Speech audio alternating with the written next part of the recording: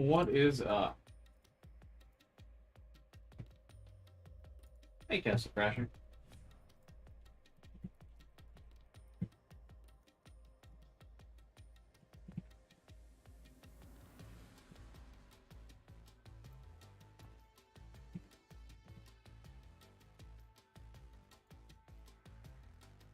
You are indeed first.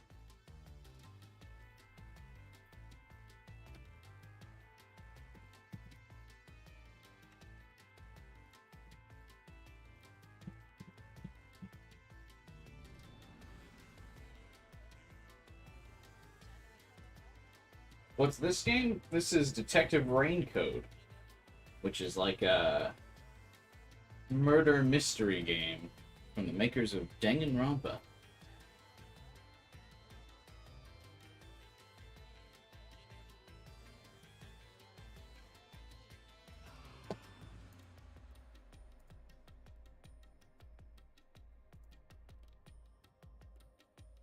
Wait a couple minutes for the YouTube notifications to go out as usual before we get started. And then recap the case a little bit since it's been a week since the last stream. Kind of get an idea where we're at and what's happening and who's done what.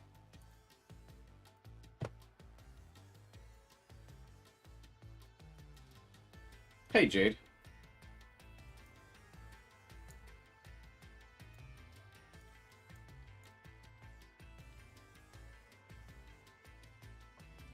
While we wait, I'm gonna check out the glossary here. What's new? What are we looking for?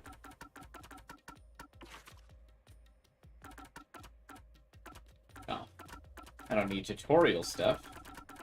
The game's not overly complicated. I say as they probably throw a couple curveballs into this labyrinth.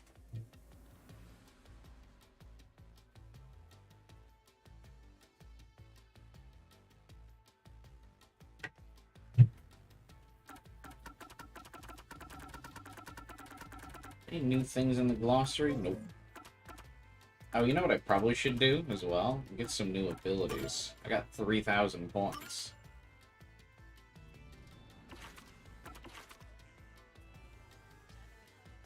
Although I still don't really know what skills I need.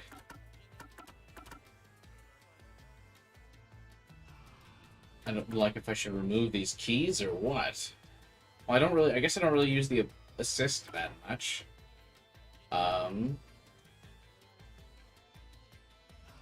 Hey, what's up, Taku?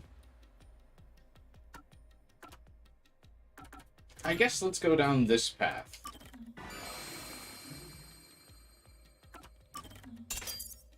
I'd like to remove the amount of solution keys, I guess. That'll make it easier to figure out what I need. During Shinigami puzzles, slow down the rotation speed of the barrel. I don't know if I necessarily need the rotation speed to help, but breaking the 2 incorrect letters would be nice.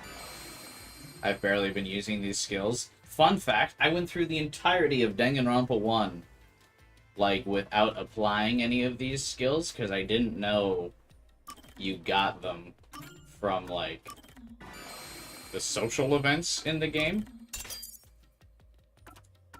So what I did, like, I kept trying, because I didn't. Danganronpa was the first visual novel-esque game I ever played, and actually one of the first anime, like, style games I ever played.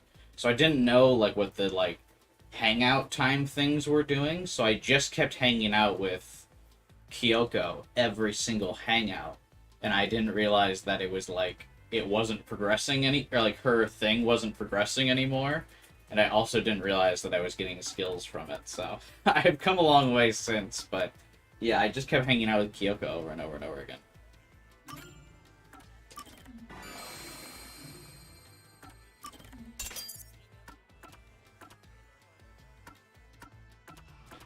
Does the 2 of these being equipped mean that there will be 5 incorrect letters broken on the barrel? Or does this one just make this one irrelevant?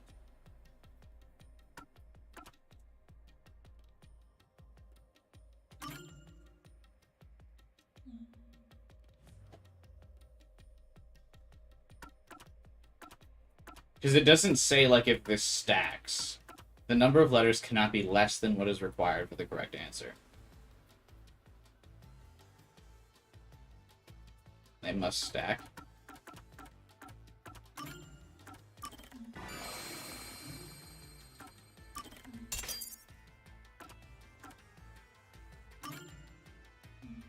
Sure, let's say they stack. Why not?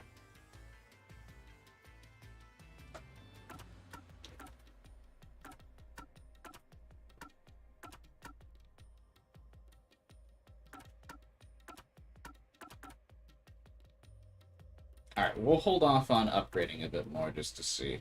Ain't nothing wrong with hanging out with Kyoko. She was my favorite hangout. But I just didn't know, like, I wasted so many, like, hangouts in Danganronpa 1. Because I just, even though there's a moment... is it okay to spoil Danganronpa? It's like 15 years old at this point, right? There's a moment where your relationship with Kyoko locks, and you can't progress it further, due to reasons happening in the plot. A.k.a. you have lied to her, and the game doesn't give you a choice to lie to her or not, but you lie to her in the story, and then she doesn't want to talk to you anymore. So I kept wasting hangout times with her at that point, because I thought if I just hang out with her, not knowing how, you know, those kinds of games work, I was like, if I just keep hanging out with her, then we'll fix the relationship. She won't be mad at me. Wasn't the case. Was story locked. So I completed nobody's relationships in Danganronpa 1. No, I think I did manage to complete Aoi's. Because about halfway through the... a little more than halfway through the game, I think someone finally explained to me, like, hey, you know these relationships are just for, like stat points, and you need to be giving the characters gifts and stuff, right? So you can get points, and I was like, oh. And then someone gave me a guide for what gifts to use, so I think I recovered Aoi's. I think I was able to complete Aoi's by the time the game completed. And Kyoko, obviously. Hey, what's up, AK? How's it going, man?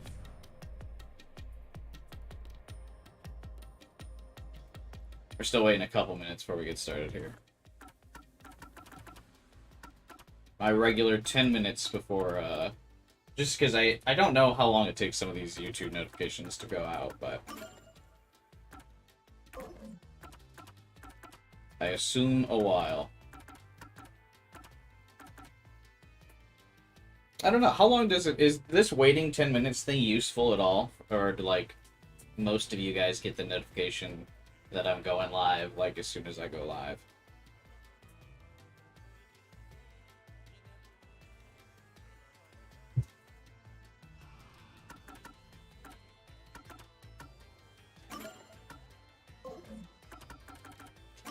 Okay.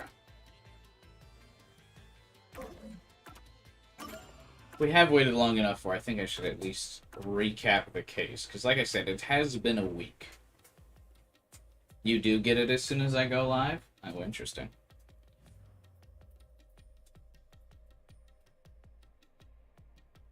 Okay.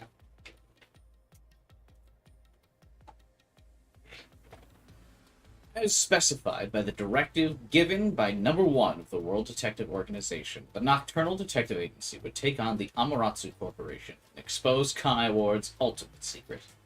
After spending the night at the detective agency, Yakao tells Yuma to go find the master detective since it was well past their meeting time and none had arrived yet.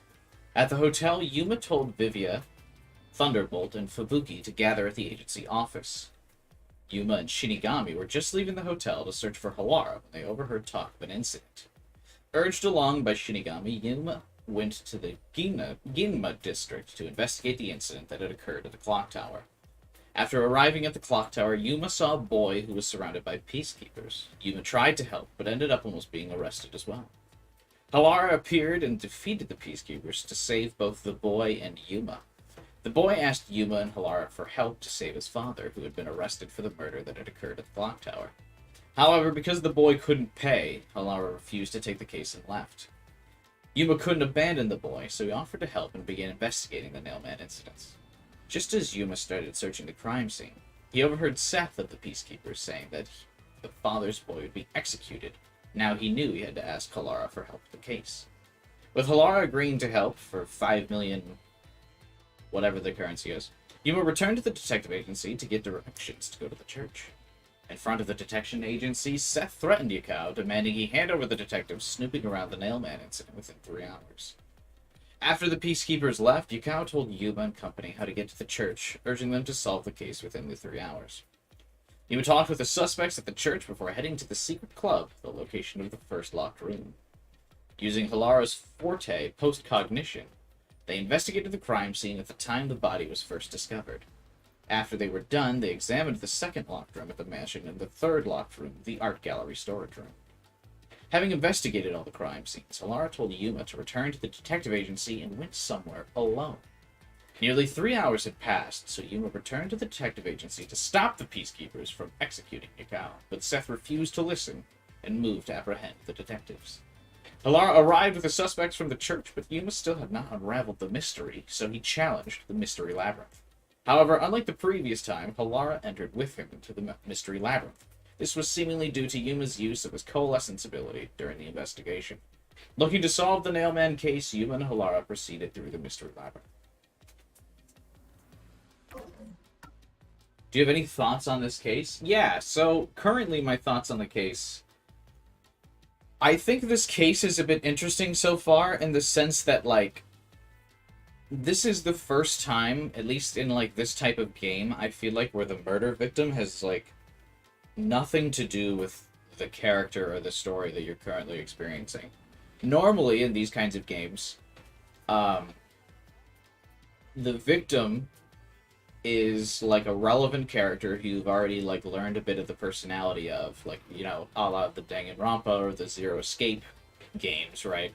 Where the victim is someone that you've gotten at least an idea of who they are, who their character is, maybe you've grown attached to them, and you've seen how other characters interact with that character to be able to, you know, get clues as to who it could be, or, you know, to be emotionally impacted by the murder. This victim so far, or all the victims so far, we don't have any idea who any of these people are, you know? You could tell me all of the victims are like Jane Doe, John Doe, and Jane Doe, and I'd be like, okay, sounds great. We really have no connection to any of the victims, so it really is kind of relying on that detective angle of, like, you just don't care who these victims are. But I think that kind of leads to making it a bit harder to figure out who the killer is, because although the victims are unrelated, it feels like the killer or the culprit could be super unrelated as well.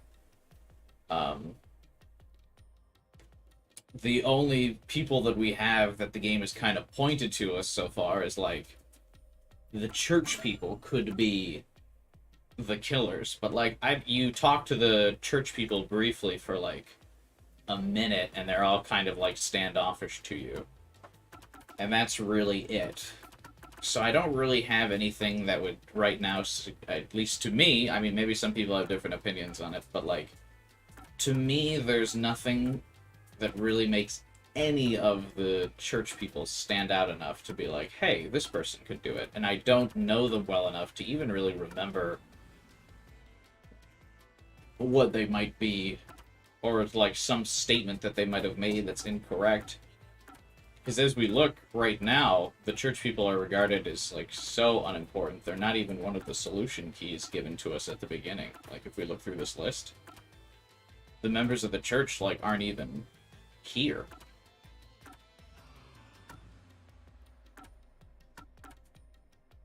So, now that we've recapped the events so far, let's take a look at what our solution keys are to see if I can get an idea of what's going on. Just so we can try to get an idea of who it could be. I would guess, if I had to make a blind guess so far, I'm going to guess that it's the priest.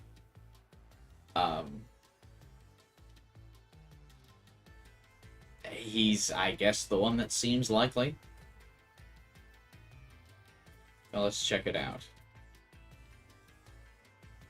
So we've got a report concerning the clock tower murder case. The crime scene was at the clock tower on the 3rd floor. The victim was female and age in the 20s.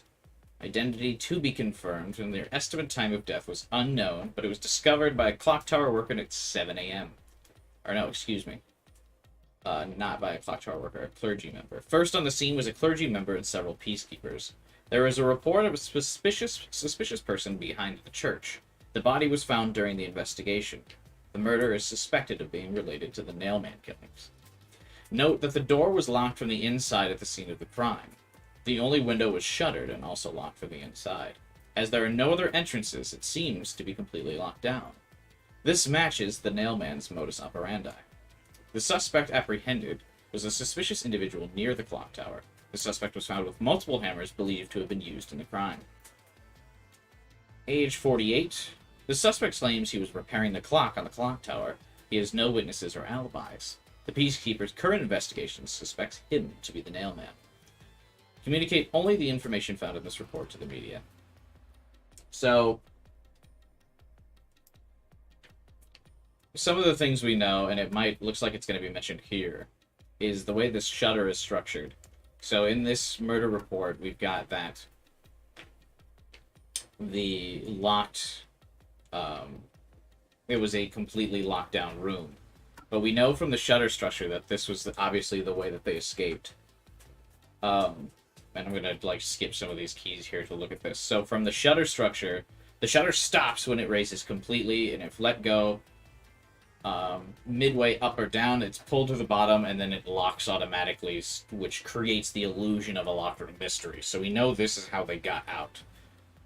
Because this will lock on its own, which means it's open to exit, and it's only locked once you're out of the room. And so there is also, on the structure of the window, strings that were attached to the 2 dolls beneath the window here that would let them climb down. So then we also have these, footprints that were in the grassy area behind the clock tower facing the wall as if it was walking towards it. So it's walking towards it because this is the wall, and, the window is here, and then the killer exits this window using the string attached to the 2 dolls and, climbs down the wall like this. So they're still facing the wall when they're on the floor, and that's why there's footprints down here facing the wall. So we know that's kind of how they created the locked room mystery of the clock tower. Ultimately, it feels like the other locked rooms are kind of irrelevant and just extraneous information, because the only one that really matters is the clock tower one. So here's the 2 dolls beneath the window. These were 2 dolls nailed under the window, and they had some sort of scuff marks on them. The scuff marks are the string, which is going to be hinted at in later scenes as well. The door was locked. The only way inside is to turn the doorknob from the inside. Doesn't really matter, because that's not how we got out anyway. The victim's cause of death was likely strangulation, but the peacekeeper's report did not mention anything about it. Peacekeepers aren't really here to investigate. They don't give a shit, so they don't care that she was strangled, and really neither do we. Here's the footprints that I talked about. The footprints were made from loafers, not sneakers. Great. According to the watchmaker's son, his father was afraid of heights and was reluctant to perform repairs at the clock tower. This is also pretty irrelevant, I feel like.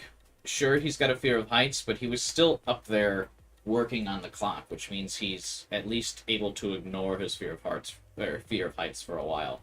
I don't really see how will be important. Burnt rope remains. A strangely shaped rope was being burned in the church incinerator. None of the church officials seem to know about it. The church officials here refer to those who work at the church. In this case, the priest, nun, and a servant. So, again, the game wants to portray these people as the culprit, but also doesn't really give them a solution key or any, relevance. The priest, for those who might not remember, because from the stream, the priest is the guy who doesn't open his eyes and kind of moves and gestures hand on chest and hand in the air. So it doesn't really open his eyes. The nun is the cat lady with the broken arm. And the servant was the big derpy dude who gave us this clue about the burnt rope remains. The priest guy was pretty open with us, but just generally answered questions. The nun was pretty confrontational, and I think her confrontational behavior is like a red herring. They want you to suspect her because she was talking shit to Yuma. She is just agitated because she's got the broken arm. And the servant guy seems too derpy to be able to do the crime. The past murders from the Nail Man. The church worshiper. There was also a dude at the church with blue hair who had just been trying to figure out who the Nail Man was, and he wanted to see the crimes happen, so he was frequently trying to get to every case. The church worshiper mentioned 3 serial locked room murders occurring throughout Conai Ward, all thought to have been the work of the Nail Man. These Nail Man murders occurred 3 times over the past 6 months. The first happened 6 months ago at the secret club located in the Kamasaki district. The owner was murdered. The second happened about 3 months ago in a mansion located in a residential area near Ginma district. The owner of the mansion was murdered inside their study. The third happened about a month ago at an art gallery in Ginma district. A woman was murdered inside the storage room there. The fourth murder happened today at the clock tower. The crime scenes of each Nailman murder share common characteristics. There's always a corpse and a doll nailed down, and the location is always a locked room. The first to discover each past victim was the church worshiper, guy with the blue hair. According to him, he went looking for the next victims when he found dolls with name tags left in the forest. At the time he found them, however, they were already dead. The church worshiper has never discovered a body on his own. There's always been another person with him. I feel like this guy is also a red herring. I don't think he did it. Halara's forte, for those that also don't really remember, her forte is one of those that seems so specific, but here we are. Halara's forte is post-cognition that shows the crime scene when it was first discovered. This is kind of vague, but basically, it's the moment the first witness saw the crime scene. So, in other words, it's not tied to the culprit or the victim, but to the point of which a third party entered the scene. Post-cognition is not affected by the witness's memory or interpretations. What is seen is what was actually there. So basically, post-cognition allows us the same perspective, because it's so specific to this case, at least in my opinion, to also get the same perspective of what the church worshiper sees. So at some point we might have to point out a contradiction between Halara's post-cognition and the church worshiper. So these two are like juxtaposed, right? We know the church worshiper guy is always the one who sees the crime scene first, which means Halara's forte is also giving us the same perspective of the church worshiper, basically. So that's kind of how we can think about it in relation to the case. Post-cognition is what the church worshiper sees. So if the church worshiper says anything different from post-cognition, he's lying. This will either allow us to point out a contradiction that he has to cover the case up, or it'll verify his innocence. Either way, Halara's forte is basically the church worshiper.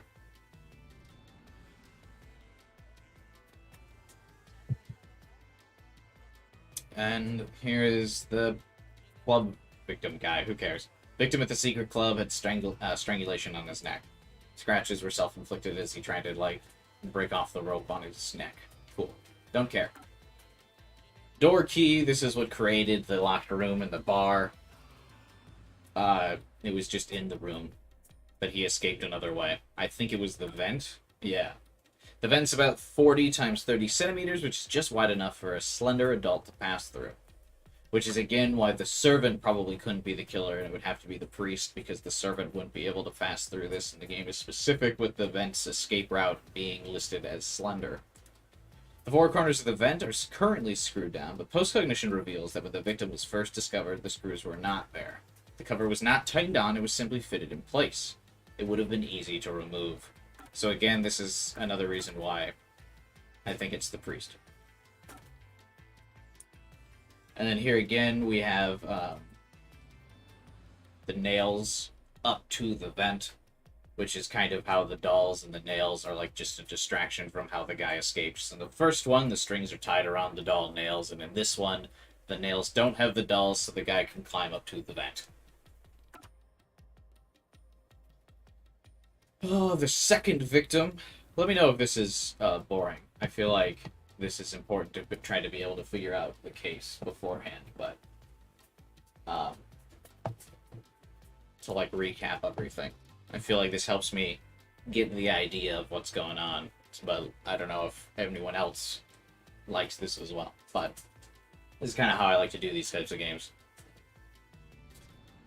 So this is the technically the second victim, actually. Third in our timeline, but second overall. Zero, what's up, man?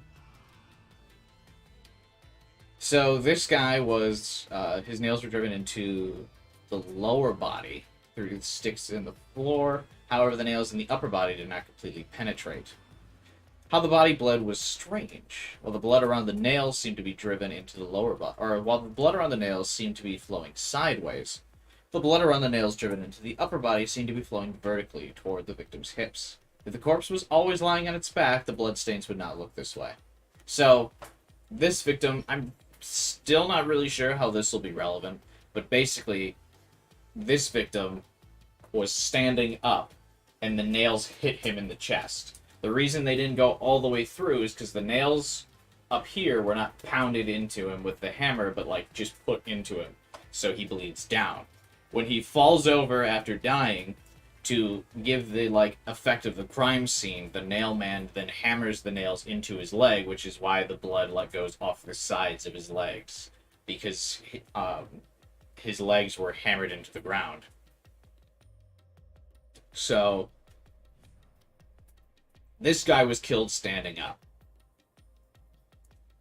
Nails hit him, falls to the ground, legs were hammered into the ground to maintain the aesthetic of the crime scene. His MO. I haven't seen anything that happened after you met the detectives. What happened? I've kind of been recapping it. We spent like the last 20 minutes like going over the case files and everything. And like all of our different clues. I'm about halfway through going over all the clues again. But basically, you could watch the beginning at like 2 times speed to get the description, or to get the full description, because I have gone into hella detail. But basically, we're teaming up with the Halara Nightmare to track down a serial killer who nails his victims into the ground when he kills them. Currently, an innocent civilian is being suspected of the crime, and Yuma and Halara are to the rescue to defend this random passerby who is being falsely accused by the secret police of the Kanai War.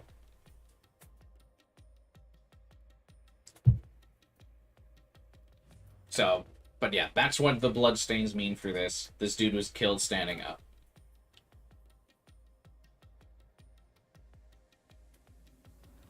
And this is the same thing, the MO of the victim of the nailman being strangled. The victim's neck had signs of being strangled with a rope and wounds likely caused by resisting. In addition, there are thinner rope marks only visible on the back of the neck. I don't know what the thinner rope marks could mean on the back of the neck, honestly.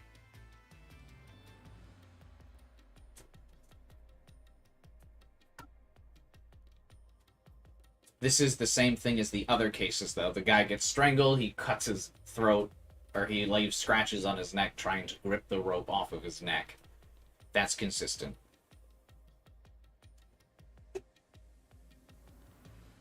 I don't know what the rope on the back of his neck could be, though.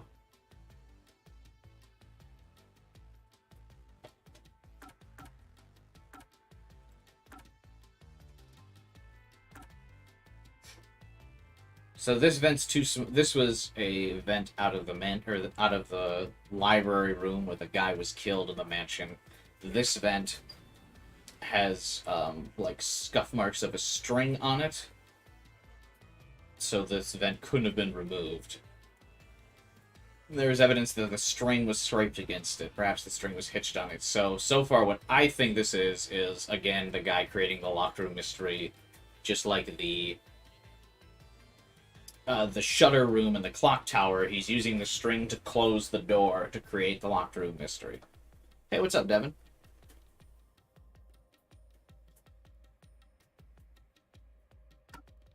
Doll with the eyes gouged out. This doll is made of resin, not porcelain. The hollowed out eyes are connected by a cavity in the head. In addition, it looks like a thin string rubbed against the inner corners of the eyes. I don't entirely remember where this was in the room. I think maybe the string was tied around this doll to anchor the string down to the ground when the guy pulled the string to close the door. Not really sure.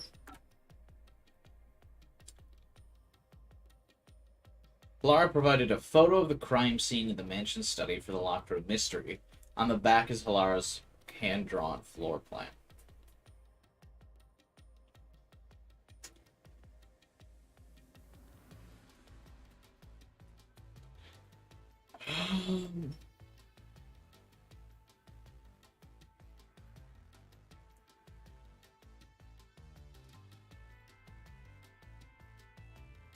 So what could have happened here, if we look at the enlarged version of this, it's not very large, but so that swinging arch in the top right of the photograph we know is the door, and the vent is directly above that door with the string marks on it.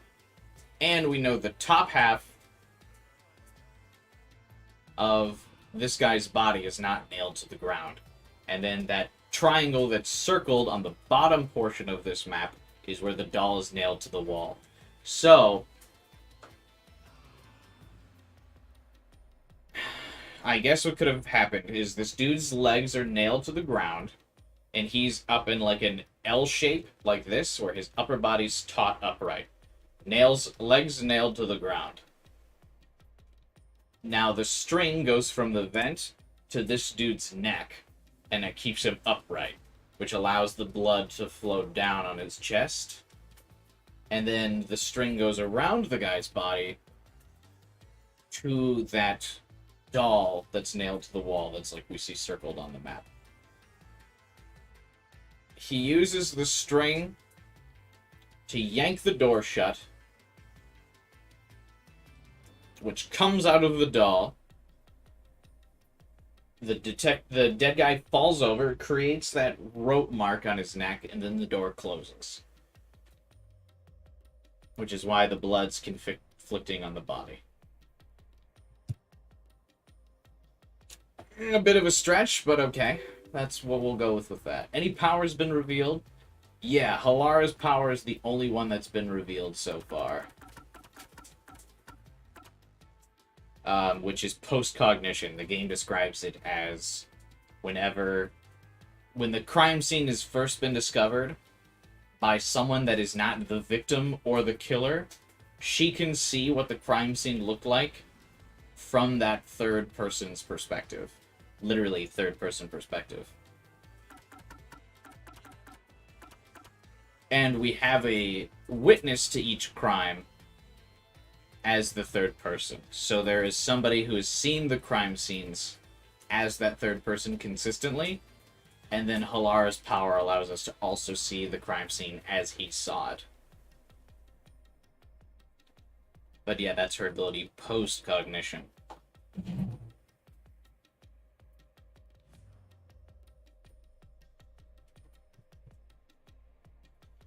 Key 20. The key to the mansion study. There are no copies of this master key. The door to the study is unlocked. The master key. When the body was discovered, the door was still locked and the master key was found inside the study. The key was found under the body. So, we know here that the key can be found under the body because, like I said with this diagram, the rope is used to keep the guy up, right? So the key can be placed underneath the body.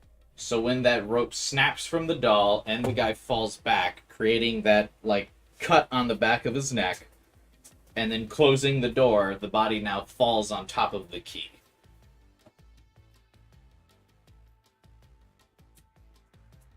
So that's why this key is found underneath him. Because he's using the string to close the door, and the key's always left in the room as part of his MO to show that it's a locked room. As we know here, previously in the secret club, he left the key to the room inside it as well, and now he's leaving it in the study, but he's hidden it under the fact that he's, you know, got the body falling back over with the rope on the back of his neck. You should legit be a cop. Thanks, Jade. I kind of wonder if I should at some point. I have a degree in psychology. I just need to go back to school for like 2 or 3 years to get, forensic studies. It'd be fun, though. I'd like to do it. I've always liked doing this kind of thing. Okay. So those are the first 2, technically 3 crime scenes we've now covered. The last one to go over is the art gallery, which feels the least relevant, but we'll cover it anyway. This victim is a woman again. So we have 2 guys and 2 girls as victims. The markings on the corpse in the art gallery storage room. Like the other victims, there's signs of strangulation, but no wounds from resisting. There's also signs of blunt force trauma to the back of the head. The wound is deep and may point to the real cause of death.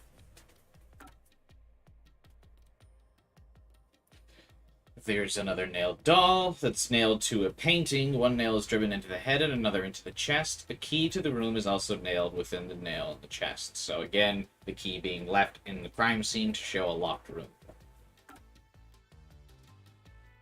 One of the paintings is nailed to the wall. This one, the art gallery storage room, it seems to be more described as like a crime of passion than less of a plan, and may seem so unrelated because there might be a different murderer. Like a doll was brought with him, but that's really it.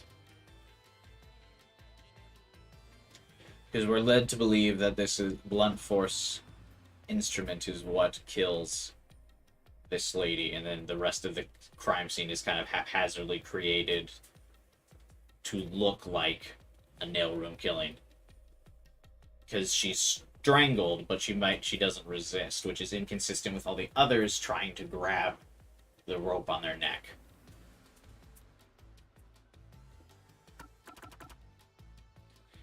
There's a vent in the room, in the art storage room. The vent opens outward, but the gap is only 5 centimeters wide. There's no traces on it, and it would be impossible to enter or exit from. So this is, I think, just open. There's no string tied to this like any of the other crimes. A paint can.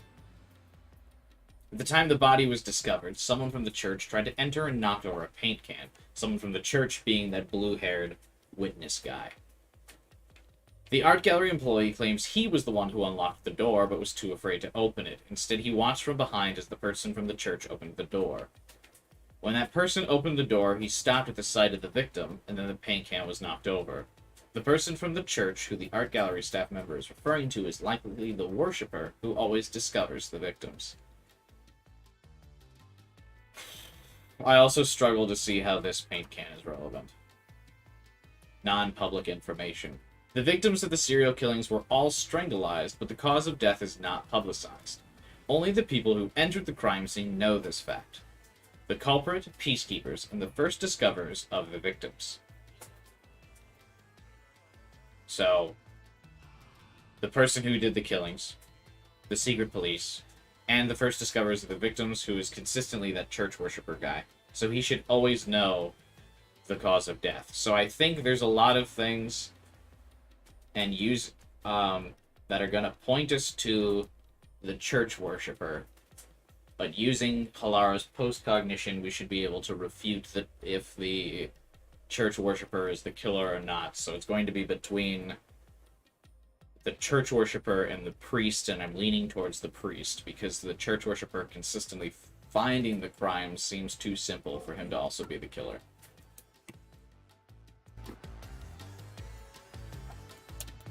Alright. And just like that, a half-hour recap. I think we're where we need to be. Do the church people even get profiles? Okay, yeah, they do. Alright. I'm not going to read off their profiles, but these are the people that we're referring to, just for your frame of reference when we're looking at the church people. The priest guy who never opens his eyes, the servant guy who's a little derpy, as you can see with his buck teeth coming over, but he's also very large. The church worshiper who is at the scene of every single crime, and the nun cat lady who's just angry. Alright,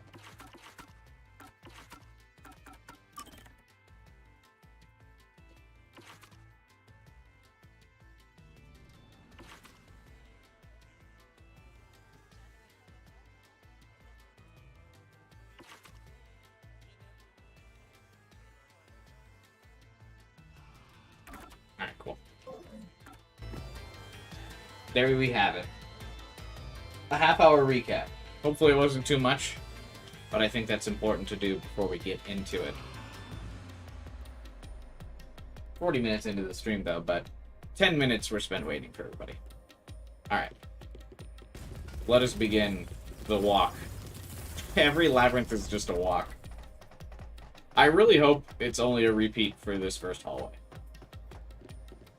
Like, I guess the entrance is the same. I really did think all of these palaces were going to have a different appearance, a la Persona 5. Oh, maybe they still will. What's this? Maybe it's just the outside that'll always look the same, because budget. They seem to represent the 4 crime scenes. How's the audio, by the way? You guys hear everything okay? I assume that solving all 4 will allow us to progress. Oh, I see. You see? Master, this is your job. So what's first? How about starting with the clock tower, since it was the first one you investigated? If the numbers are set chronologically, then the clock tower would be the 4th locked room mystery. I like that you can see the hanged people in the background look like, are just flat JPEGs. Is this the unalive forest? Why is Nightmare in the dungeon too? So, as I suspected on the train, I don't remember if you also suspected Zero or not. Yuma's ability, or it's not really clearly defined as Yuma's ability, it could be Shinigami's ability, is like Coalescence, which allows him to use the ability of any of the other master detectives. But once he uses the ability of any of the master detectives, they also get access to being able to see Shinigami and the mystery dungeons. So they like link together. So Yuma gets to use Halara's post-cognition. Halara gets to go into the mystery dungeon.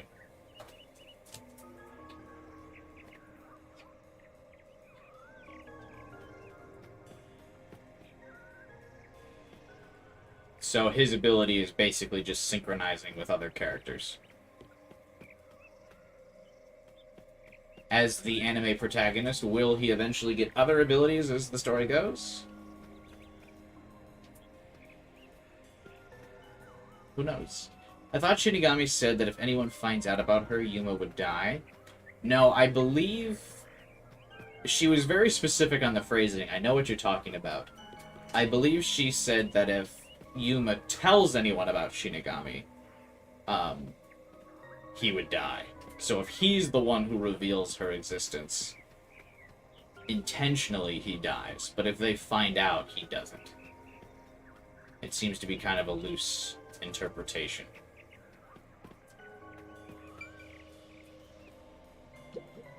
First off, Aren't you going to check the scene with the clock tower first? Let's go once you're ready. Do I need to lower my webcam? Does it get in the way up here? Yeah, it does, because there's a mini-map in this game, that's right. Okay. Let's solve this thing! The clock tower crime scene is the 4th locked room. Let's hurry, Master. No.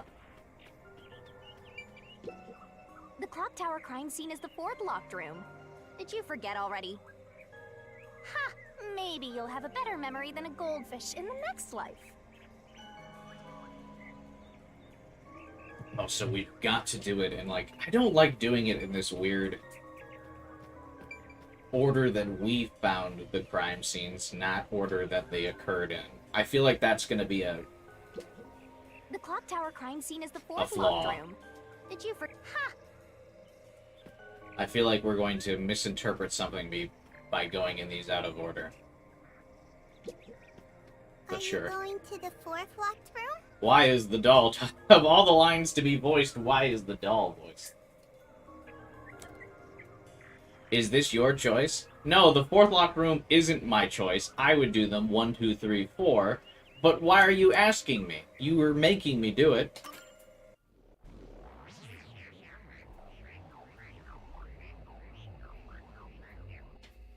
Doll needs a sprite. Yeah, if you're gonna voice the doll, give it a character sprite.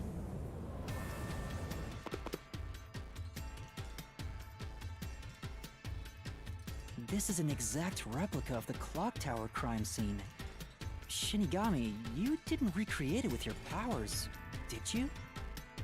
No, I can only do that when I hit you so hard in the head you almost died. It looks to me like the crime scene materialized in the labyrinth on its own. The fourth locked room is the latest chronologically, correct? That's right. And this is also what got me involved in the Nailman killings. What are the details of the case? Try to tell me as concisely as possible. Oh, I just spent 30 minutes recapping this. Don't you recap it, Yuma. The crime was a locked room murder inside the storage room of a clock tower. In the middle of the room was a woman's corpse covered in countless nails. Also, I'm assuming, real quick, another tangent. I'm assuming the reason the crime scene rematerialized in the Mystery Labyrinth, despite this not being Shinigami's power, I believe has to do with Halara's post-cognition ability kind of blending with the Labyrinth. Which means that's the corpse. Yeah, there were also lots of dolls nailed to the walls. It looked just like one of those bizarre crime scenes left behind by that Nailman guy from the urban legend. Hence the Nailman killings. From the look of it, the door was locked from the inside. Yeah, it was locked until the body was discovered. A body's been discovered! This chapter's long by Danganronpa standards. Yeah, it feels like more care is put into the constructions of some of these cases in this game. There's only one window, and its shutters were down as well. I see. So the shutters were locked too. This is the third floor of the clock tower. It's too high up to jump from here. So it really is a locked room mystery. Hey! If this is a locked room, aren't we stuck in here too? Oh no! Master! You're trapped unless you solve this mystery! Otherwise, you'll run out of time and your soul gets snuffed out! You better hurry! Hey! Huh?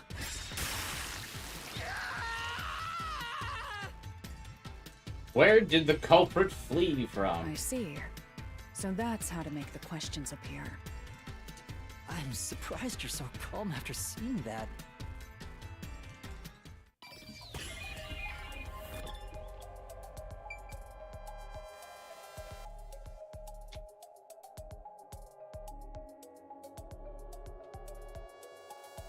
Oh, it's like all over the room.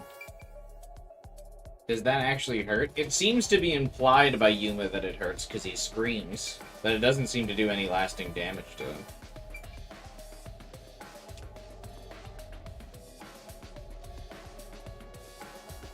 So I think the culprit fled from the shutters. Here. Yeah. It has to be here.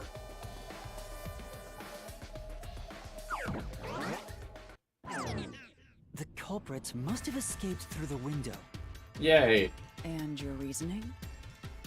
When I arrived at the scene, the window shutters were closed. Look at all the prep work we did.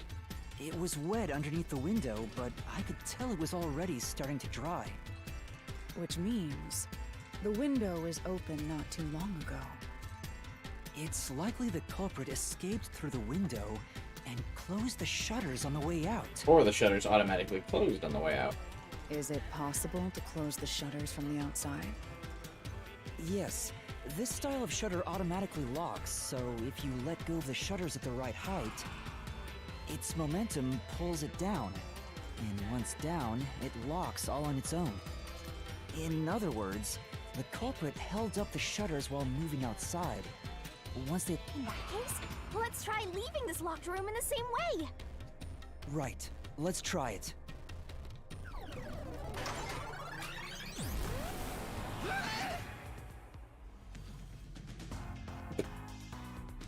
The Nailman killings have already been solved. Is he that peacekeeper? It's a mystery phantom! The people covering up the case in the real world are manifested like that here to stop us! I like that he's got the Bush League hair. You think the culprit really escaped from here? This high up? If you Not the fall, Technicolor cape. die. Why don't you give it a try? Help!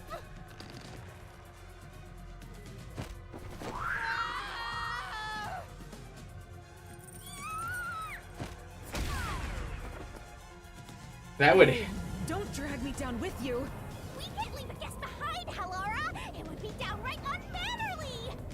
I was gonna say, if she, like, gripped the window and didn't fall, it would, like, snap Yuma's neck. It's so simple. Dealing with continuous attacks. Oh, there's another new game. Press the correct button when you think you have the correct answer to the questions the Mystery Phantom throws at you. Attacks will keep coming, but be careful. You'll take damage if you avoid all assailing assaults. Wait, you'll take damage if you avoid them? What? You'll take damage if you avoid all assailing assaults.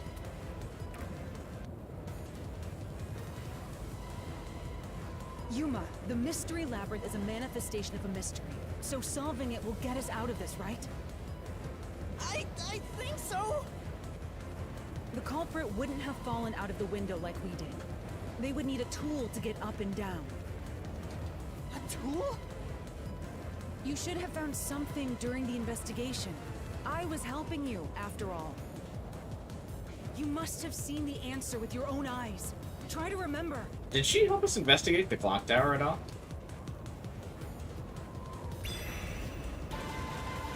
Master, concentrate! What did the culprit use to escape from the high location? No, I can't dodge it! What?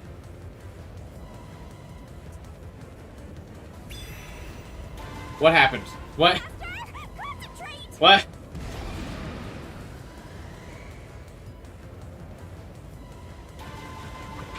Must be it! What was it? That's it! We found the burnt remains of that rope in the incinerator at the church. What? The culprit had used that rope to escape through the window. What traces did using the rope leave behind?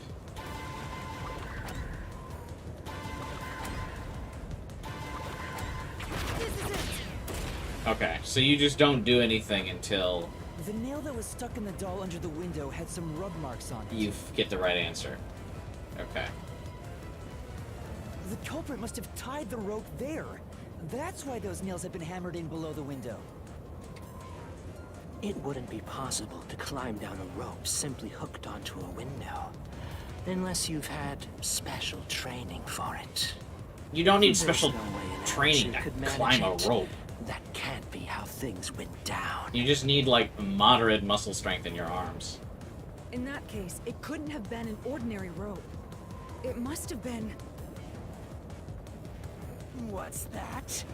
I can't hear you! What were the rope's burnt remains originally?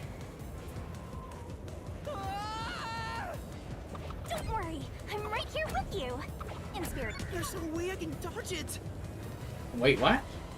Okay, so if you move the thumbstick, it automatically, like, It fails wouldn't you. be possible to climb down a rope. It's simply the hooked safety onto a line, right? window, unless you've had special training for it. There's no way an amateur could manage it. That can't be how things went down. So you just don't touch anything until the button prompts appear. I feel like this isn't, like, super In well that explained. case, it couldn't have been an ordinary rope. It must have been... What's that? I can't hear you!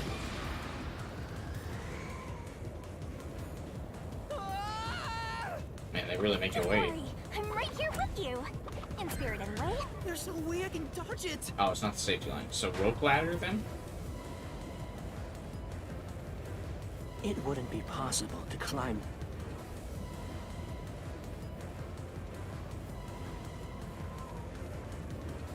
Instructions unclear. Yuma has fallen to death.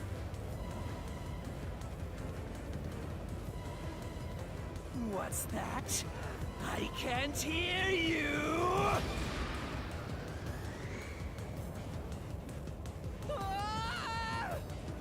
Don't worry, I'm right here with you. In spirit, anyway.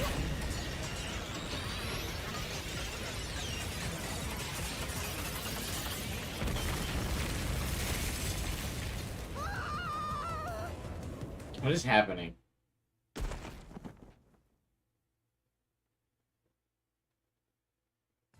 Ow. We're alive, I think. Yuma, are you okay? Yeah, thanks. You saved me, Halara. Yeah, I was fast forwarding to Taku. It still seems super long. Correct. It's all thanks to me. Money well spent, no? Well, it was a lot of money. Come on! Are you two just gonna keep staring at each other all day? Let's get out of this locked room! Right. So this is the rope ladder in question. It certainly would help you escape.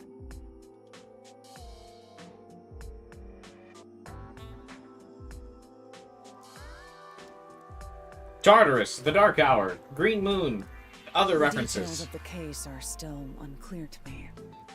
Was this found in the church's incinerator?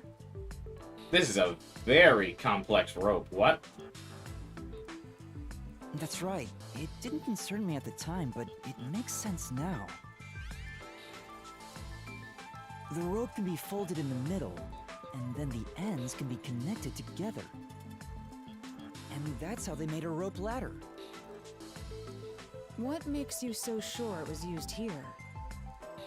The nail under the window showed signs of friction from a rope, and had some yellow fibers on it. A clergy member showed like me a the camp? rope's Yeah, I didn't go to remains, camp. and I noticed My parents it was loved the me. same yellow color. And there were footprints on the ground below the window of the clock tower, facing the wall. So this is basically what I said, except I said that, like, the rope was held by the two ends, or, like, was tied in a noose around the nail, and then they went down with the one rope. I guess they made an elaborate ladder. I thought it was just a single rope. I don't know if that really is a relevant difference, but still. Thinking about it now, these were clearly signs that someone climbed down the rope ladder and landed there. Wait, wasn't the rope ladder hitched on that nail? How did they get it down from the bottom? The culprit could have cut it one rung at a time as they descended. By the time they reached the bottom... That's so much extra work. Yeah, they can just slip it down then. One long single rope, which they could easily pull down. The window's shutters fell due to its weight and locked automatically, completing the locked room. Yep, that's a stellar deduction. Major props. I deducted that a while ago. To me for training you. Need to be able to make, like, a... my smug sprite face.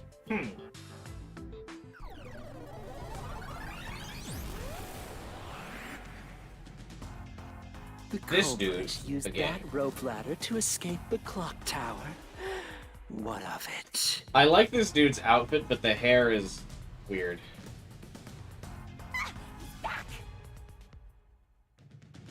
That doesn't change our verdict at all.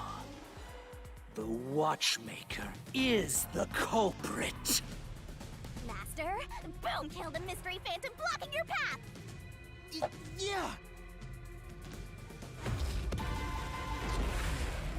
Hey, Kuma. I hate his hair. I think his outfit's cool, but yeah, the hair is a bit much.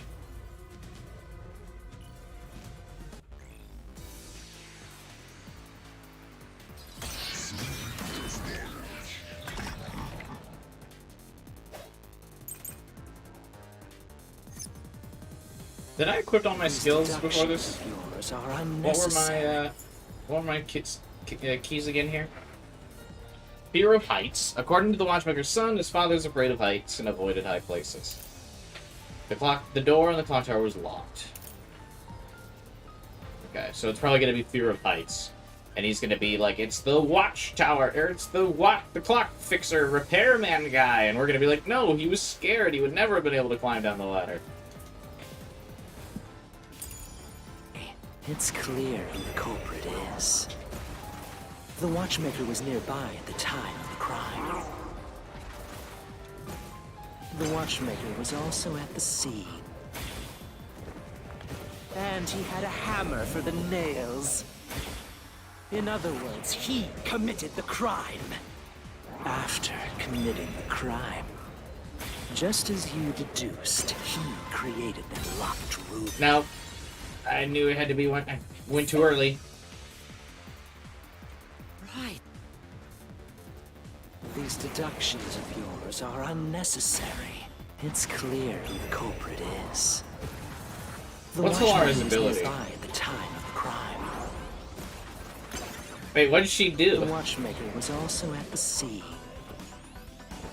Oh, give me a And he shield. had a hammer for the nails. In other words, he committed the crime. After committing the crime, just as you deduced, he created that locked room and escaped via the rope ladder. This is the truth. I just pulled the trigger too early because it was seeming like it was going too long. I called it what I was gonna need to refute at the very beginning. The Watchmaker is afraid of heights. He couldn't even look out the windows as he went up the tower. No way he climbed a rope ladder that high up. This feels like such a dumb way to repeat this, but sure. So it's impossible for him to have committed the crime. He's not the nailman. Damn you!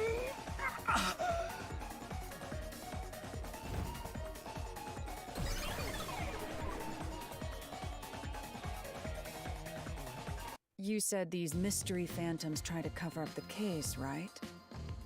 Which means the Peacekeeper Seth is trying to do just that. I don't know why, but it's clear the Peacekeepers are involved with this case. Perhaps it is connected to Kanai Ward's ultimate secret. All the more reason to seize the truth. Let's go. Right. Jeez, who's the protagonist here? Me, because I keep fumbling through everything.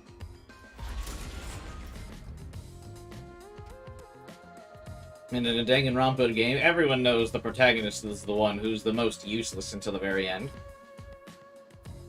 By the way, Yuma, about your sword. Does it only work on cues and mystery phantoms?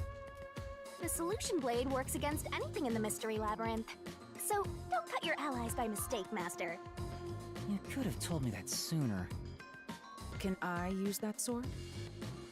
Ooh, so sorry.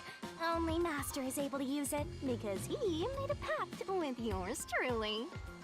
You may be under the effects of coalescence, but you're just an extra here, Halara. So nope, you can't use the solution blade. I was merely curious. Regardless, it's best I act as support, since I don't have any memories of what happened. Let's return to the case. Assuming the watchmaker isn't the culprit, do you have any notion of who is? The priest. I do. Halara, during the investigation, you claimed one of the people at the church is the culprit. I think I understand the reason why now. That rope was found inside the incinerator, which only clergy members could access. Also, they're the only relevant characters who have been mentioned, and it would be super lame if there was a character who was completely off-screen and never identified by anyone before the chapter took place. In other words, whoever tried to destroy the evidence is a member of the church. Prompt and logical. I am quite impressive. Wait, you're tooting your own horn? She's literally flicking her own bean over the course of this. Oh, wait. I forgot. They. The game plays so fast and loose with, them being non-binary, and I keep forgetting.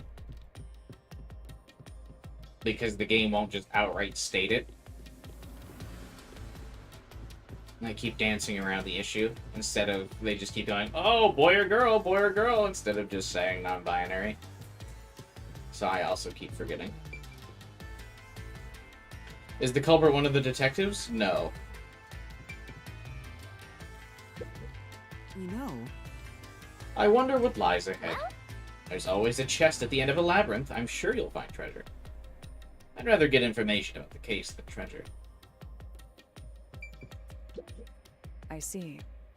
I see. You solve mysteries like this to progress your way through the labyrinth. wow! You catch on quick, Halara. I'm only now getting the hang of things. It may look peculiar at first, but the structure is exceedingly logical. It's easy to understand. Amazing, Halara.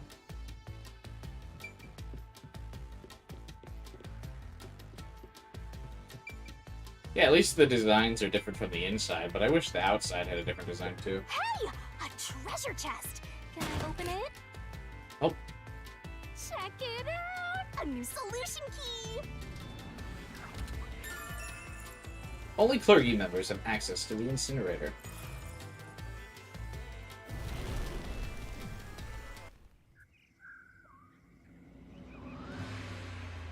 We're back to the original Oh. spot. Goodbye, doll. So, we cleared the first route. We just need to keep this up and go through each shrine one by one to gather clues about the culprit. Which supposedly leads to solving the real-life case. I'm starting to understand how the Mystery Labyrinth operates. You learn fast. Unlike a certain master I know. That's because you keep waiting to tell me things until the last minute, Shinigami. If you're so impressed, why don't you just sign a pact with Halara? Oh, are you sulking? You're the jealous kind, aren't ya? No, I'm not. We're short on time, aren't we? Let's move on. Right. I can't wait to reap the culprit's soul. What do we do next? You can choose whichever you want, so why not start with the one you're most confident with? Let's see. Is there a time limit to these now? They said there was a time limit at the beginning, but I don't see any indication of a timer.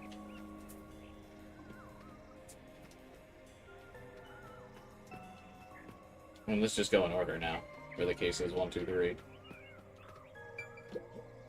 Not bad at all. Which locked room do you want to solve next? Hurry up and decide.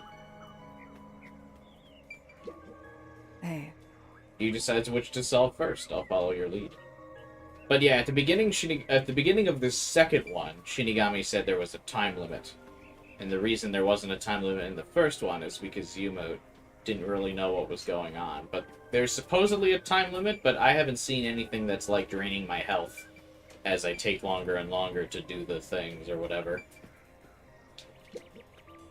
The first locked room happened 6 months ago in a secret club in Kamasaki district. I'm pretty confident I've got this one figured out, so let's do this one next. An old geezer was nailed to the wall in an underground casino. If you think you're up for it, then let's solve this thing. Do we really have to kill them? Yeah, Shinigami kills whoever the murderer is at the end of the labyrinth. going to the first locked room? And you don't really have dominion over whether she does or not. That's just what she does. Although she claims that it's the mystery labyrinth. I'm gonna move my thing down. It's bugging me that it's not. She claims that it's the mystery labyrinth claiming the soul, but I'm pretty confident we could say that it's Shinigami doing the killing. She is a death god, after all. Also, she just said, I can't wait to reap their soul, so she's got to be involved in killing in some way. Oh, did we get trapped inside a locked room again?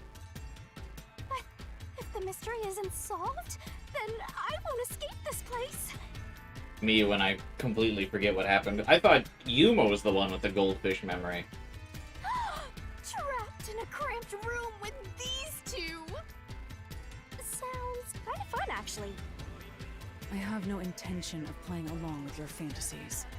Yuma, hurry up and take care of this. Yeah, okay.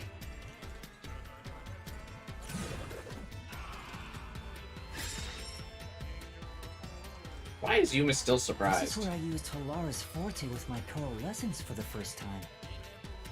Post-cognition allowed us to see the crime scene as it was in the past. Some things were obviously different. Those are most suspicious.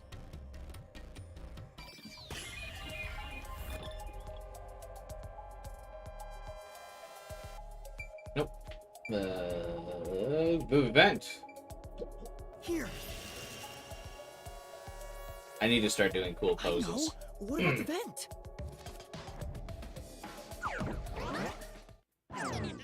You believe the culprit escaped through the vent? That's what I should have done during my my recap. When I spent the half hour recapping the case at the beginning of the stream, I should have done like Yuma's poses, like. Yes, I'm sure of it. I should also like gel my hair so I've got a strand that sticks straight up. When I saw the crime scene with your post-cognition, the screws on the four corners of the vent cover were removed. Which means the culprit must have escaped from there. Wild. So far, this one's considerably easier than the tutorial labyrinth. Chris. You're saying the culprit escaped from the vent? That's impossible. Master, poking full of holes until he's a makeshift golf course. That sucks, more like. What does that mean?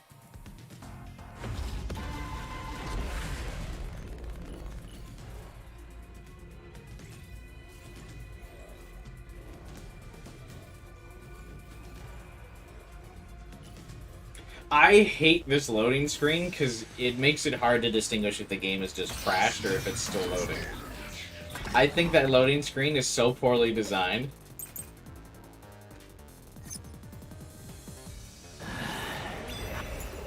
Okay, what are our keys here? Door key. There was a room key inside the glass on the counter. This is one of those solution keys that I said is probably bullshit because who cares?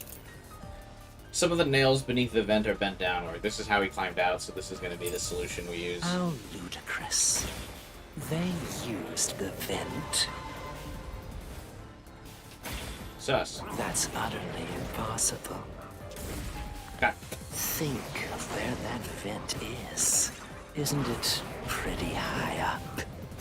There's no way you could get there. Even if the cover was removed. Oh. Then How ludicrous. He's got a mic like Deadmau5? I think that's referred to as a megaphone. That's utterly impossible. Think of where that vent is.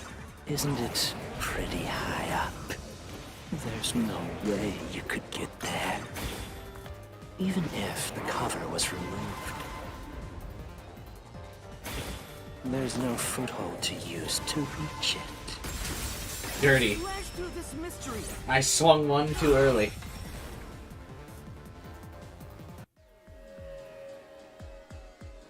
Some of the nails stuck in the bottom of the vent were bent downward.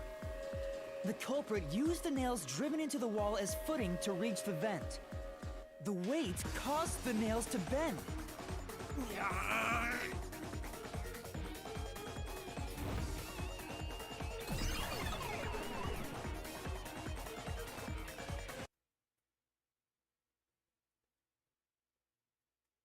Oh my god. So you're forced to fight this way every time. Quite the test of endurance. Yeah, no kidding. However, solving the mystery itself was simple. The nails were used as footing to escape through the vent. Did you find that out using my post-cognition? Yeah, without your help, this case would have been impossible to solve. Would it though? You'll never be considered a full-fledged detective until you can handle a case like this on your own. Sorry. You got lectured again. Sucks to be a rookie, huh? Anyway, let's head out. I'll use the nails on the wall as footing, just like you deduced. Right, let's hurry.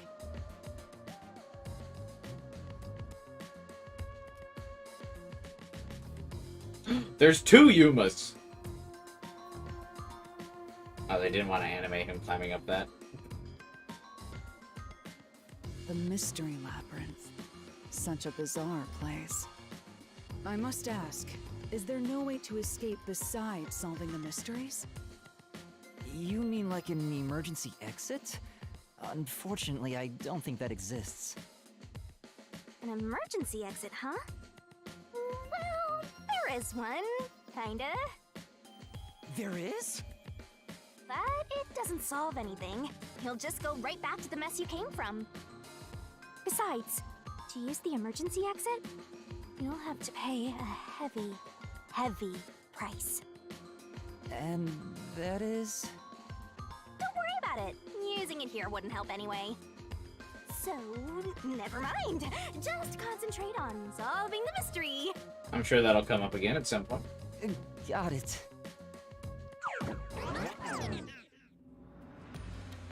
Does Yuma get to use her power forever, or is there a time limit? Yuma can only use her power while they are holding hands.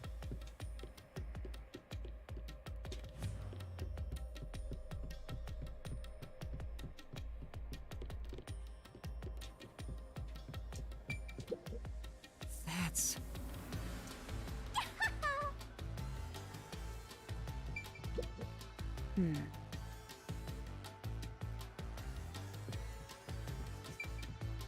There it is! So, who's gonna open the treasure chest this time? How about, whoever looks like they'd win a character popularity poll? So we should get Vivia back in here. I posted a poll on my channel last week. Or actually, it was technically this week. I posted it on Monday for, who was everyone's favorite character. And, Vivia won it. The dude with the green hair. Let me pull up the poll real quick. So on my channel, I asked, who was your favorite master detective? And the choices were Halara, Vivia, Thunderbolt, and Fubuki. And Vivia won with 47% of the vote.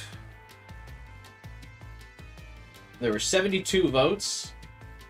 Second place was Fubuki Clockford with 26%. Third place was Halara Nightmare with 17%. And last place was Thunderbolt with 10%. So almost half of the votes went to Vivia Twilight.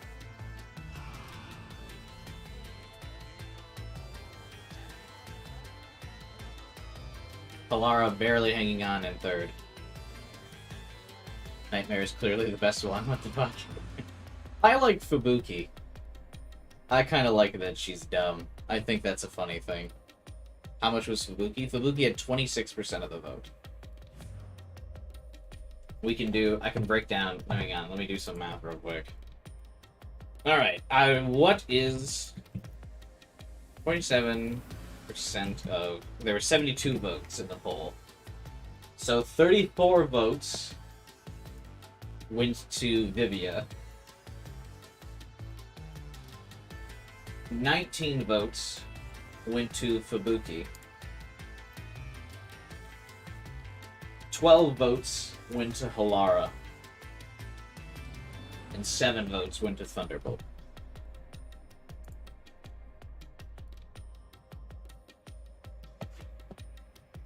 You can only put 4 options in a YouTube poll, so I wasn't able to add Yuma to the list on who might have won, but I got the distinct impression that Yuma would not have won anyway.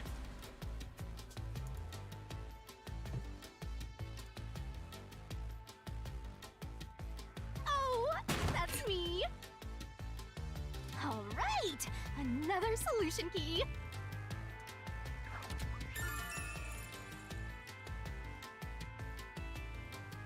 You hate him? Who?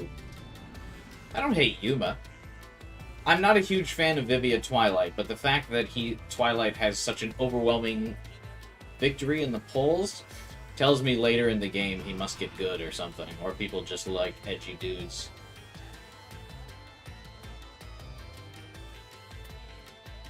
If you still want to vote, if you check out the community tab on my channel, you can see the poll. It should still be up. I have no reason to take it down, but yeah, if you go over to the...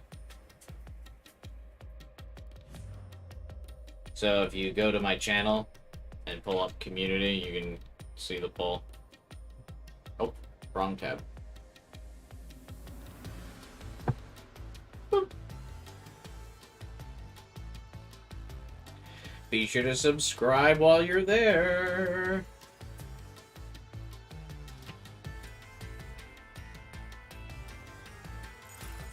Looks like another clue leading us toward the culprit. Someone thin. So yeah, this is another reference to the nails having to have been used by someone thin, Considering the culprit used those nails as footing, they would have to be nimble. which removes the servant from the list of candidates. And given the size of the vent, only someone thin could fit through it. So the culprit must be thin. We're narrowing down the possibilities quite nicely.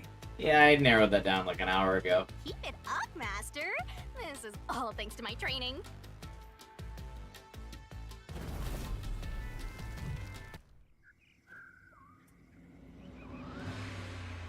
All If right, he is sweet. let's keep going and solve the remaining locked rooms.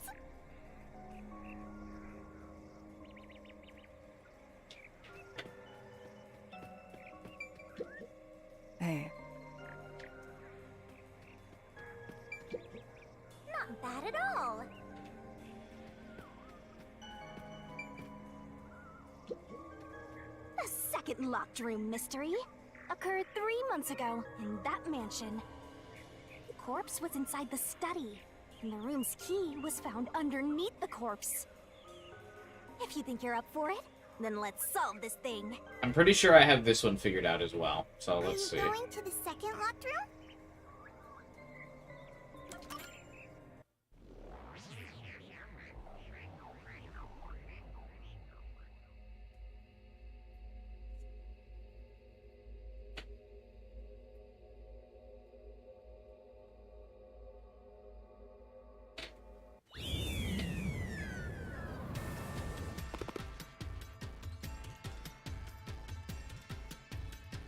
This game is so funny on the dolls Switch. nailed across the room. The pop-ins in this game are Victims nailed down in the brutal. same manner. And the culprit was also missing from this room? It shares common traits with the other Nailman killings. And we're trapped again. Looks like you gotta solve the mystery of this locked room, or we're not leaving. I'll try. Oh. Oh wait, I haven't yet shown the marketable plushie again. The door was locked when the corpse was found.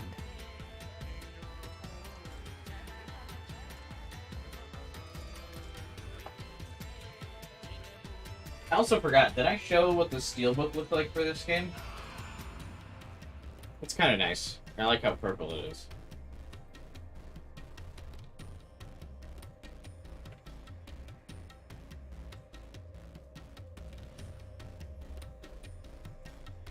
There's like several scuffs on it, but I know I didn't scuff it. It must have happened during shipping. I love steelbooks for games. I just realized you can't even see it that well because of the green screen. And the only key was underneath the body. There are no windows that could have been used to escape, and the vent is too small to fit through. They snuck out of the door. So how did the culprit escape from here?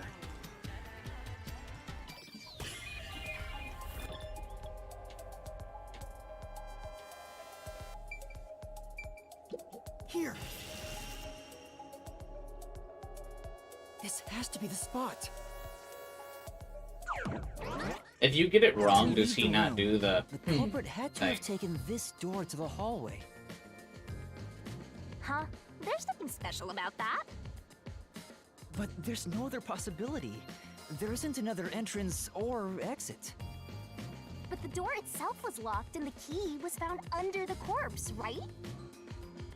After locking it from outside in the hallway, how did the culprit enter the room and put the key under the corpse? Try it. Everything must be verified. Sure. How did she get the key? How did they get the key?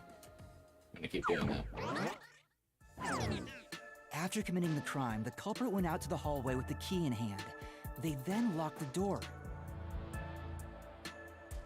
Oh, okay. So I have to slightly modify this if we're implying that the murder was outside. They used the string to slide the key under the body and then cut the rope so the body fell on top of the thing. I think I had the general idea right, but it looks like I might be slightly off on the specifics of the details.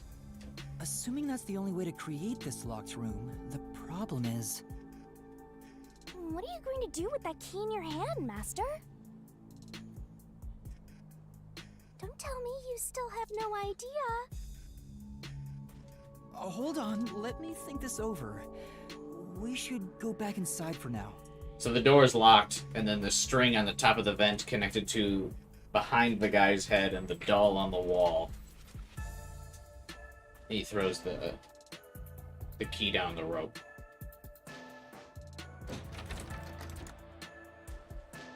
But, huh? Looks like we're locked out.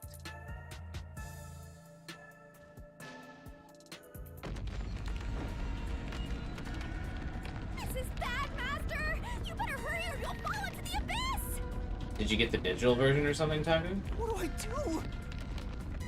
Calm down. You just need to solve the mystery. Doing that will open the path. You can do it, can't you? Yes, I'll try. We have to put the key back in the locked room, right? In that case... Because of the cult thrown away, what happened to the... What is the question? What happened to the key?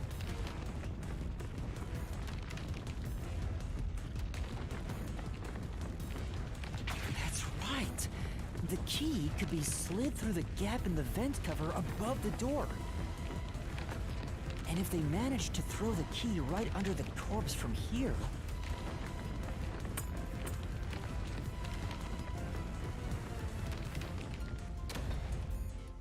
No way is it gonna just be the dude fucking threw it. stopped. It totally is to do with the string, right? No way he just threw it. But nothing happened. The door is still closed. If it was wrong, a trap would have activated. So we're on the right track about the key being thrown in. But there's more to it than that. If you simply threw it in, it'd be impossible to position it under the corpse. I see. So this is the vital clue for this locked room. I'm beginning to understand what happened here. I understood what happened here over an hour ago. Halara, have you already solved the trick to this locked room?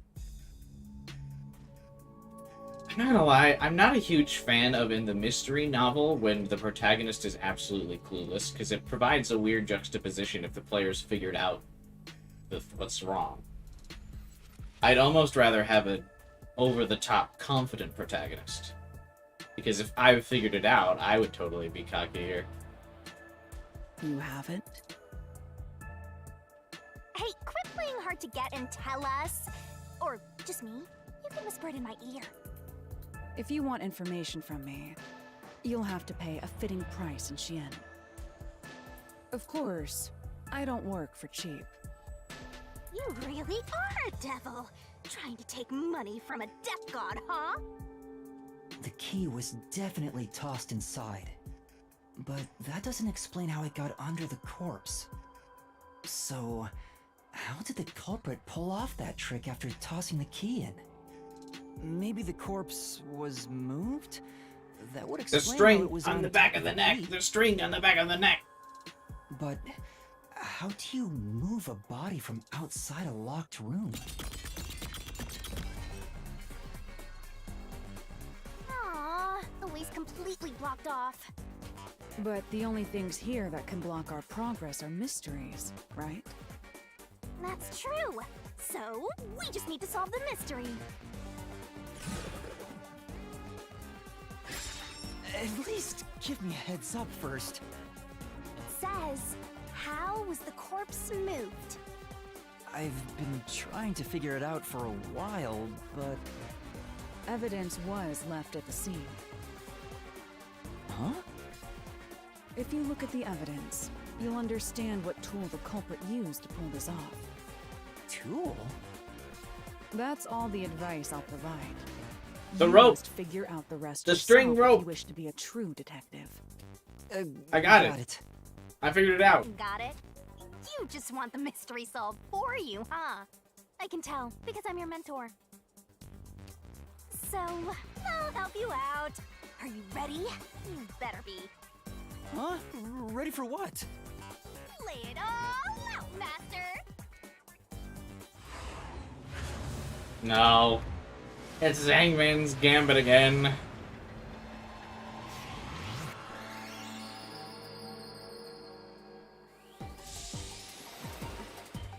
They try to dress it up by giving you a cute goth girl in a bathing suit on the beach.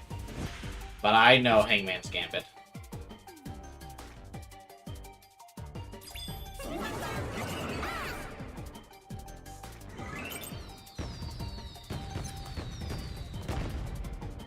Go to the fireworks. Together as a team! What? Okay, what? The culprit used a... Okay, string, yeah. Just like I said. Oh, I pressed the wrong button to throw the key. Whoops. Great! Ah! I didn't let me throw it. Did I not aim it properly? Nice!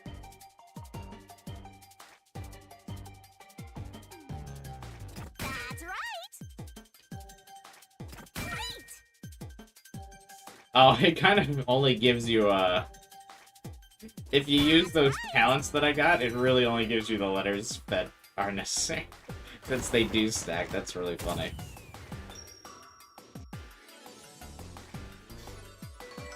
Oh, she gets different poses in each chapter, okay.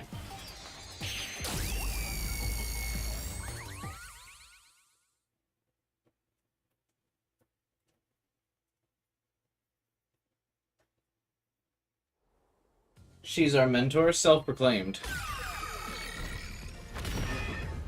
That's right. There was evidence of a thin string being used at the scene of the crime. A sturdy and thin string like a fishing line must have been used to move the body.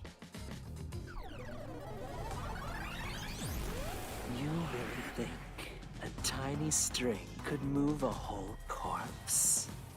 There he is again! That rude and gloomy guy! That deduction is wrong. You're wrong. What could be wrong about it? Master sounded really confident just now. These guys just show up and just say you're wrong over and over again. Listen. They're not super The compelling. nails in that corpse's leg pierced through his body and into the floor. Which means the corpse was fixed in place. So how could the corpse be moved? Oh, true. If the corpse was stuck in place, it'd be impossible to move it. Only the lower half was. Indeed. It would be impossible. Halara, you think so too? So I was wrong the whole time? Have some backbone, kid.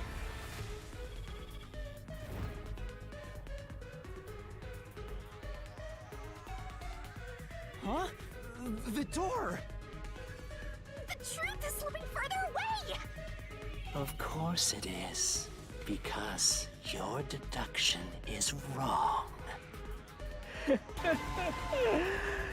You people will never reach the truth. This is the end. Master, let's take him down first! Yeah.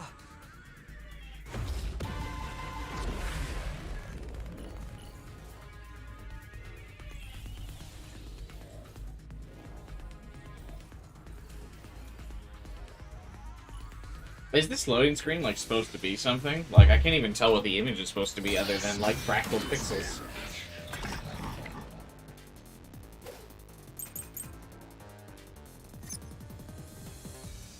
Your Alright, deduction. what are our keys? Doll is made of resin, a thin string rubbed against it. Blood flowing in the different directions. That could also possibly be it.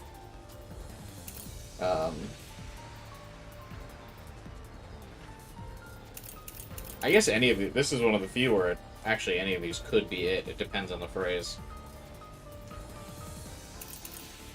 This shows the rope there, though. Is wrong. So I'll start with that one. Do you have any proof that the corpse was moved? The corpse was fixed in place. Wait. No, it wasn't. So this will be the first one. Wait, what? Say, The body we saw through post-audition was fixed in place. That's not true. The upper body wasn't fixed down there. Except... This is just like the truth bullet segments where it's kind of vague. Do you have any proof that the corpse was moved? The corpse was fixed in place. It didn't move a millimeter. In fact, that corpse shows no sign it was ever moved. I'll flash through this mystery!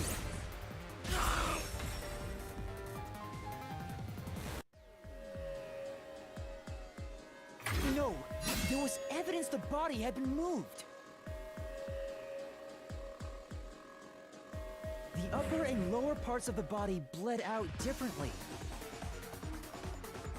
The blood from the lower body flowed naturally outwards, along the body's outline. But blood from the upper body looks like it flowed in a downward direction, toward his hips. If the corpse was motionless on its back, there wouldn't be such unusual bloodstains. In other words, it's safe to assume the body's position was different from when it was discovered.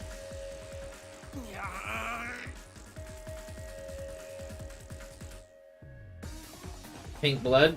Blood from bodies is pink. Blood from, like, aesthetic purposes is red.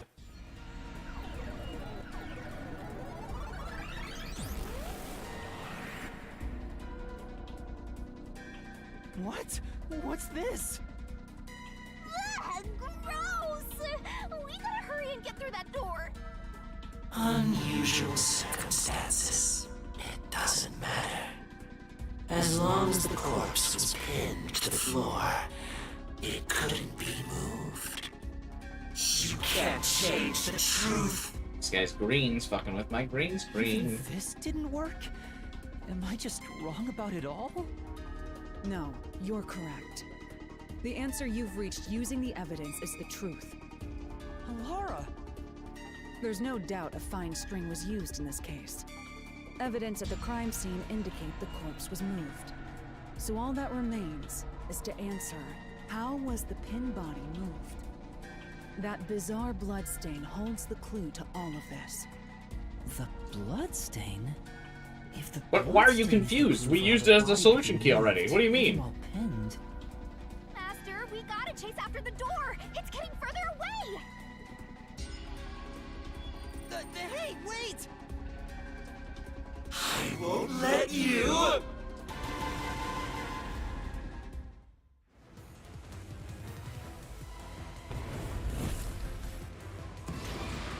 What position was the corpse in before it moved? Standing on its legs, upper body... Oh my god, why is the joysticks considered an input there? I was trying to, like, move the cursor over to select the other option. I forget this is a QTE every time. Upper body sitting up. That's right! The corpse was sitting up at first. It feels like there's a time limit, but there's really not, so I really should just take my time instead of, like, freaking out and putting the input in. That's why only the wounds in the upper half of the body bled straight down.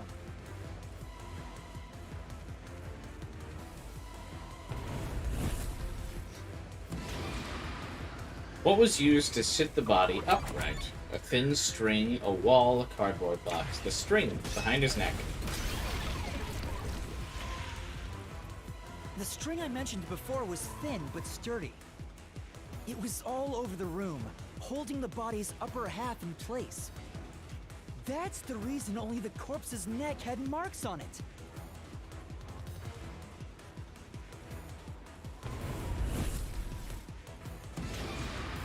Why was the corpse lying on its back at the time of discovery? It was moved when discovered, the string was retrieved, the string was cut.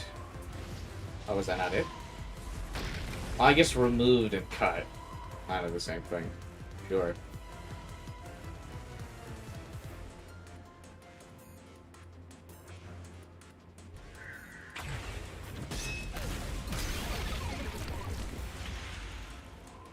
The culprit then retrieved all the string that kept the corpse in place from outside the door.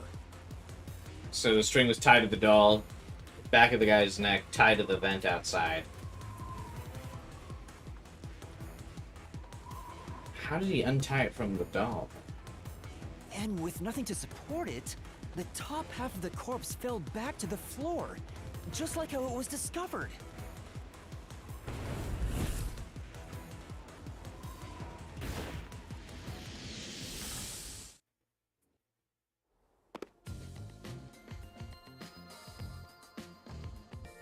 It appears this locked room mystery will finally be solved.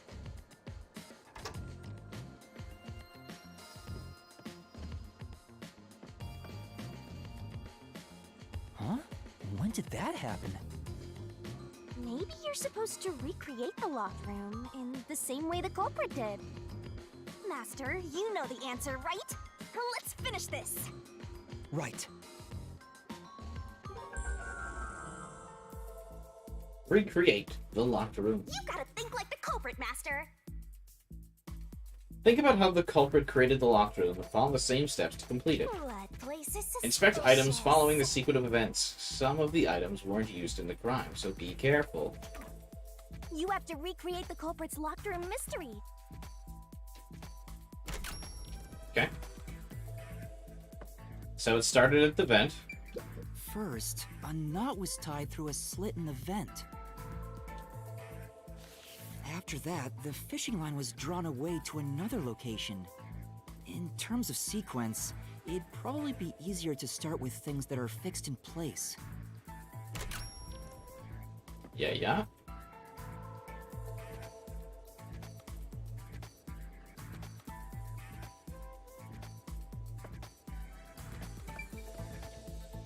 Why does it have the desk light? There's no way, right?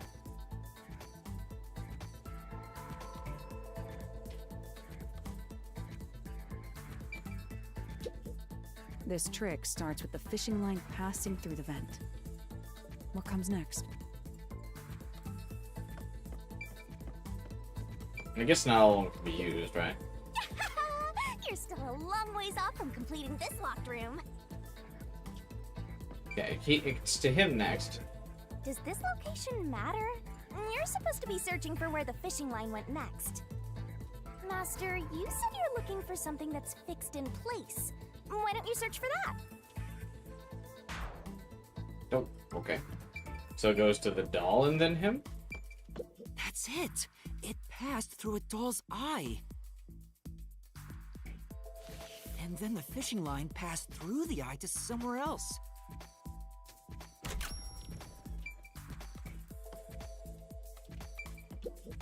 Right. The line was then passed around a certain point on the corpse. That was...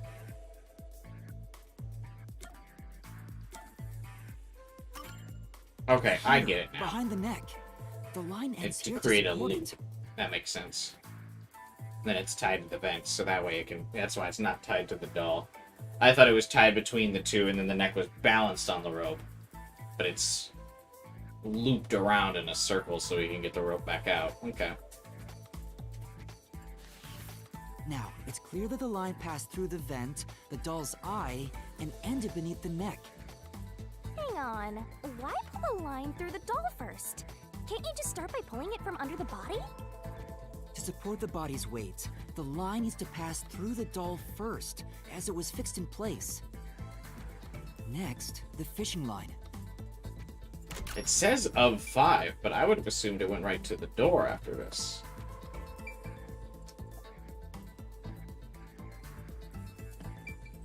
I guess it was looped around the desk light?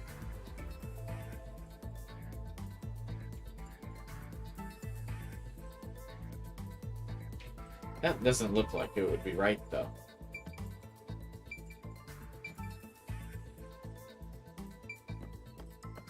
But it says of 5. There are 3 points with signs of wear from the line. That should tell you what happened next. Think it over one more time.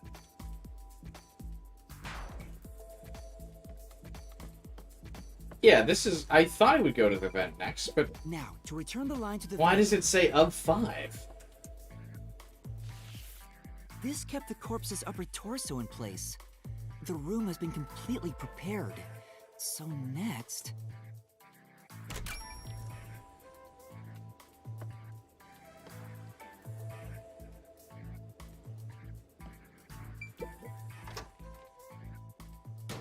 Oh, The okay. culprit exited through the door and locked it with the key.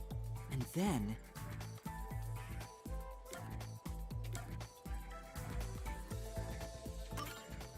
the key was thrown through the gap in the vent.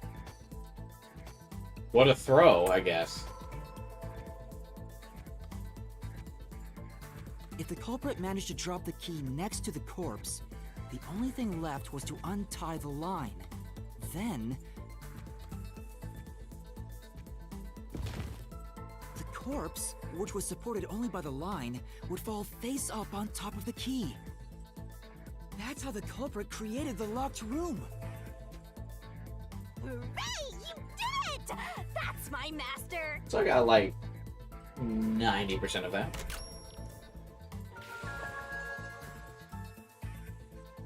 Are every one of these cases going to be locked rooms? First it was everything on this, the train, and now it's everything for the nailman. I hope it's not a locked room mystery every single time.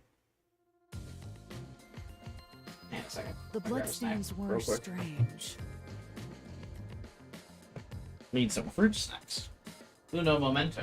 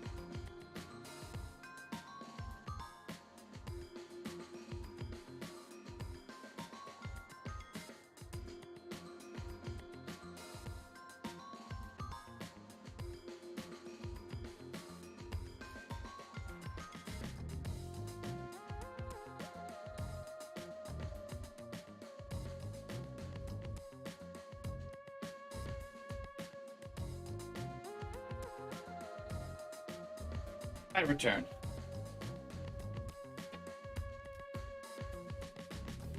The length of the nails driven into the upper and lower body were different. I wish there was an auto text scroll in this game. The nails on the upper half didn't penetrate all the way through the body. But the nails on the lower half went all the way through and into the floor. That was how the lower half could be secured, while the upper half could still be moved around. That sure was tricky, but you managed to solve the mystery behind it.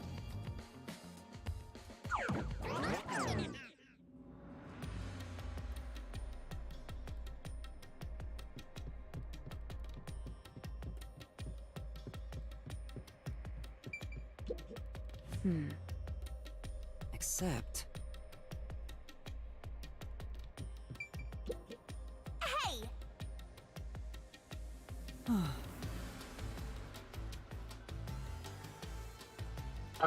I forgot. I gotta be listing references. Hang on, let me get my reference list. There's The Price is Right.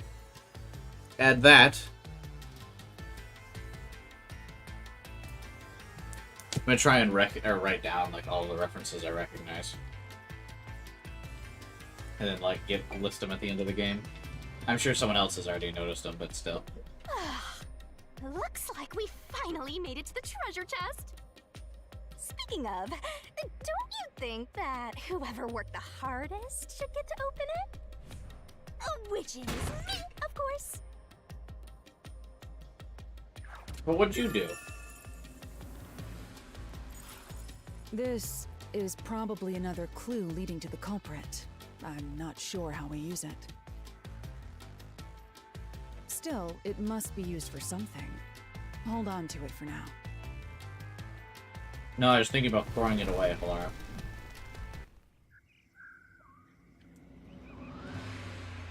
Let's solve the rest. Right.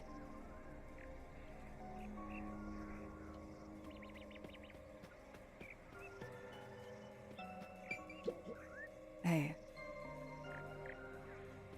Alright. The last locked room mystery. This is the one that's the most oddball of the group. So I wanted to do this one Was last. a murder that happened 1 month ago in the art gallery storage in Ginma district. Pictures and paint were scattered all around the spot where a woman was boom killed. If you think you're up for it, then let's solve this thing. Are you going to the third locked room?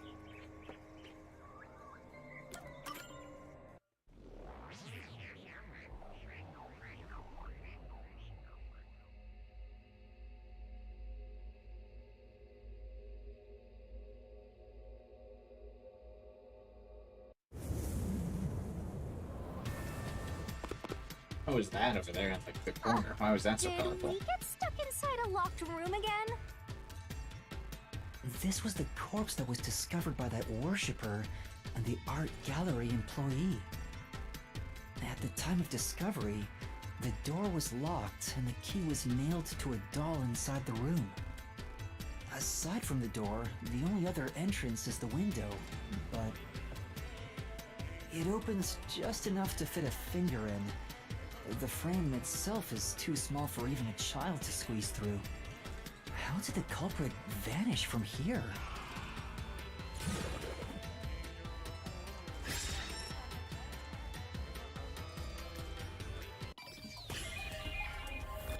Let's see. That guy with an incredible voice.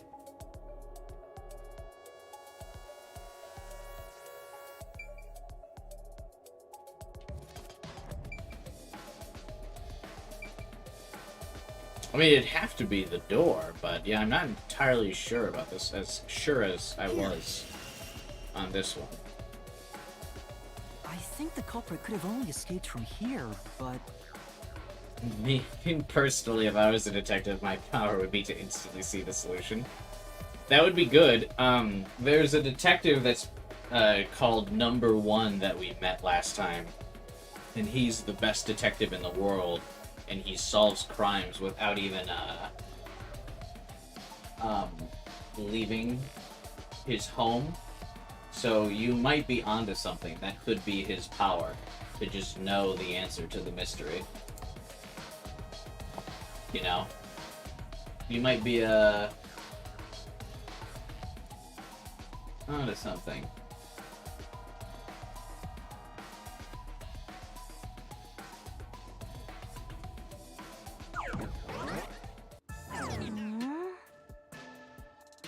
So was a rope connected to this door or around the paint can? And to the painting nailed in the wall? This one's definitely the hardest.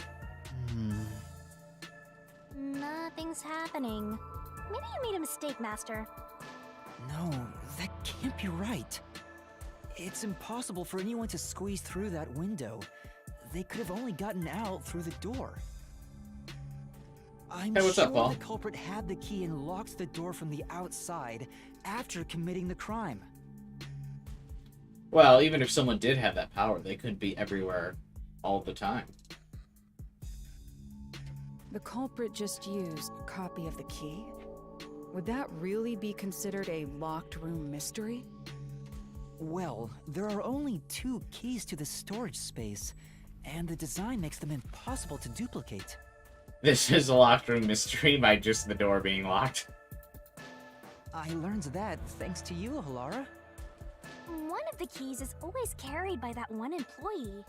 It was used when the body was first discovered, right? They're getting so bored of the locked room mysteries. By this one, they're just like, yeah, this one was locked because the door was fucking locked. I don't know what to tell you. And the only other key was nailed through a doll onto a painting. So, it is a locked room mystery!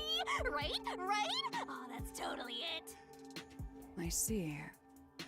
I suppose you could call it that. He just exits the door and locks it as if he's leaving his apartment. Hey, Yuma. Can you go check outside of that window? Oh, just like before. Before? Halara's face. She's got the same screaming face as the painting behind her. Yeah, you made me do the same thing in the real world when we were investigating this place. I see. Then the answer has already been confirmed. Very well. This locked room is solved. Huh? Wait, did you already solve this mystery? You haven't? I'll admit, this one's the one I'm the most shaky on. How about you go and check outside the window? Then even you will see. Oh, it unlocked. Looks like you can go outside. Alright, let's go see.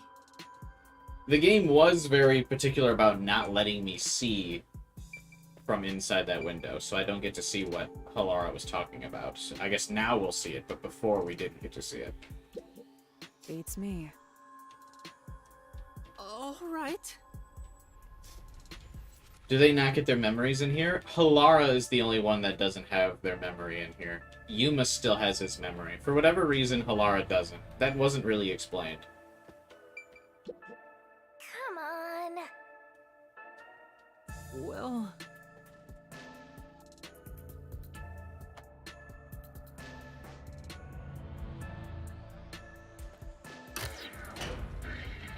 I thought the game crashed again.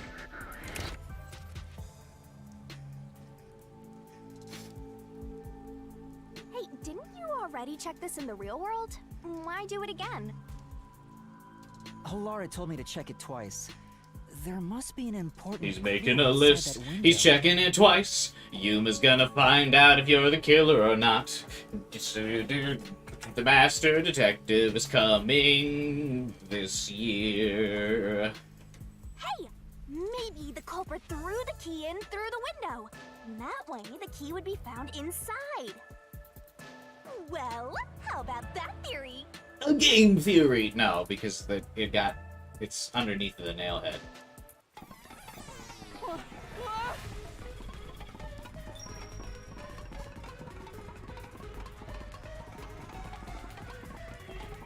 Is this the storage key?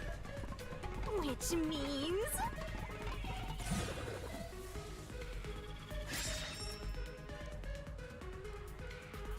this one's a freebie! Because of the culprit, what happened to the key? I was right. Just toss it in there, Master. The culprit threw the key inside? Is that really the right answer? Did the culprit throw the key in from the window? No. Master, hurry up and throw the key! Oh. My only option's yes, but what if I let the timer run out? Away! You're gonna fall! No. I'm gonna hold out.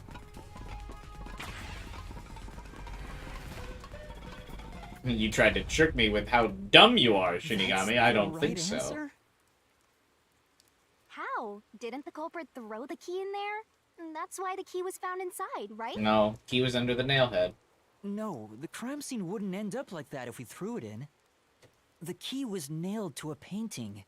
That's not possible if you just throw it into the room. Actually, the key was nailed to the doll. The doll was nailed to the painting, which is why it's stuck on the ground. Yuma. Oh, right. But if the culprit didn't throw it in there, how is the key left in the room? If you can't nail the key after throwing it...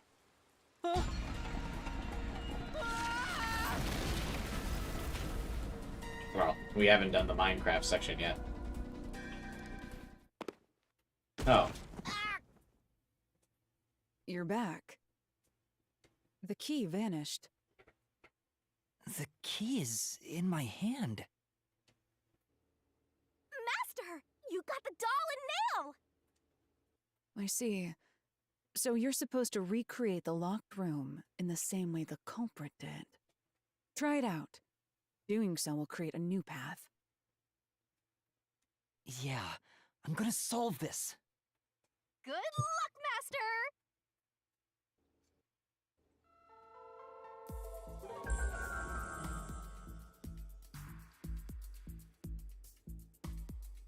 You have to recreate the culprit's locked room mystery. First, do something about that doll.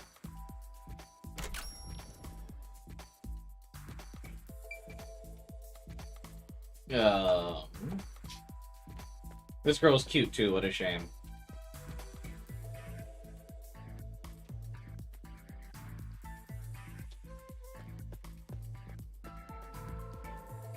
I first need to move the painting. She said it again, guys. Locked room mystery. Everything is a locked room mystery. They've all been locked room mysteries. Okay, so I need to move the painting first, right? Alright, first, take the painting.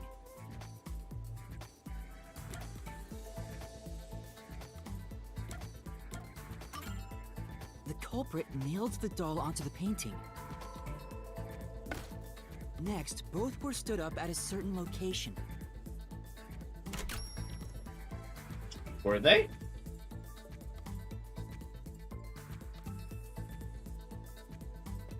You think this girl got killed because she was like a scamming prostitute or something?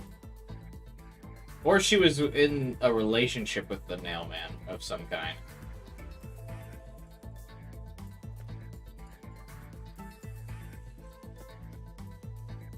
But this one was definitely... This one's the most unusual of the MOs, because this is the one that seems to most be the crime of passion. Because she has blunt force trauma on the back of her head, which is probably what killed her.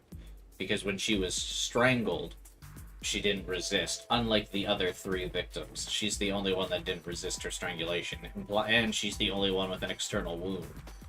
So, an external wound outside of the strangulation, which implies that the blunt object was what killed her.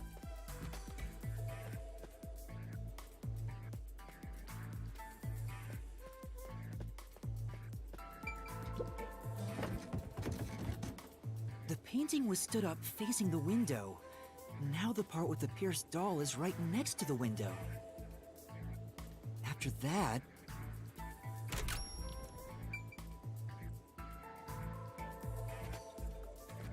Wait, you mean to tell me the guy nailed through the doll while keeping the painting up?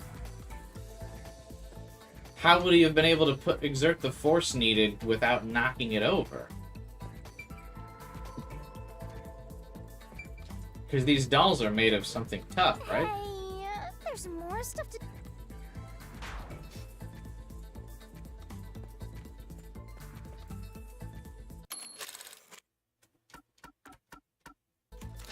Okay, this one's wild. I had no clue. Okay, maybe...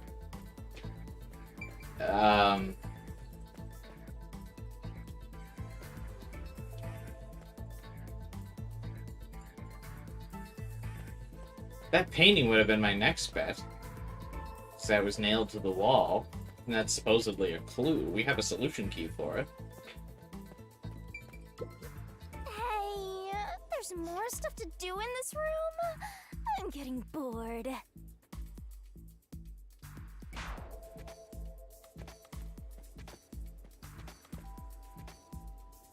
Oh, then he left. I guess I was trying to think about what was next in the order of the contraption, but I guess we're thinking what the killer is doing.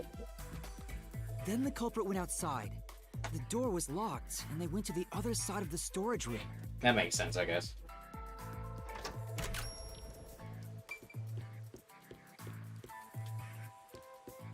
They nailed the key to the doll.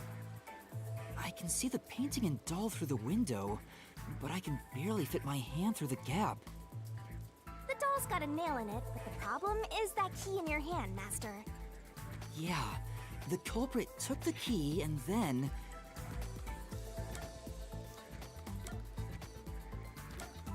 What happened to the key? It was nailed to the painting with the doll. The culprit nailed the key to the painting, along with the doll from outside the window. You would need like a nail gun to do this. Finally...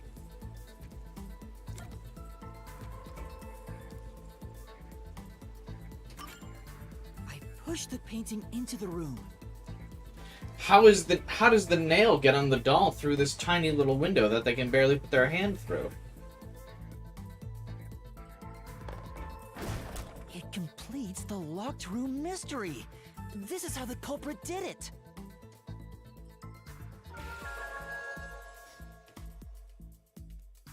That one's kind of wild. What?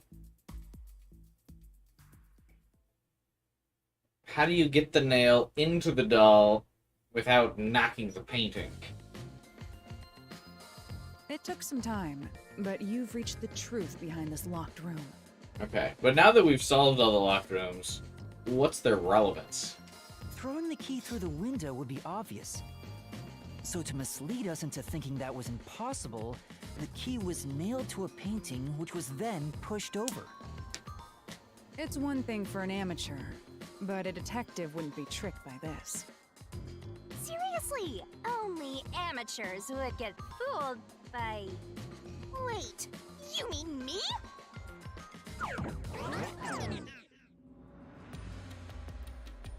Okay.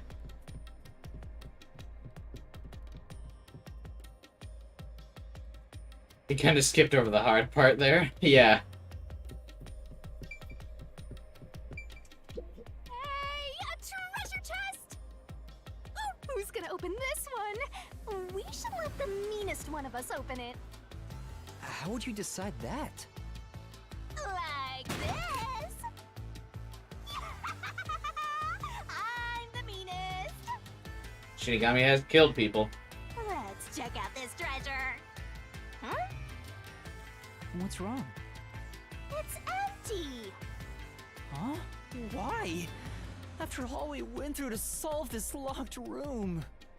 This must mean solving the third locked room mystery doesn't necessarily bring us any closer to the ultimate truth. Because it was so out of the MO.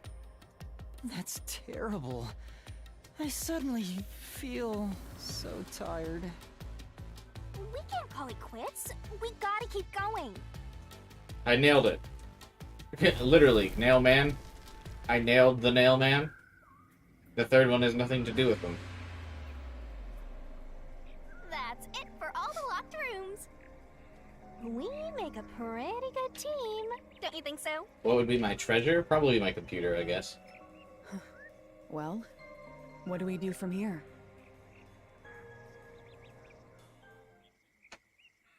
Transition. I see. The way forward is clear.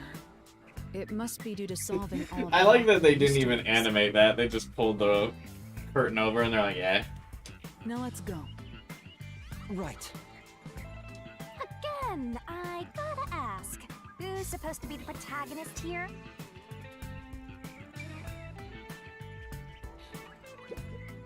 I see. Now let's go.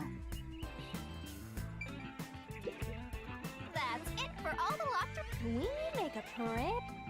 Oh, they just repeat the dialogue. Tragic.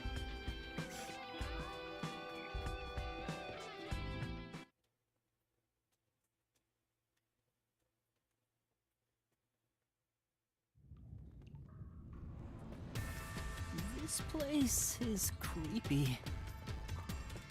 Don't be afraid to roll the dice. You must keep pursuing the truth. Oh, I must keep pursuing a Emotions good must be frame rate. discarded Good to reach lord. a perfect solution through a perfect deduction. Isn't that right? Yes. Yuma, when every labyrinth is a perfectly straight line. I guess we know Yuma is straight because he can't think of any type of curved lines in these labyrinths.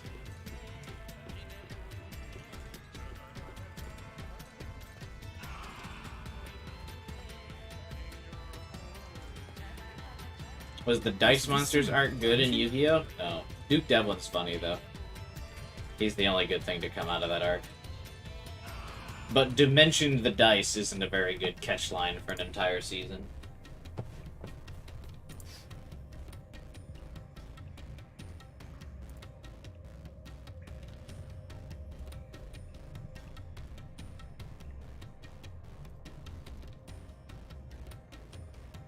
What is the meaning of this?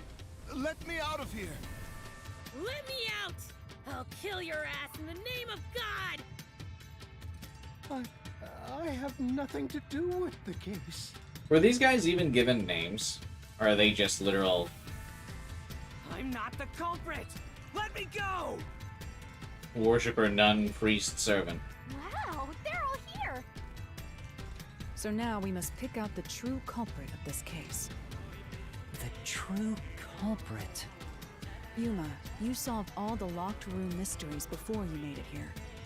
You should have all the clues and evidence you need to accuse the culprit. To be honest, when I first met you, I thought you were rather pitiful. What? Yuma looks like your little brother. What do you mean? You sure are honest. But my opinion of you has improved. These mysteries have brought you closer. Especially when they were both True posed like detective. this a second ago. It reminded me of that picture from the first Spider-Verse movie where Miles is looking like this at Peter. That was the vibe I got from that scene there. Now tie up all the loose ends and prove that I am not mistaken about you. With your logic, anything is possible.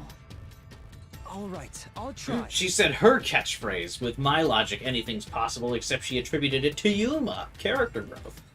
Ooh, somebody's guilty. My The nun heart's is way too pounding. cute to be the killer. I refuse to accept that. Who's the culprit? Figure it out and hit him with a dramatic finger point. Make the right choice and you'll reveal the truth.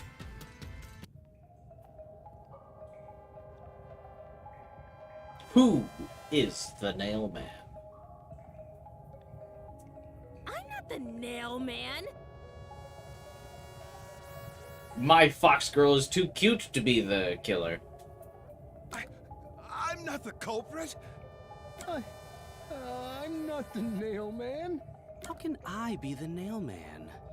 I'm not the nail man! Why is Nightmare even here? Has she done anything? She's been very condescending to I'm me. not the culprit.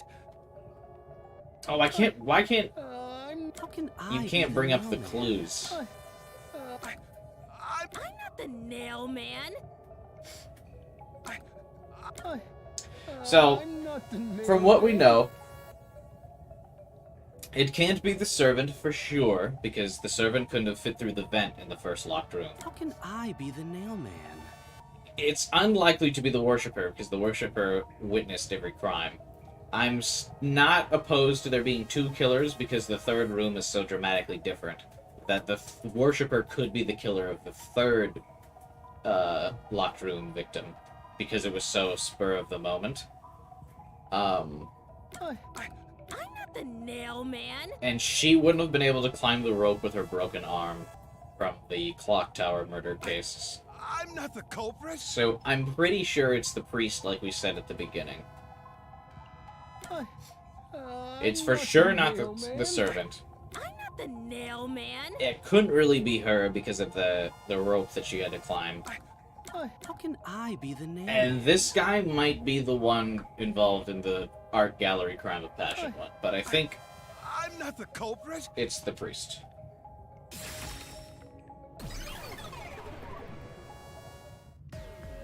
The culprit is you, Father. What? That's an absolutely... True statement, wow! Ridiculous thing to say. Him again? Why won't he just give up? Your boy solved this case 2 hours ago! Also, welcome back, Taku. You're saying the priest, a man of the cloth, is the culprit? That's impossible. Oh yeah, because we know the priests have never done anything wrong. How dare you spew such nonsense? Right! Do not make baseless accusations. The nun's ears make you feel things? Like, I might be a furry things? Because same. The culprit has to be someone else. Yuma, can I leave this to you? It's not a baseless accusation. You're the only one who could possibly be the culprit. Master, you're acting like a real detective. Go on and boom kill him.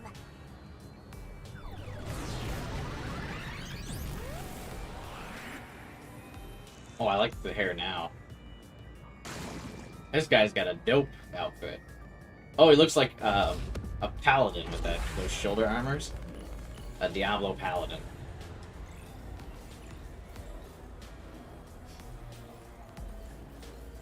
Did I or did I not fucking nail this before we even got started? I'm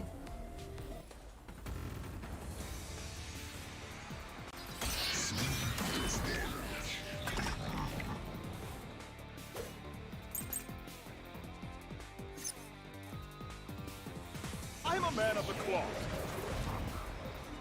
Rebuttal. No, you're not. Doubting me like this. Oh, It's total blasphemy. I am not the nail man. That's it! The first one to discover the bodies. The mailman is the worshiper! This is the truth. the worshiper didn't have access to the incinerator. The rope ladder used in the clock tower's locked room was found in the incinerator, which only clergy can access. One of the things I didn't like about the truth bullets in Danganronpa, and that's also kind of the thing here, it's a minor thing, but like you can miss out on a bunch of the dialogue if the correct option is early on in the conversation.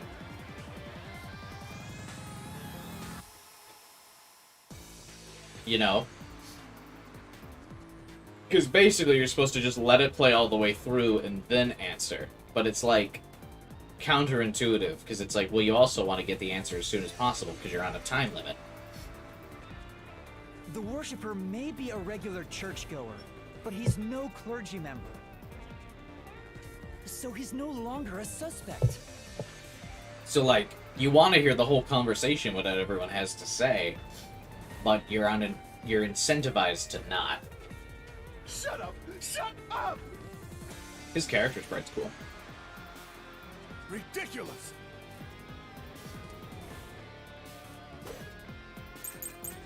I like how cool they look. The mystery Member of the phantoms. church is the culprit?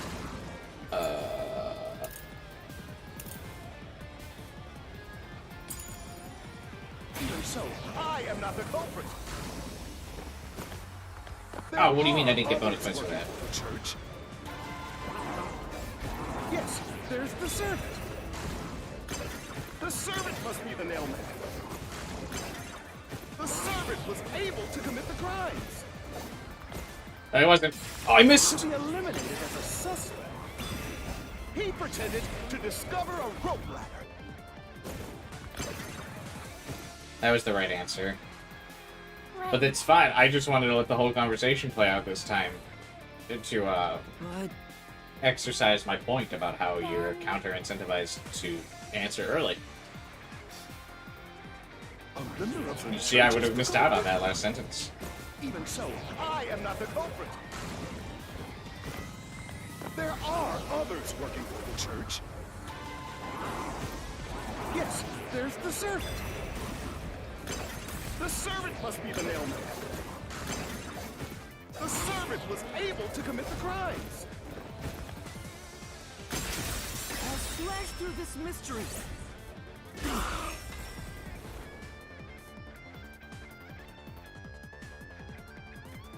climbing up to the underground casino's window with only nails for footing would require considerable agility. Judging by the size of the window, there's no way someone of his size could have committed the crime. Damn, we straight fat-shaming this dude. No, no! In 2023. Absolute lies! Wild.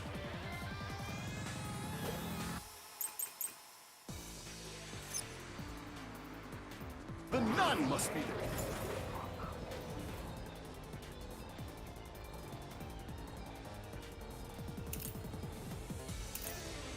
He's now going to accuse the nun, but I'm going to say it's because everyone was strangled. It couldn't have been the nun, because she only had the one hand. I think. I mean, I guess we'll see based on how this goes, but... culprit. She's thin and also works at the church.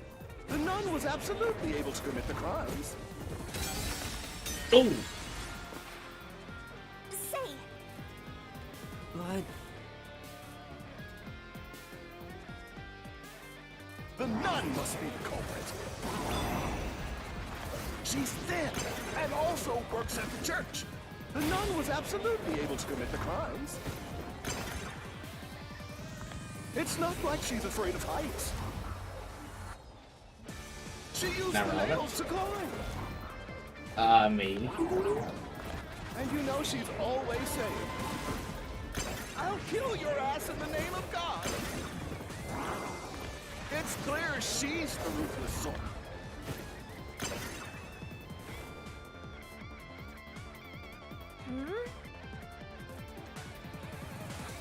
but I'm actually not entirely sure what one this could have been. Maybe use non-public information in the Nun last must one? be the culprit. She's thin and also works at the church. The nun was absolutely able to commit the crimes.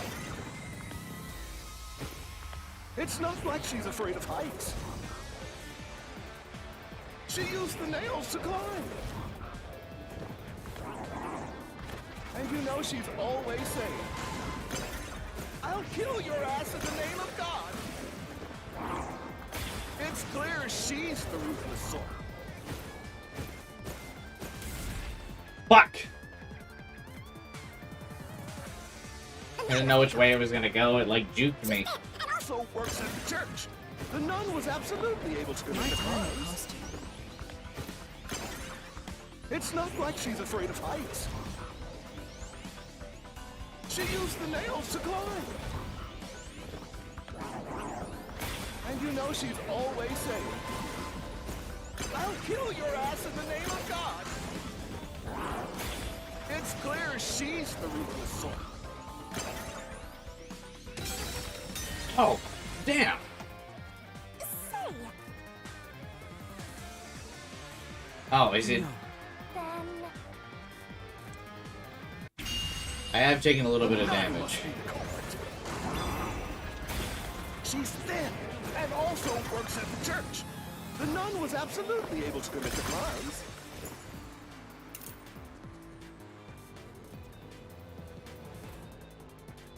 The key's placement implies only someone with full use of their arms could have fashioned this room. Wait, what? That's the rebuttal? I didn't notice that little note. Why would you need both arms to use to set up the string? How about you would need both arms to fucking strangle somebody? In the Mansion Study's locked room, the culprit tossed the key behind the corpse with perfect aim. Yeah, okay, you don't throw the key with two hands. What? That's what they're going with for that? You throw the key with one hand. You can't strangle somebody with one hand. What?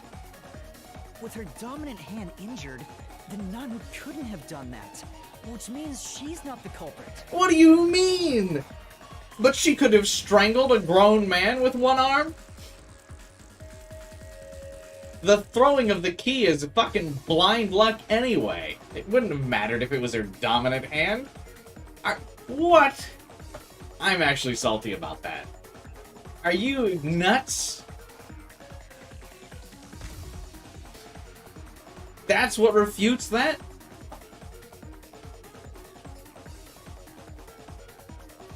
How would she have strangled them with one hand? Oh my god. It's not the churchgoer, the servants, or the nun. There's only one option left. I'm salty. I'm actually salty about that. Did anyone else get that? Father, it's you. You are the nail man. Hey, say something quick. Otherwise, they'll pin me as the culprit. Well... You're useless. The priest I am a design is priest so much cooler in than service the to God. set. I am not the nail man. Oh, this design's also sick too.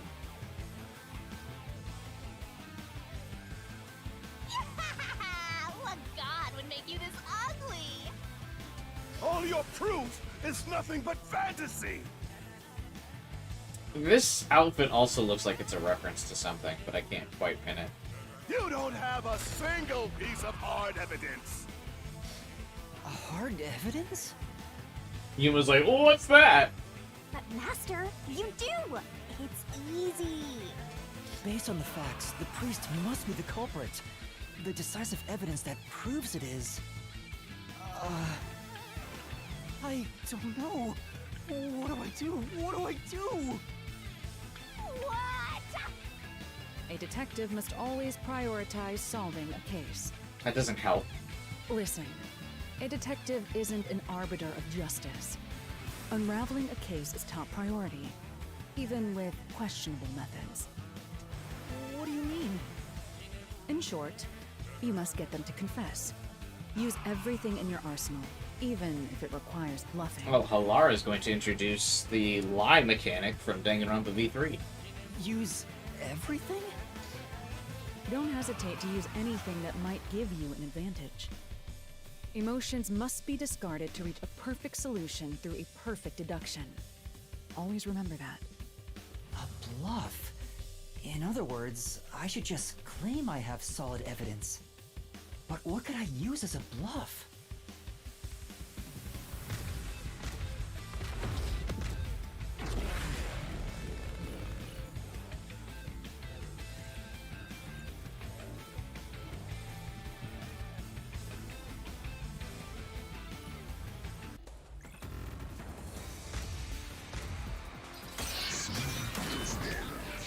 What could we use, indeed?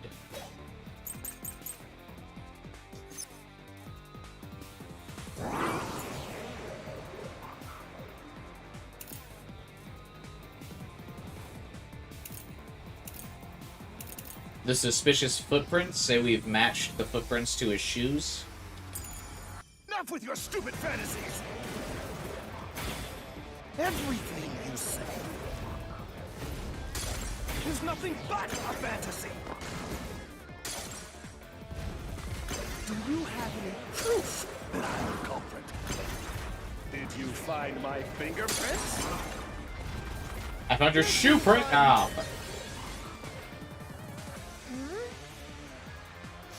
Yeah. Enough with your stupid fantasy! come on. Everything you say is nothing but a fantasy! Do you have any proof that I'm a culprit? Did you find my fingerprints? Did you find my blood? I found your shoe prints. Of course there's no evidence. This is the truth.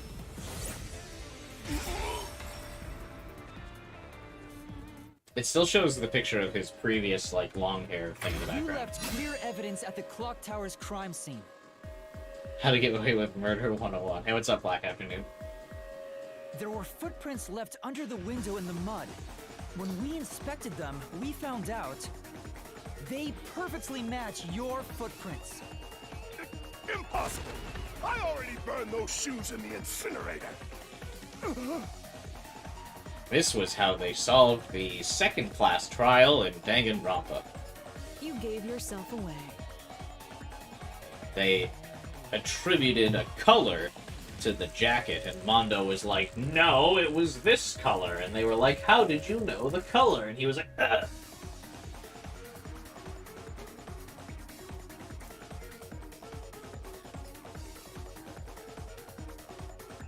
Got him.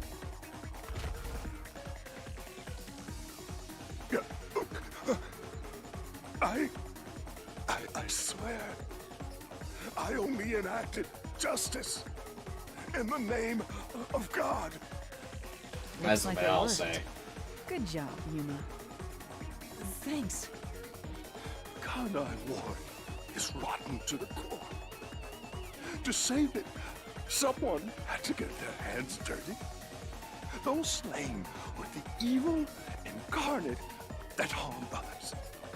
That's why the people asked the nailmen to kill them. Your boy nailed it. Evil must be punished. And so, I strangled them, made them suffer. All I did was slay evil.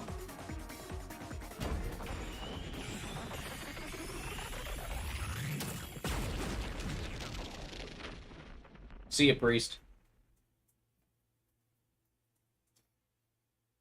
If someone hates somebody bad enough, they give that name to the Nailman. And this priest went around killing those people as the Nailman. The urban legend offered targets for murder. A priest is supposed to be the voice of God, but he went around killing people because someone wanted them dead. God, I wish that were me. What is awesome? It's terrible. It's insane to think that he'd kill people for a reason like that. That could be said about all murders. Insane people kill for insane reasons. Anyway, you did it, Yuma. My expectations of you weren't wrong after all. Is it finally over? Huh, nothing's happening. But Why doesn't have last Yuma time... have heels as tall as Halara's? Yuma should get him because he's so short. Yeah, the soul of the true culprit who created this mystery labyrinth Hey, should Wandering. appear. More like a mailman. And since it didn't, Oh my god, there's more to the mystery. Is it a dual murder like I also predicted? it looks like this isn't over yet. Oh my god, what a twist. Except that I fucking called it. You better pick up that phone.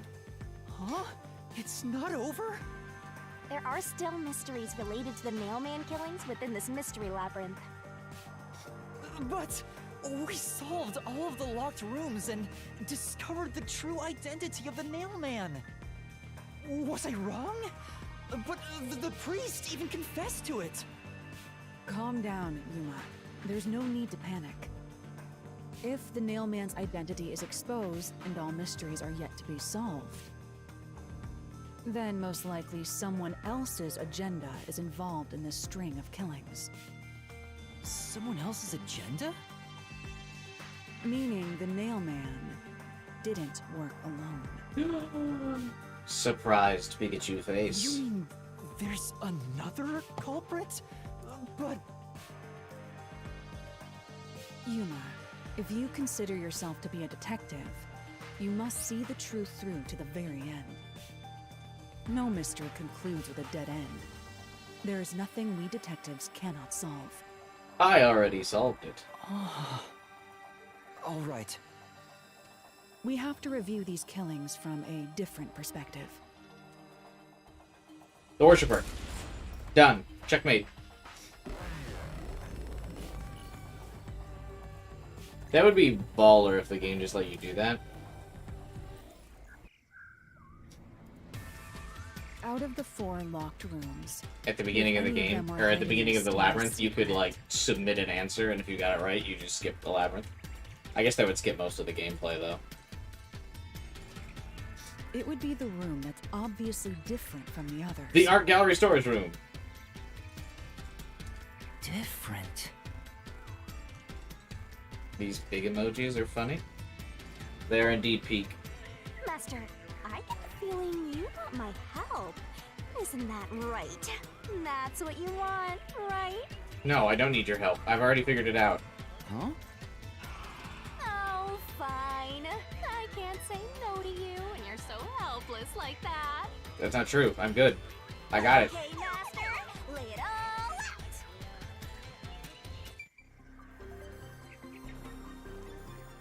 out. I got it.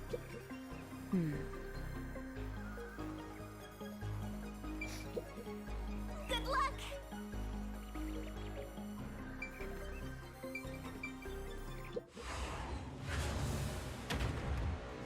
I like that you just can't escape Hangman's Gambit. It was in front of all of the trees.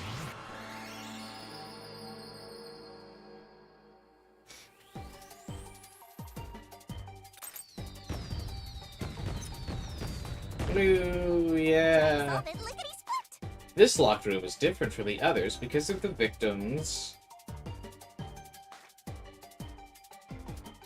A 5-letter word. Ignoring me now? Death?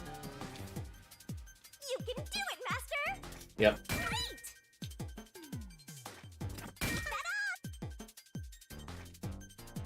That's right.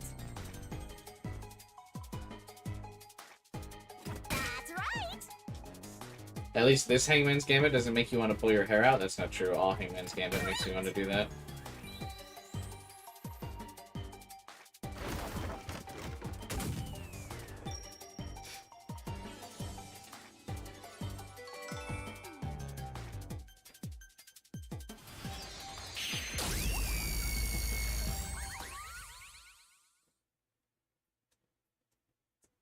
Every iteration of Hangman's Gambit makes me want to pull my hair out.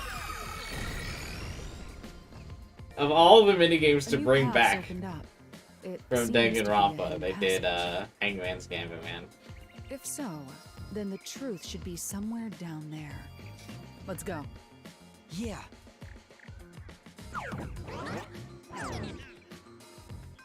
Oh, is this one not a straight line? Do we have a little bit of a curve as we walk?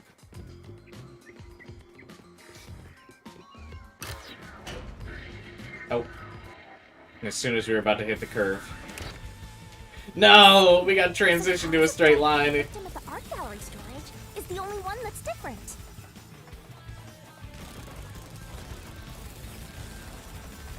Right. The victims in the other locked rooms were all strangled to death. All had strangulation marks and scratches, defensive wounds. You could have just let me walk down the forest path and do this. The frame rate probably would have been stable in a blank forest. There's also evidence of blunt trauma to the head, which can be considered the fatal blow. The marks could have been made after the victim died, so as to appear as if strangulation was the cause of death. The real cause of death is blunt force trauma.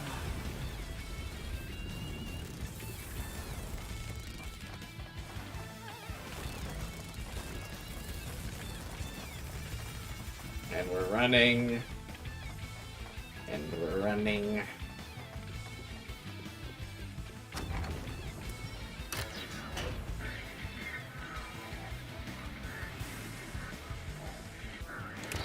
The Switch's frame rate so bad.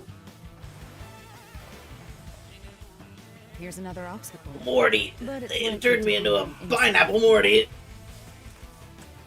I'm a door in a mystery labyrinth, Morty! Yuma, let's solve this mystery and move on. Right. So that's what that face looks like in the pineapple, right? It's like Rick.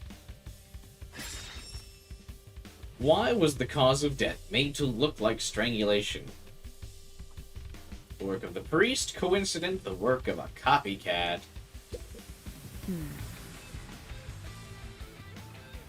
Figure it out yourself. I don't mind helping you, but it'll cost you. What if they don't remember?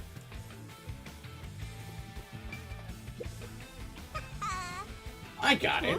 Huh? The answer is, the culprit's got a choking fetish. Don't be ridiculous. There isn't even a door for that.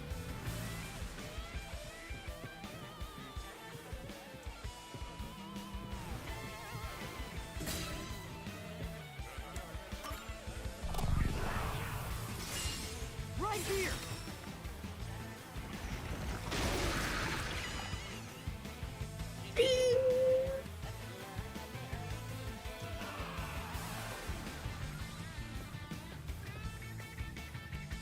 Oh, it's the hallway from earlier, but now The it's strangulation was blue faked flames. to imply this crime had the same perpetrator as the other 3 incidents.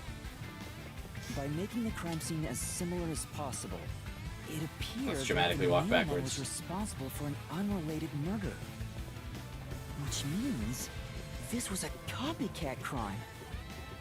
I Why does agree. Yuma's walking animation look so weird?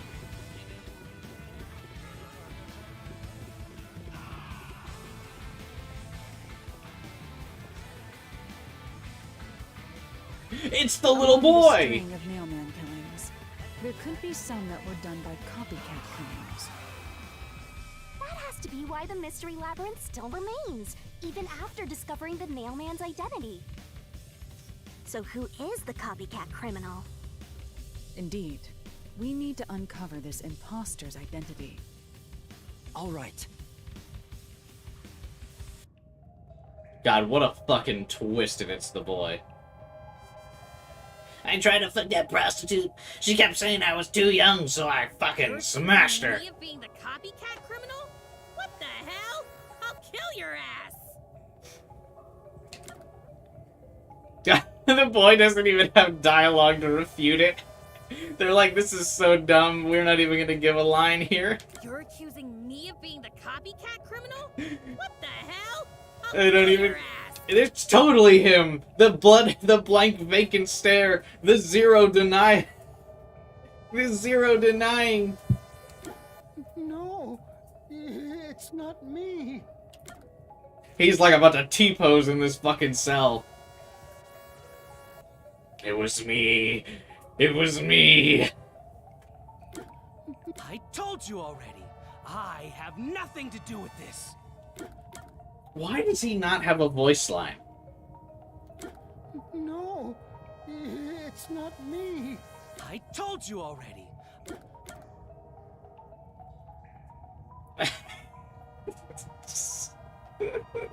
So funny. Choose the kid? Should we choose the kid? Told you already. You're accusing me of being the copycat criminal? What the hell? I'll kill your ass! I told you already. I think it's the worshiper, but God, I think it'd be Nothing so to do funny if we with picked the this. kid. Can I save here? Wow.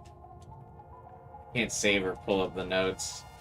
I hope it doesn't make me redo too much, but just what's the reaction if we choose the kid? He's just silent. He's not saying anything. I think it's the worshiper, but fuck it. Let's pick the kid. What happens? Oh, okay, it just boofs me.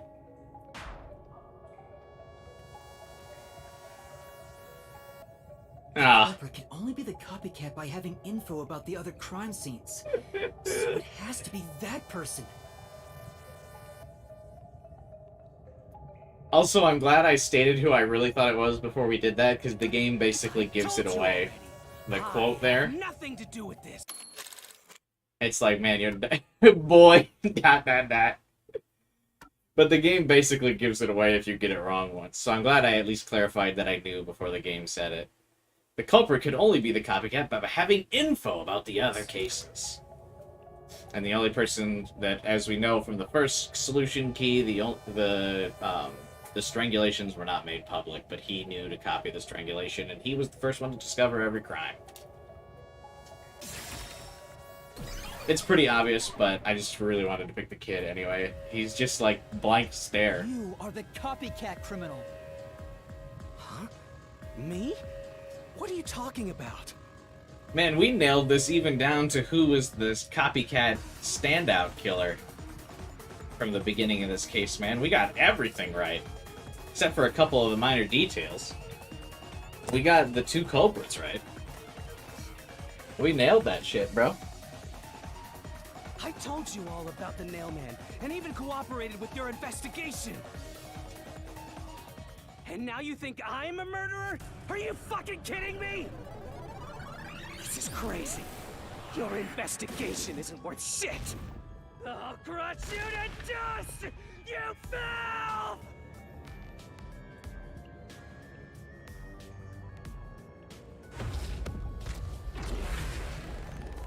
It's Grimace.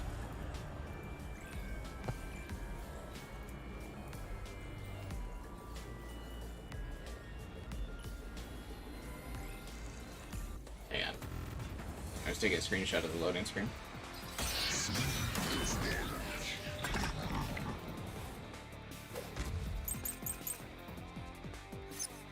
Non-public information is going to be the solution. I accuse me of being the culprit. I was just first on the scene. Because I don't like your hair. Why do you think I think that's the one we criminal? reviewed. It could have all been Bang, the bonked my head on that. The cause of death was just different each time, yeah? No. Even if there was a copycat criminal, why is it me? The servant could be the copycat. The nurse could be the copycat. I forgot you can't slice through the white ones. Oh god. Anyone could have done it. I'll slash through this mystery. Yeah.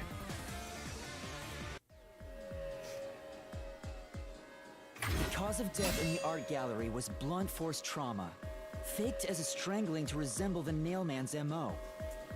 But the murders all being strangulations wasn't made public right away. The only ones who knew that were those who actually set foot on the crime scenes. That includes the Nailman himself, the Peacekeepers, and the first eyewitnesses on the scene.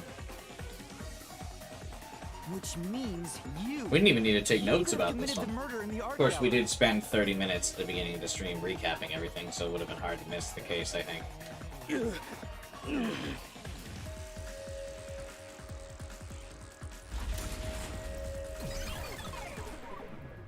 Master, after him! Beat some sense into that sensitive, nonsensical phantom! The what? How could you use those adjectives to describe him?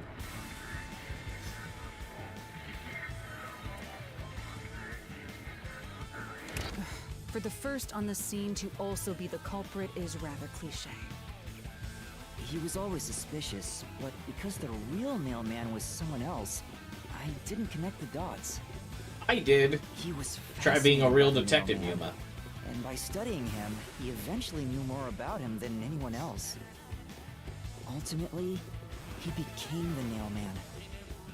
It's he ironic didn't. that he exposed his own crime by knowing too much about the other ones. He just became the dude that got angry that some girl It's right rejected him. there. My radar is banging like crazy! Banging?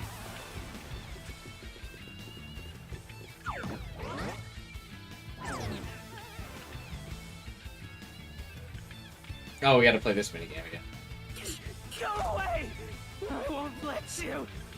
You have the truth. And it's still gonna be in the desert, or will it at least be reskinned? Looks like we've arrived at the final stage. Do you think there's a mod already that makes the Shinigami bathing suit outfit the one that runs through the desert?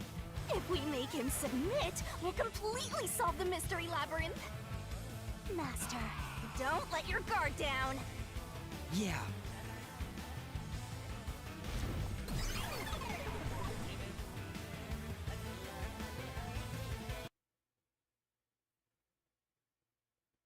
Someone's probably modded that already. Or at least they will when the PC version comes out.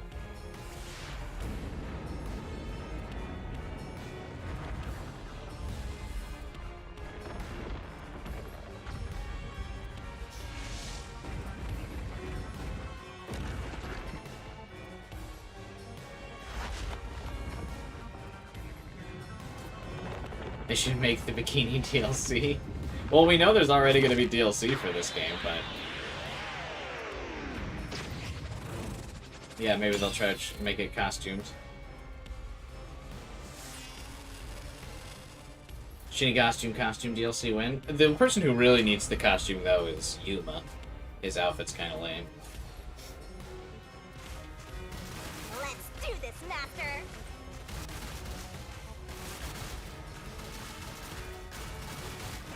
Alright, what are the buttons again? I need to tackle the wall, right. I kick the ball. I kick the ball. I kick the wall. I tackle the wall. I'm not the culprit. How dare you accuse me when you have no proof? Listen, Jono. You didn't even check the crime scenes back then. Destroy the wall with a solution key. It is Halara's forte. You're wrong. Huh? Come on. Thanks to Halara's forte. This looks so goofy. Crime scene looked like at that time. My power allows me to see the moment the first witness saw the crime scene. Not the culprit, not the victim, but how it appeared when a third party first entered. We used post-cognition to gather all the evidence. And it's inadmissible in court. But we're gonna kill you anyway in this mystery labyrinth, so fuck it. Wrong! Wrong! Shut up! Stop it! Get away from me! Damn it! Why you? Get away from me! Get away! Get away! Wah! Who cares if you use post-cognition? You only saw what I saw as the first person on scene. No clue will help lead you to the culprit. We're almost there. Hey, I got a 20 combo. It's like Guitar Hero all over again. That's about as good of a combo as I could get in Guitar Hero. What you saw is only what I saw the moment the corpse was discovered.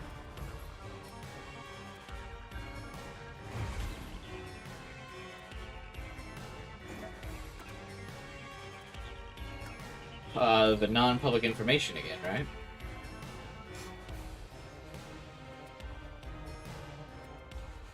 Oh, yeah, it's the paint can, never mind.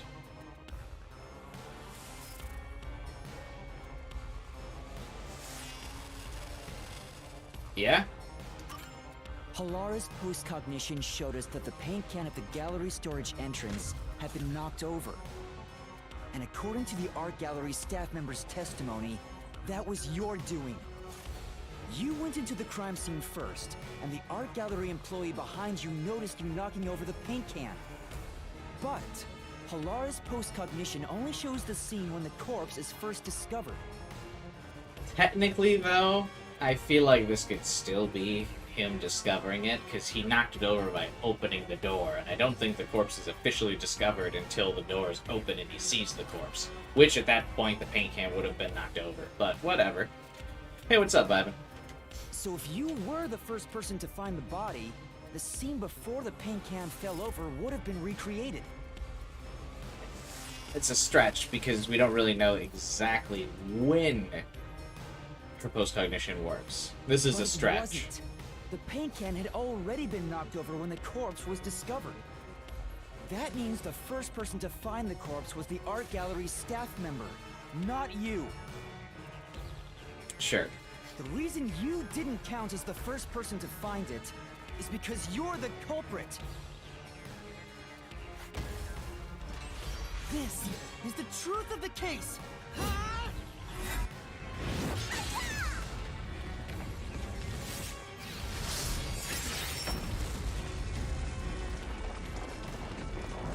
Why didn't the priest get a chance to defend himself in the fortress? I guess they didn't want you to do this minigame twice, huh?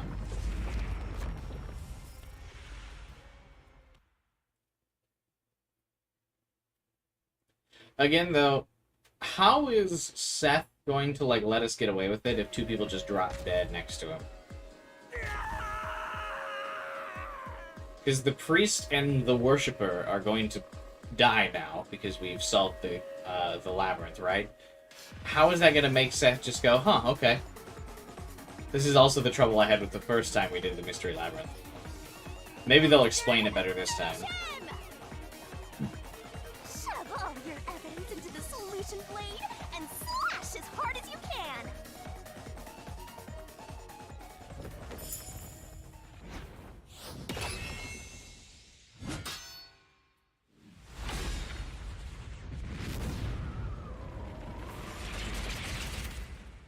What's the book? What's the book's relevance there? It should have been him stuffing keys into the sword.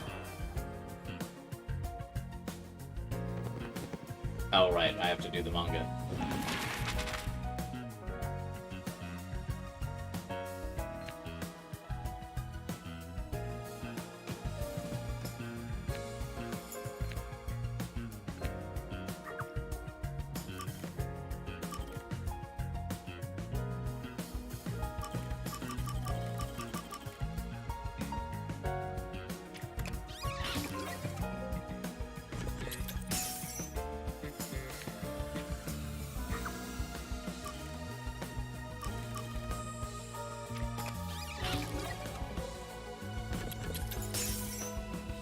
Again, creating the trick room.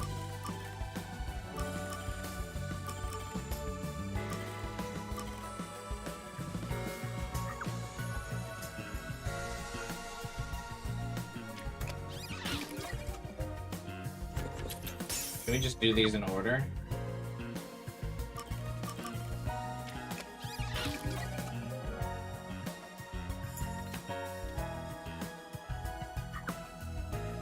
Cover pass the line through last.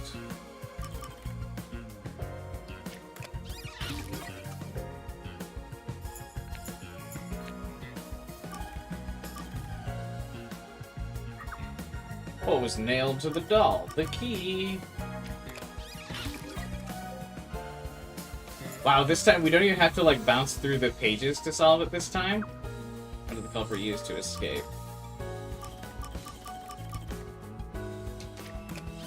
We can actually just go down the line and solve them all. That's funny.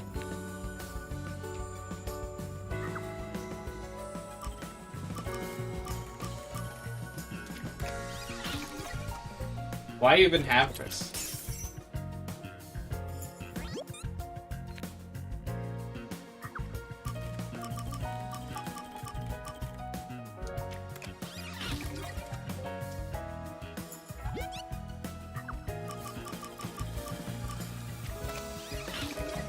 At least you sometimes had to bounce around in the page orders in Danganronpa.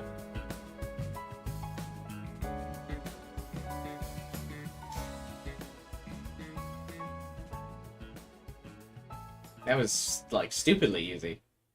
Which is fine. Step right up. A series of locked room murders based on an urban legend. Will we discover the true identity of the Nail Man? Truth bombs are about to be dropped.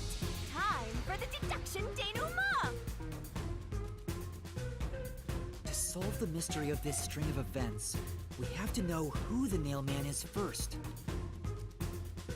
The Nail Man is an urban legend of Kanai Ward.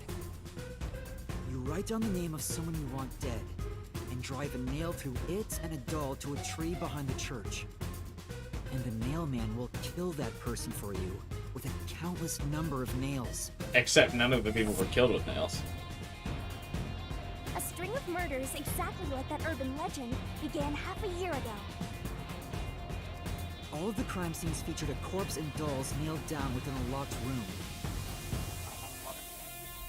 The first murder happened 6 months ago at a secret club in Kamasaki district. I also think it's funny that the effort of, like, the budget for animations, I feel like most of it was put into these, like, manga recaps. I think the director of the game really likes these. The victim was Because these are all, like, super high quality. It might just be because they're cheaper to make, because they're basically like the Yakuza PowerPoints. I heard the buy-in to place a bet was pretty steep, and cheating was rampant, so it was obviously a scummy place. The key to the door was inside of a glass. And the vent that connects outside looked too high for escape to be possible. But the culprit used the nails driven into the wall as footholds to climb. The proof? Why, the nails that were bent downward. The vent was not screwed down at the time of the murder, so it could easily be removed and used as an escape route. Did we clarify how he got the second murder vent happened 3 back months ago. onto the wall It was at a mansion near to cover Kansas his escape? District. Because once he's in the vent, he obviously, like, can't turn around to place the, like, to pull the vent back onto his escape thing, right? Because it's a narrow vent. So he can't turn around. So how does he get the vent back on there? Does he exit the building, go back down the vent, pull the thing there, and then scooch backwards out of the vent tunnel?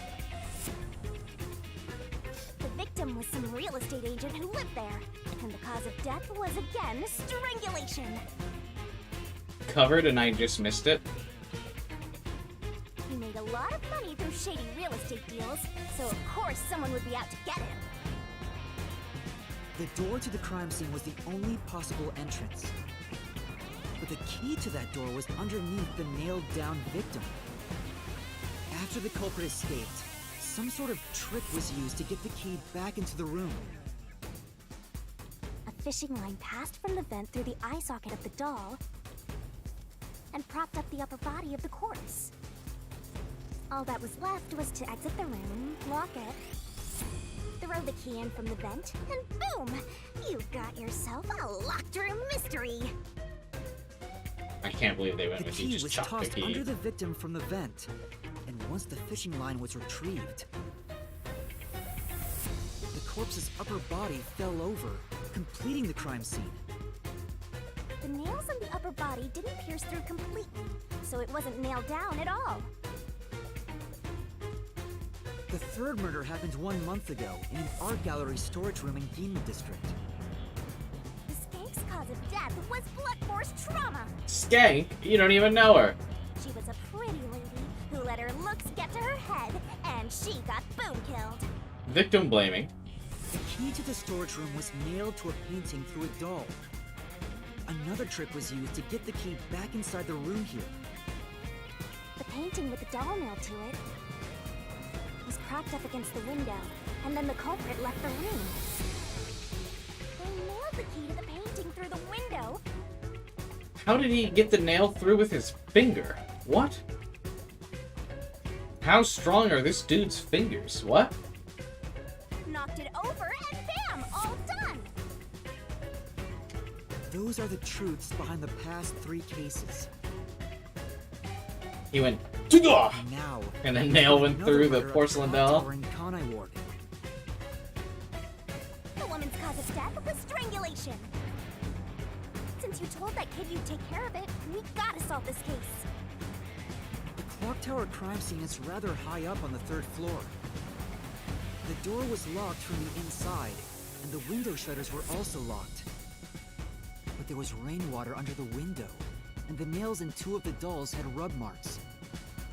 In other words, the culprit must have hung a rope ladder from the dolls to escape out the window.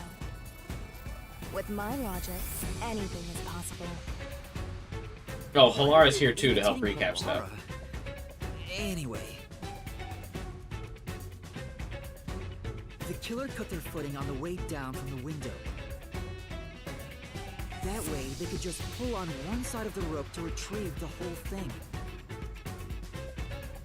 The shutters come down under their own weight, so they locked once the rope was collected. I'm surprised you noticed the auto-locking feature. You sure love your shutters, Master. I am a big shutter guy. The rope ladder was collected, then burned in the church incinerator, which only clergy have access to. That's how we know the mailman must be someone from the clergy. Oh, what was on the back of that One dude's question arose from this. robe? The mailman killings share one more characteristic. All the victims were murdered by strangulation. This piece of information wasn't publicized. The cause of death in the art gallery murder was blunt force trauma. The strangulation marks were added later. Which means that it was someone mimicking the mailman. But I already know the identity of the copycat killer.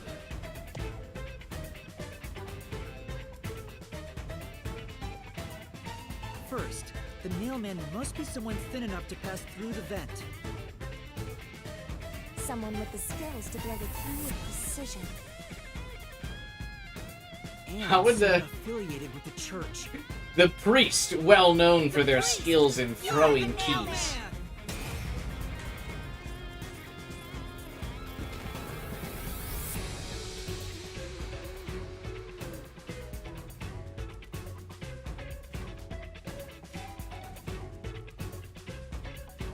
And the copycat is someone who knows that all of the victims were strangled to death.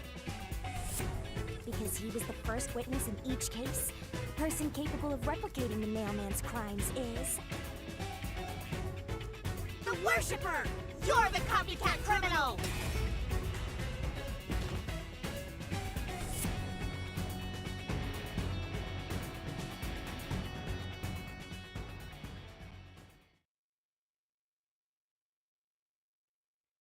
Easy.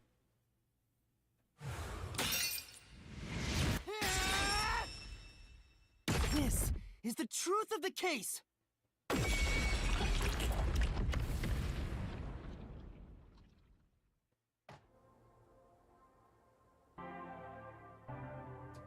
So are there spirits just What's left out that? here to be collected by, Shinigami? It's the truth. The soul of the true culprit who built this mystery labyrinth. Very nice that they worked together to build the same labyrinth. I see. It looks otherworldly, but there's an ominous air around it. Thank you, Halara. I was only able to make it this far thanks to you. What do you mean? I had this thing figured out before we even started the labyrinth. I only kept my part of the deal. You made the right choice hiring me. But I will say one thing. You've taken another step toward being a detective. That much is certain. I, Halara Nightmare, acknowledge you. Thanks, I guess. Really, Halara? You do? Jesus, don't bust a nut over it, Yuma.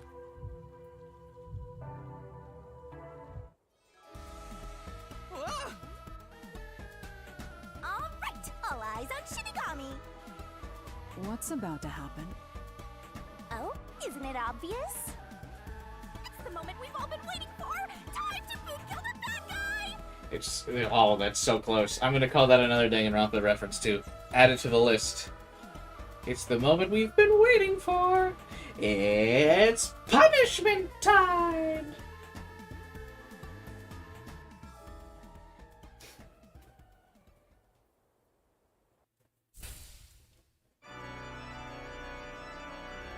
Surging bloodlust. Overflowing despair. Do they have names? No, they don't. The brilliant soul of Shinigami. They're very relevant and serious characters that I care about. Expunge this cursed case. Death to all deplorables. Through to the final mystery labyrinth.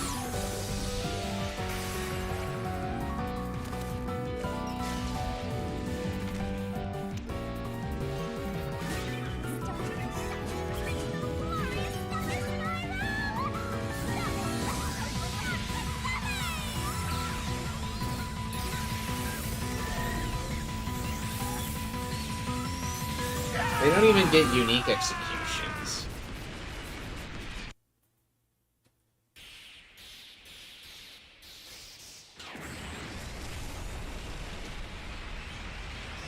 Underneath the explosion, the pyramid is still perfectly fine.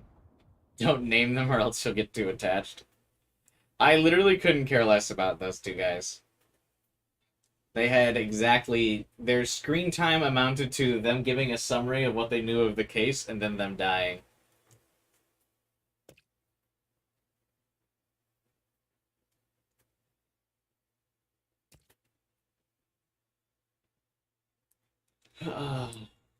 Yeah, I don't know. I'm glad we nailed, like... I called it at the beginning of the trial exactly what happened. I'm glad we nailed the priest and the worshiper being the two killers, but, like, I don't really care, you know? Because, like I said, one of the things that we talked about it also at the beginning of the stream when we were giving, like, the recaps and stuff. One of the things that gets you emotionally invested in these trials of Danganronpa is that they're people that you know and have, like, had an arc with or, like, have had a relationship with, an established characterization, and direct relevance to you as a player. This is basically us fully just being detectives, which I guess is the point of the game. It just makes me less interested in the victims and the killers. We'll see if this remains a trend in the game. And luckily, I do like the detective element. But, like, based on how the views and stuff, it seems like this game is really not popular, and I wonder if this is part of it. Because it's, like, so disconnected from you. It really is just about the detective work.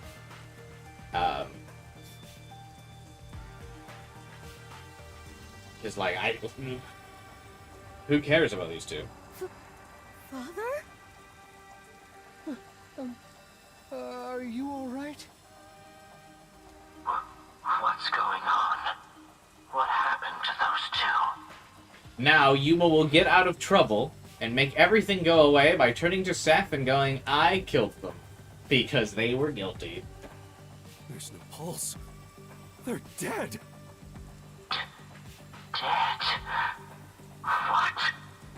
Death by guilty conscience. What? What is this? Okay, so Halara doesn't remember the Labyrinth. I sure worked hard today. Feels so good to boom kill the murderer. So again, this is something I didn't like at the end of the first chapter either, that it really didn't make sense how the culprit dying vindicated Yuma. So, how will they explain it this time? The mystery labyrinth crumbles when you reap the soul of the true culprit. Then, the cause of the mystery labyrinth's creation pays the price by vanishing with it. Right. I knew this would happen, but it still hurts to see someone die before my eyes. Does it, Yuma? What's their names?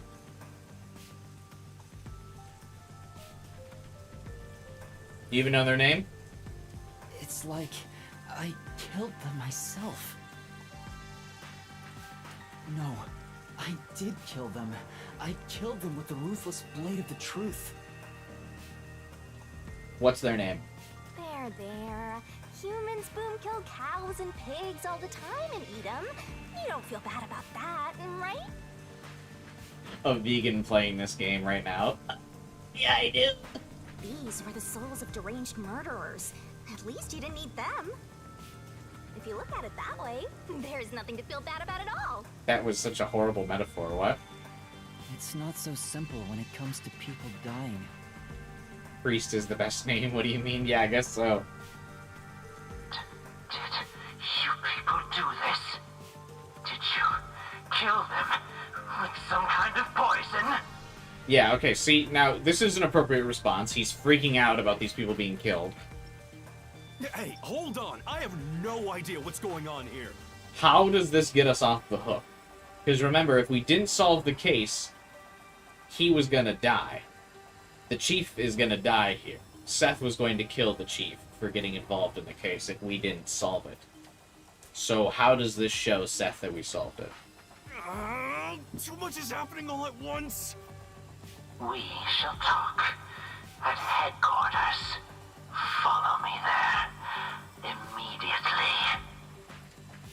just me, or are things more complicated now than before entering the Mystery Labyrinth? Oh, you want help? Are you going to rely on me again? Oh, fine. I can't say no when you ask for help.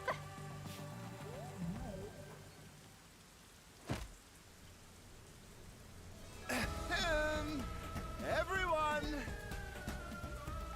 Ah! He came back to life! Sorry about that! You see, I'm actually the nail.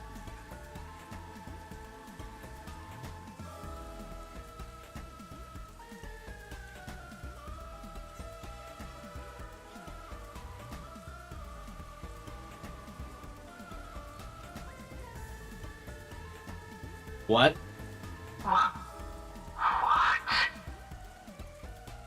These are my final words, so I can't lie. I'm the nail man.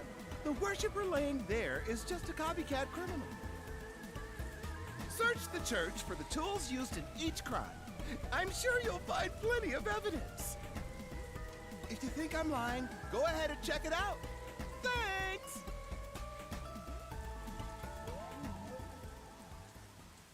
I didn't know you could do that. So.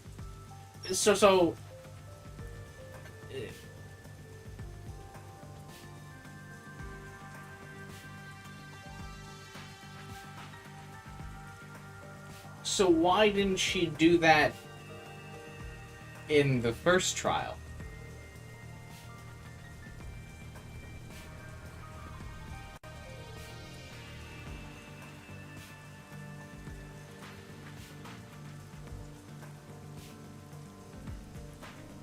Why didn't she just go into the body of the killer from the first trial? But that was a super lazy confession. Will it work? That should do it. We even have witnesses, so this case is closed.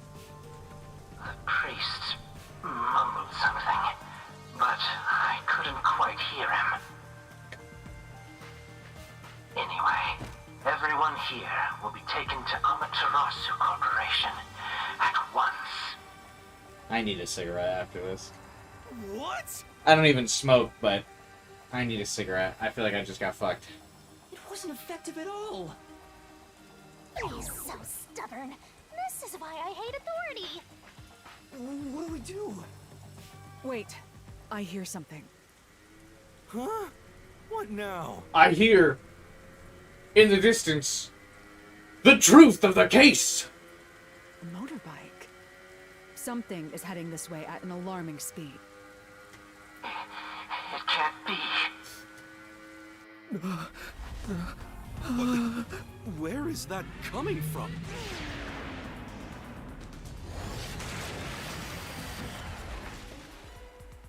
No.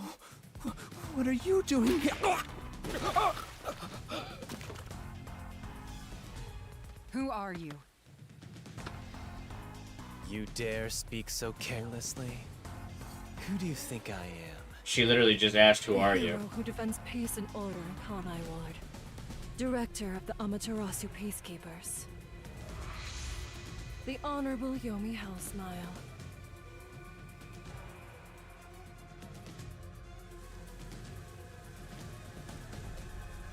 The Peacekeeper's director? So he is the head of the Peacekeepers. Now you know, small fry. Bow down.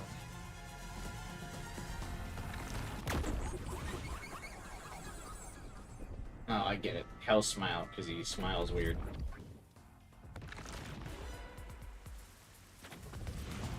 What are you doing here? No need to be alarmed. Benevolent Director Yomi is here to help. She's cute, though. I like her. Oh, excuse me for the late introduction. I am Vice Director of the Peacekeepers, Martina Electro. The Vice Director.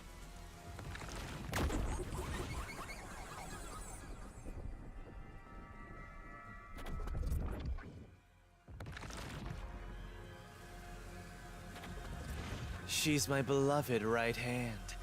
No one else gets to have her. What's with him? Oh, where'd her umbrella go? Master, be careful. This Yomi guy is dangerous. I'm gonna guess they all have superpowers counter to the powers that the master detectives have. They've got like some evil powers. Huh? I've never seen anyone emit such a dangerous aura before. He's that bad? So, Oh, the umbrella's back. brings you here?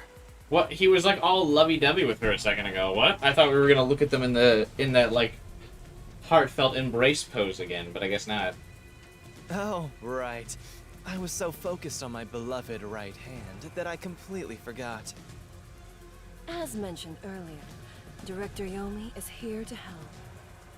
I hear you've been troubled by Seth's unreasonable treatment. Is that right? Huh? Director Yomi, what is going on here?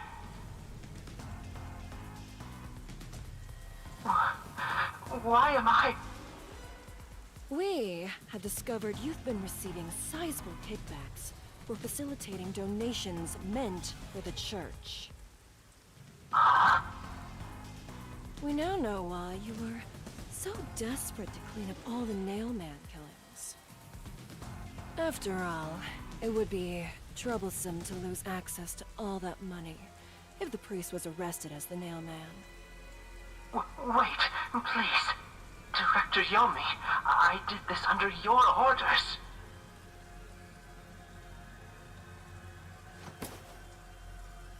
Did you say something? Because I didn't hear a thing. I only did this because you ordered me to. Seth, you make me sad. I'm the hero and defender of peace in this city. My peacekeepers are proud soldiers of that mission. And yet, you let yourself be corrupted. How could you? My neck actually is starting to hurt from the whiplash that's happening in this scene. Seth, for the sake of the peacekeepers and the peace of Kanai Ward, die. Taking advantage of your position as a peacekeeper executive is a serious crime. The punishment must be severe. But...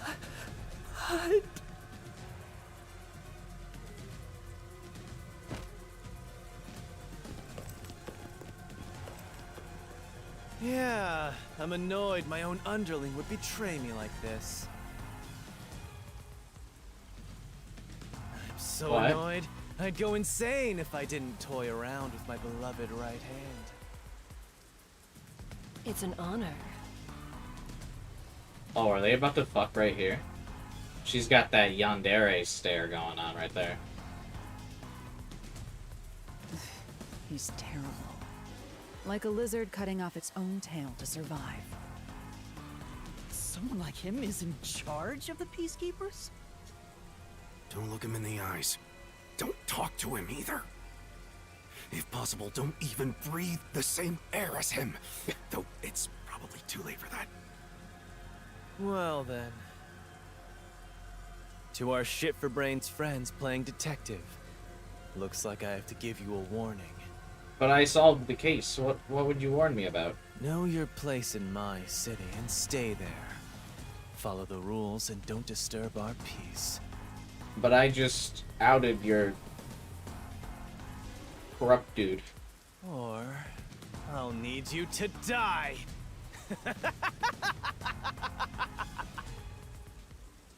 Also, what's his incentive for not killing us here? I'm also failing to understand that. Because if we can figure out that he's the bad guy, and they've already openly killed detectives on the way to the city, and he's threatening to kill us right now, why wouldn't he just kill us here? Because who would arrest him?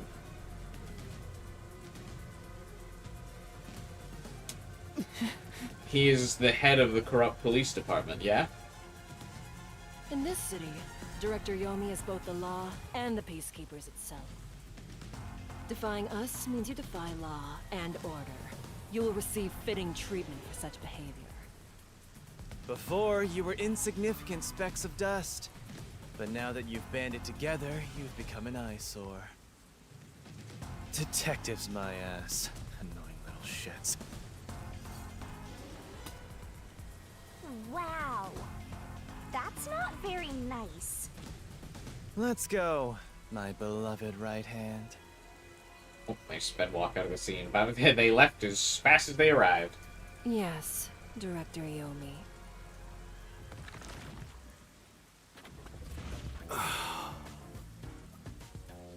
Looks like we've been targeted by someone dangerous. Yeah, thanks to you! One wrong move and it would have been all over. You got that? I'm sorry, but No buts! None! How did this happen anyway? It's true, there are no butts in this game. Halara, help me out. Please explain what happened. You said you acknowledged me as a detective, didn't you? What? When did I say that? Huh? It's such a shame, Master. Everything that happens in the Mystery Labyrinth gets forgotten. So everything about the outside world gets forgotten when you go into the Mystery Labyrinth, but everything gets forgotten about the Mystery Labyrinth when you go back into the real world. There's just like a looping circle of amnesia in this game. what? Halara's memory must have been wiped after entering and leaving the labyrinth. Nothing inside the Mystery Labyrinth can be taken into the real world. Not even memories. But I remember what happened in the Mystery Labyrinth. Unless you have a contract with yours truly, that is. Oh, okay. But I thought Halara and I had finally reached an understanding. But then why was she able to enter without a contract? Memories from up until you enter the Mystery Labyrinth are retained, like the debt you owe for your assignment. That's awful! Hey, Yuma? Are you listening? You better make sure this doesn't happen again. By the way, Chief, our submarine office is tipping over. Are you sure the Peacekeepers didn't mess with it? What? Seriously? I have to go back and repair it. Yuma, help me out. Follow me. What? I'm not a repairman. It was supposed to be time for you to reveal the solution, but we've ended up in quite the mess. Huh? Yeah. This is my first time dealing with the true culprit dying before they could be accused. But I recall how you did your best to try and solve the case. But I did. Huh? You should be proud. Halara. Look, the chief is calling for you. You should go. Right. Thank you. Oh, they gave us a little wink. Thanks, I guess.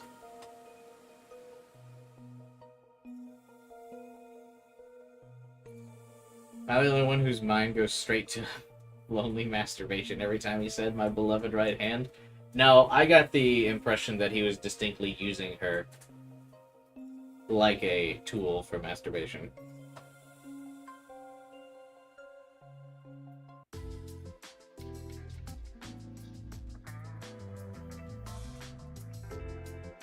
How did we fix the submarine? Are you serious?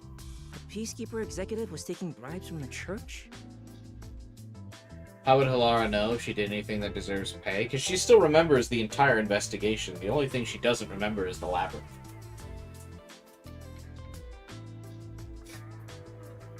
If Director Yomi said so, They don't it would be remember. considered the truth, even if it isn't.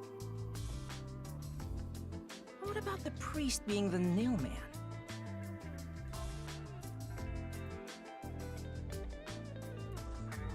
It's going to be publicly announced as the truth. But it was the truth. It appears the priest's strong desire to save others turned him into the nail man. He saw people wishing for revenge as they hammered those nails in the forest, and decided he needed to save them. That was the motive, though it could all be a story made up by the Peacekeepers. But we verified that that was true. So, what about the kitty cat criminal? You mean the copycat? No, I like Kitty Cat better. That one was already publicized as well. They say the copycat did it out of admiration for the real Nail Man. And in the end, he felt so much guilt that he poisoned himself? And none of this really makes any sense. Yeah, the culprit's dying is so weird. It sure didn't look like death by poison to me.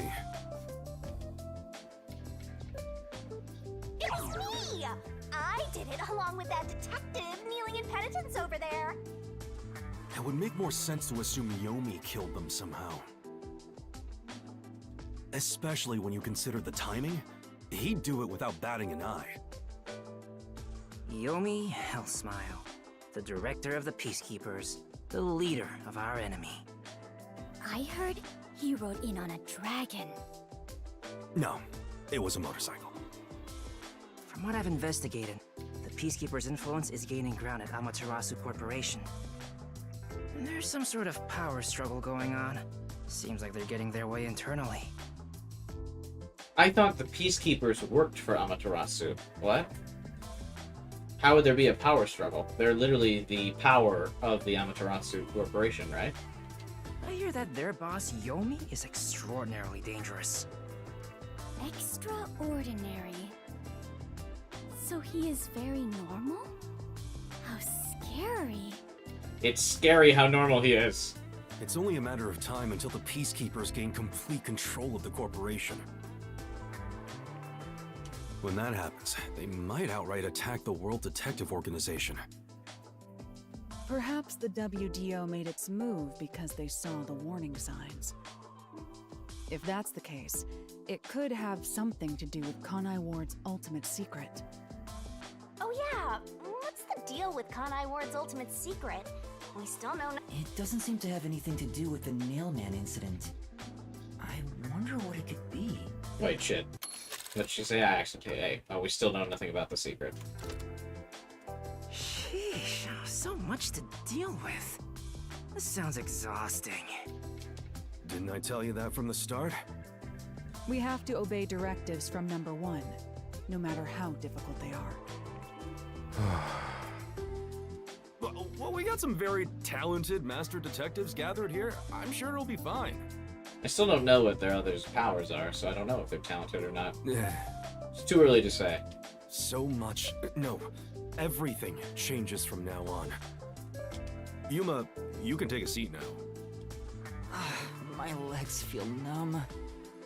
Don't stick your neck out recklessly from now on, for everyone's sake. Got it? Got it. Hey, we worked super hard. I'm so stressed I could die. Oh wait, but I can't die.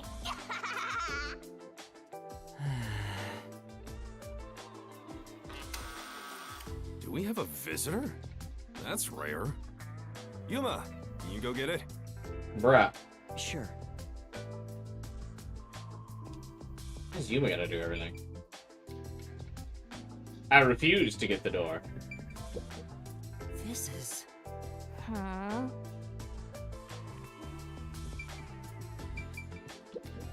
Yuma. Oh!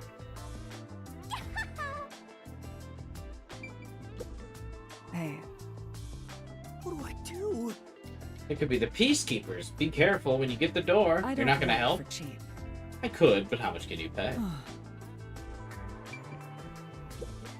I see. Maybe... Do you have an idea of who's at the door?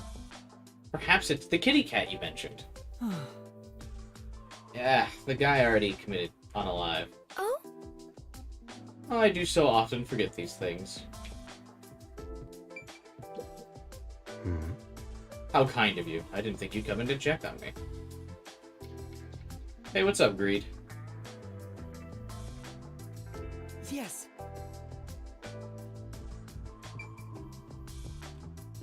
No, unfortunately, this is not the Mr. Beast stream.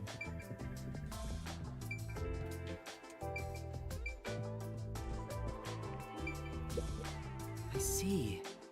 But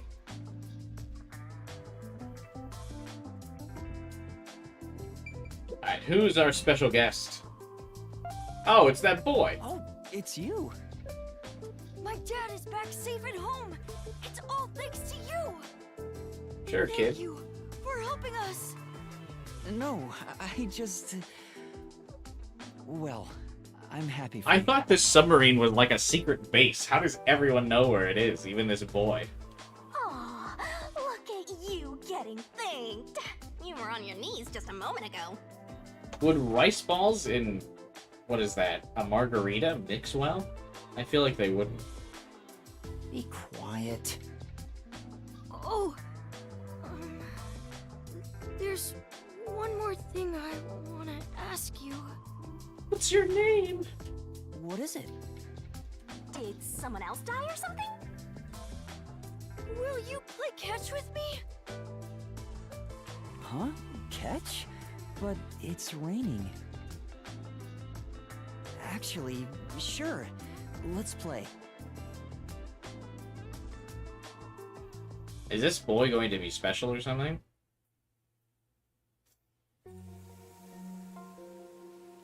The unending rain.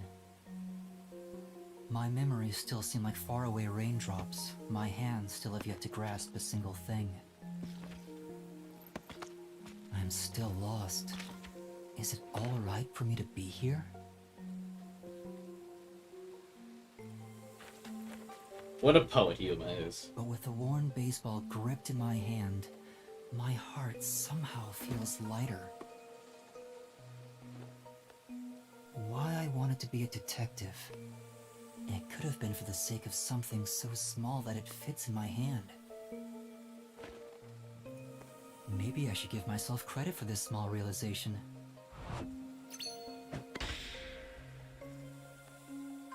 So, for just a bit longer, I think I'll keep pretending to be a detective.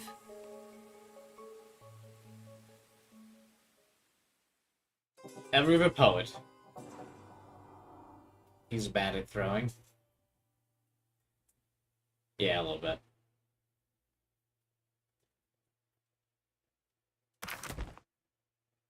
I mean, I guess he's just tossing it.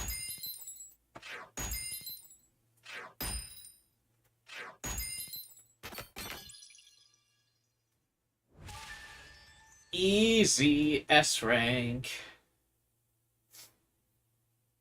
I wonder, do you get judged on stamina based on percentage left or number left? Because if I got the stamina upgrades, would it be easier to get the S rankings?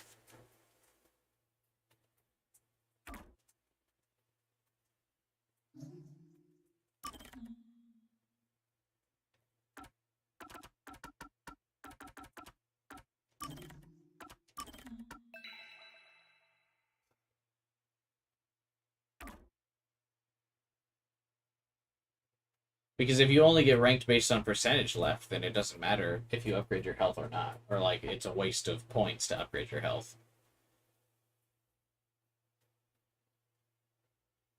Actually, do the rankings even matter? Do you even get anything if you get, like, double S rank? I got S rank and it didn't look like I got anything. I guess it doesn't matter, really. I also remember the ranks being kind of difficult in Danganronpa class trials. We've gotten an S rank in both chapters so far. Chapters 0 and 1. Unpainted faces in uniform by the window. A high school girl is about to be murdered. This isn't the real me.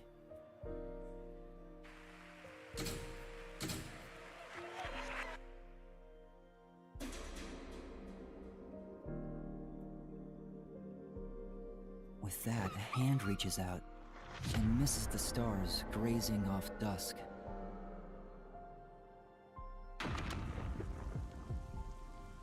In the shadow of the school after class lies the remnants of everything someone has lost.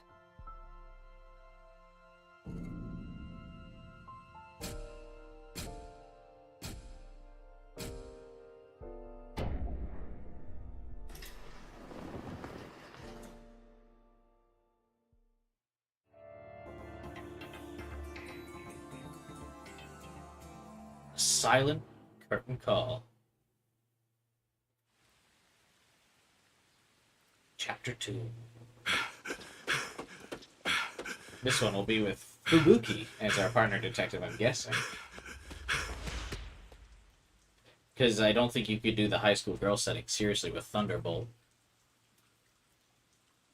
And Viva seems like the one who will be left for last.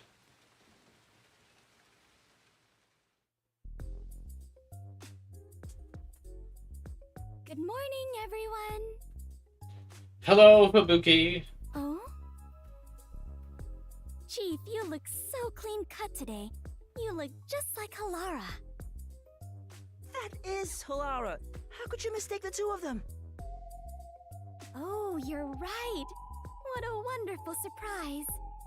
What happened to Halara's chair? The chief was gone by the time I got here. It's way past our meeting time. What a hypocrite! You guys were way past the meeting time last time. What is that old man doing? He always nags others when they're late. The chief suddenly went missing. According to my deduction... Please don't deduct things, Shinigami. You are not smart. His chopped up corpse will be shipped here in a cardboard box! That's horrible. I think literally every one of Shinigami's deductions has been wrong. I don't think she has ever said anything correct.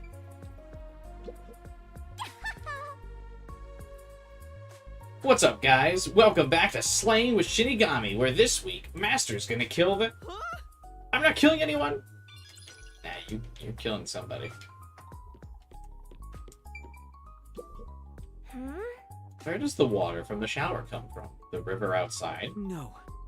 He must be purifying it somehow, right?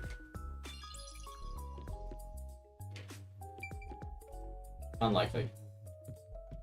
I gotta get all of my points here. Aww.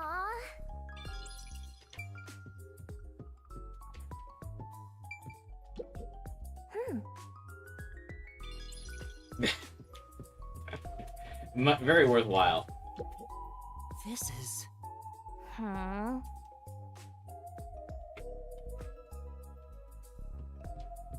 I need my detective points, though. I see.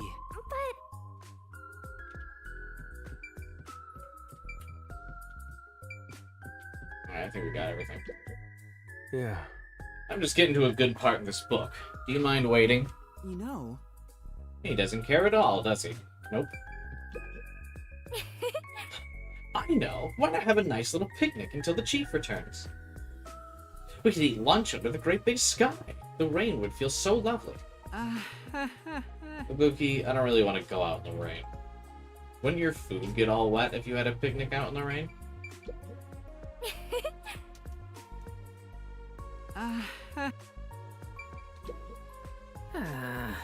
Ibuki's such an airhead. But that's what makes her so cute! Oh no. This guy really looks like he's gonna commit a crime one of these days.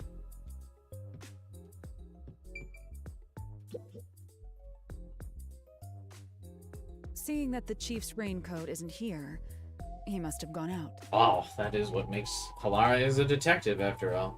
The desk drawer is slightly open, and the loose change inside is gone. It wasn't a significant amount of money, just enough to do some shopping. Considering that the refrigerator is empty, he most likely went out to get breakfast. That's correct, Halara. Chief Yako said he's grabbing breakfast before everyone got together. He asked me to tell everyone, which is why I just did. You mean after everyone's been waiting here for so long? Why didn't you tell us earlier? Oh, so no chopped up corpse then. You're so perceptive, Halara. With my logic, anything is possible. Whoa! You are like a real detective. Everyone here is a real detective. Well, there is one trainee who wandered in here. What a jerk! I'm the only one who's allowed to pick on Master. One of these days, I'll get back at that shorty detective. I'll turn him into a wax doll or something. I like that the confidence he has in Fubuki being the detective. Even if he's a trainee, he's still a detective. We don't discriminate here. What, you're on the rookie side? He's a trainee who doesn't even have a detective deed. No way am I gonna recognize him as a real detective. And the chief doesn't have a deed either. Right, Vivia? Huh? Oh, there's no need to worry. I ate breakfast before coming over here. The guy who won the popularity poll on my channel, by the way. You're not even listening. I wonder why the chief is taking so long. Maybe he's in line at a stall for some meat buns. He's always eating that stuff. It is Kanai Ward's specialty. Adults and children alike seem to love it in the city. Going to be mind control substances in the meat buns. I have witnessed people line up at the meat bun stalls in both the Kamasaki and Gima districts. Everyone looks so gloomy around here because they eat that crap like a bunch of country bumpkins. Hey, rookie, go make something for the chief. You're good at cooking, aren't you? If the chief's not here, why would I bother make anything for him if he's going to go buy food? That's a dumb conclusion, Thunderbolt.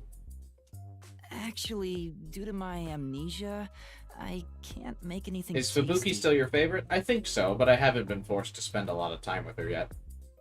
What? Oh, you're useless, rookie. I'm the only one who gets to call Master useless! Jeez, everything about this town is so dark and gloomy. It's making me go insane. I step outside and I get rained on. All I hear are raindrops. There's no good music anywhere. Oh, I know. What this town needs isn't truth or justice. It's high-quality entertainment. That's where I come in. Like my streams. It's time for me to blow some minds with my debut. Debut? I'm a singing, dancing, superstar detective. My beautiful voice will echo throughout this town. I'll show him what true entertainment looks like. I'm just doing this to breathe some life into this gloomy city. Not because I want to pick up chicks or anything. No one asked, and he's already making excuses. Such typical behavior for a liar. Where'd Shinigami get the ice cream from? Oh, that reminds me. I just wrote a new song. I'll grace you all with it right now as a special treat. Oh, come on! You always have the worst timing! These morning chases are killing me. What? Well, we were just about to go on a picnic, too. I suppose it'll have to be postponed. Huh? She's kidding, right? What? Her expression is completely serious. It's a serious face of absolute seriousness. Looks like there's something going on here. Huh? He's finally here, but now it's so noisy. What? I get it. He was trying to be fashionably late. It really doesn't seem like that. Yeah. What's up, Yuma? Would you like to read something? This guy smells like a nerd. Let's get away from it before you turn into one. I'm sorry. Maybe another time. I see. This chair's not bad. Why aren't you fancy? Okay. What happened, Chief? Halara's chapter is over, which means we don't need any more insight from her.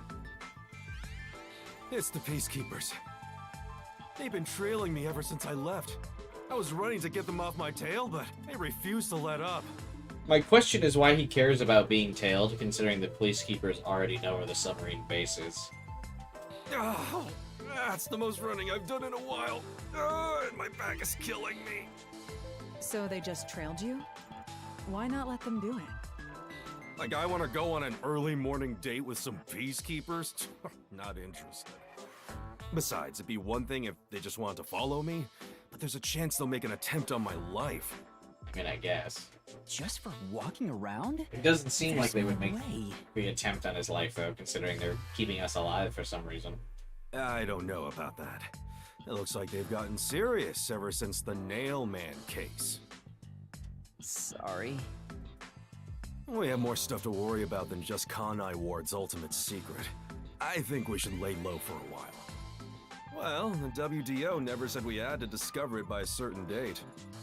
Let's lurk in the bottom of the river until things settle down. Hey, yeah, that's for the best. Let's go with that. So passive, as usual. While we're hiding, we could lose what we've built here. What have we built exactly? No, it's not my style to just wait for the opponent to make their move. I'm taking the initiative. Hey, hold on, Halara! Where do you think you're going? There's something I want to look into. There's no need for concern. No matter how many peacekeepers come after me, I'll be fine. I guess that's that. Halara will be fine. I just don't want to get dragged into any trouble. Jeez. Master detectives are all so selfish. This guy sucks. We can hear you. Well, good. I hope you all learn some self-restraint. Should I go keep an eye on Halara? Just to make sure no fights break out. You, Fubuki? That'd actually make me more worried. That's a great idea. Yes, Fubuki, please go team up with Halara. Roger that. Off I go. What? The exit is over here. Are you sure sending Fubuki is a good idea? Despite how she acts, Fubuki has one of the strongest powers of all master detectives. Okay, yeah, here we go. I called it. This is Fubuki's chapter because we're gonna learn her ability. She'll be great help in times of trouble. The strongest? Is that sheltered skink really that amazing? She sure doesn't look it. Well, I'm sure she's so dumb for her to be a detective. Her power must be OP, or else she wouldn't figure anything out. Time for us to go to. We need to find some girls that, clues. I just asked you to show some self-restraint. Oh, don't worry. I'm the ultimate master detective. I won't cause any trouble for you. The ultimate... Oh my god, he's the character. Are you sure? What? I'm not so weak that I need some rookie worrying about me. My powers make me the best there is in deceiving prying eyes. Not even the Peacekeepers stand a chance. Deceiving? Oh, fine. I guess I'll put on a special show just for you. Oh, never mind. Is it a Thunderbolt chapter? 1 minute.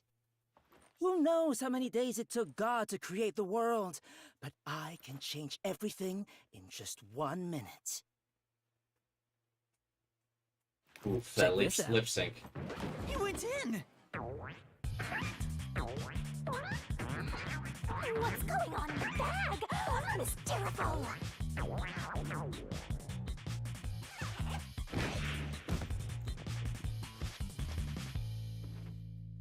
Ta-da!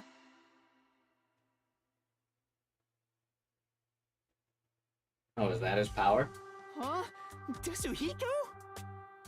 Wow, you totally look like Chief Yako. Master of Disguise? What do you think? The perfect disguise, huh? Mastery of disguise is my forte. And your voice, too. I didn't think your disguise would be so good. Really? I think I'm far more handsome than that. My backpack has tons of different tools inside. Using them allows me to disguise as anyone pretty much perfectly. Isn't there another detective that's like the Master of Disguise? What is that? What's that from? Master of Disguise.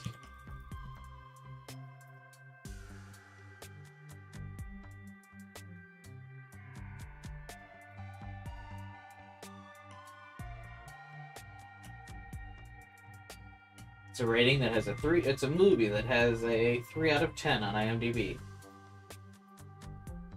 Oh yeah, I remember that. It is like the detective. It's that guy that dresses up as the turtle.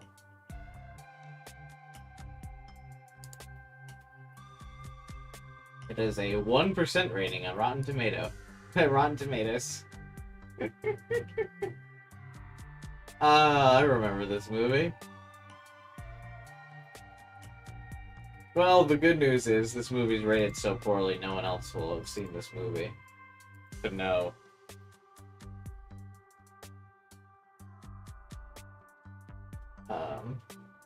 That it did so bad.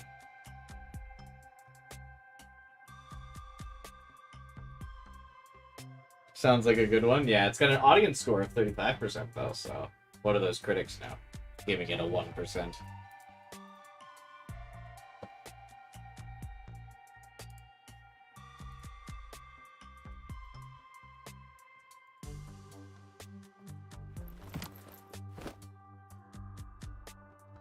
And there you have it.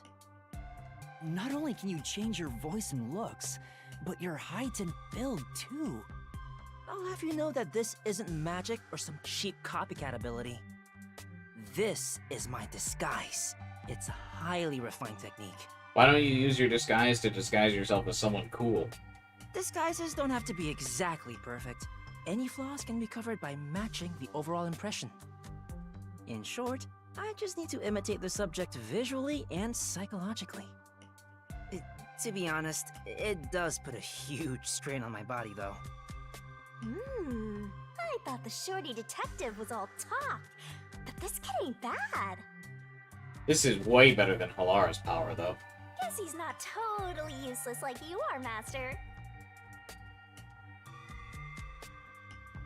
So you get it now?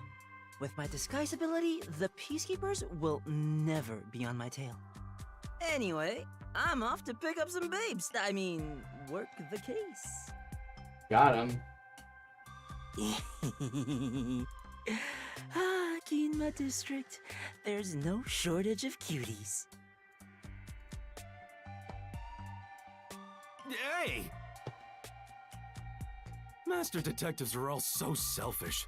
The WDO needs to teach them cooperation. Cooperation? I'm sure Halara and Desuhiko are confident working alone. If I want to become a detective, I have to gain the same I like that he confidence they explicitly have. leaves out Fubuki. When talking about people's confidence, he's like, yeah, not Fubuki. But it feels like I'll never get there at this rate.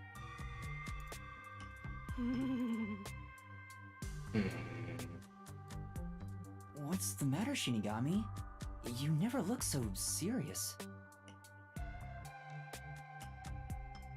I just realized something. There's so much you can do if you can disguise yourself as anyone. Shouldn't the Death God be able to do that? Like, you know, everything. You're thinking about something awful again. Awful? I just have a bit of a mischievous nature is all. How rude!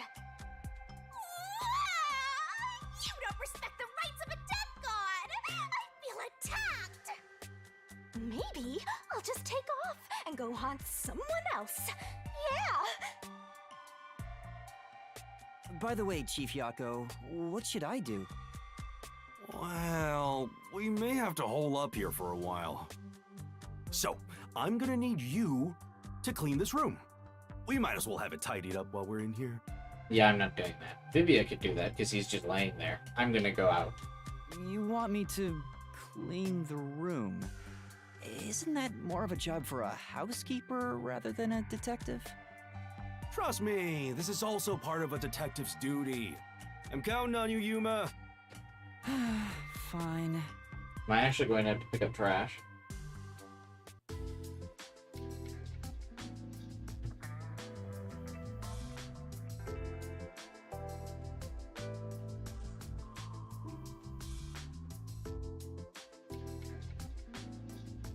Excuse you? Hey, Gas Trasher. Anyway, I didn't expect the Peacekeepers to follow us around just for walking outside. Now it's dangerous to go out. Oh, why did I even come here?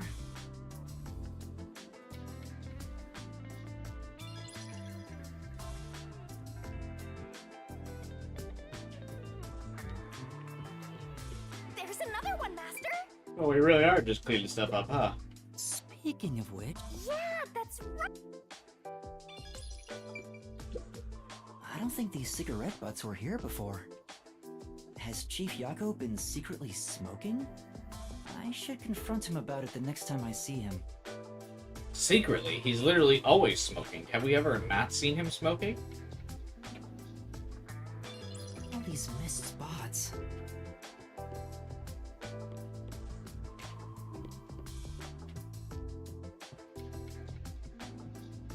Don't slack off.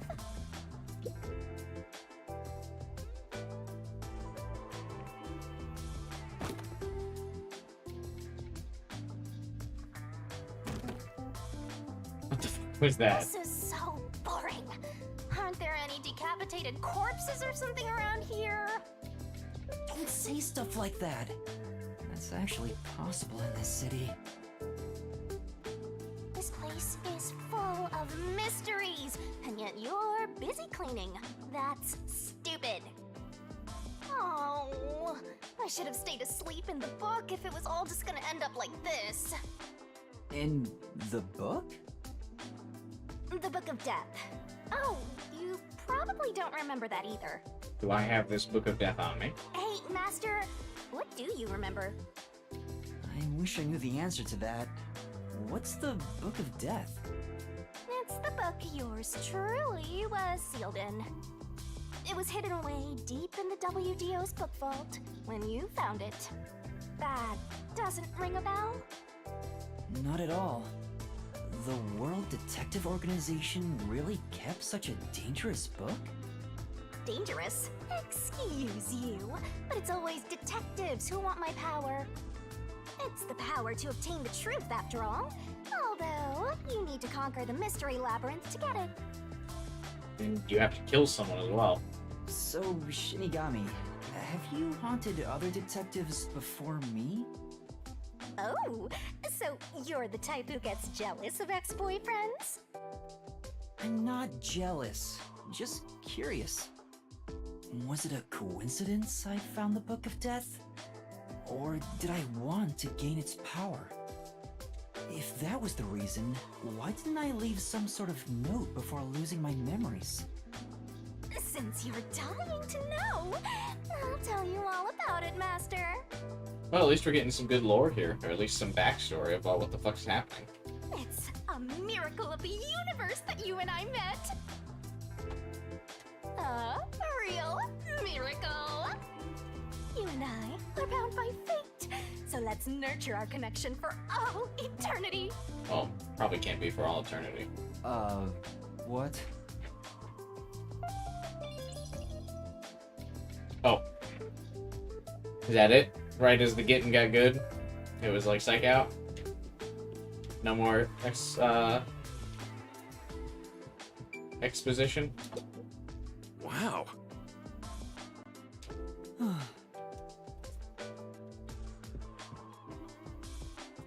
Alright, Vivian, what the fuck are you doing? Oh, sorry. I'm in the way of your cleaning. I don't know about the others, but I agree with hunkering down at the office. Only truly cultured civilizations develop in a way that permits immobility. Hence the phrase, armchair detective.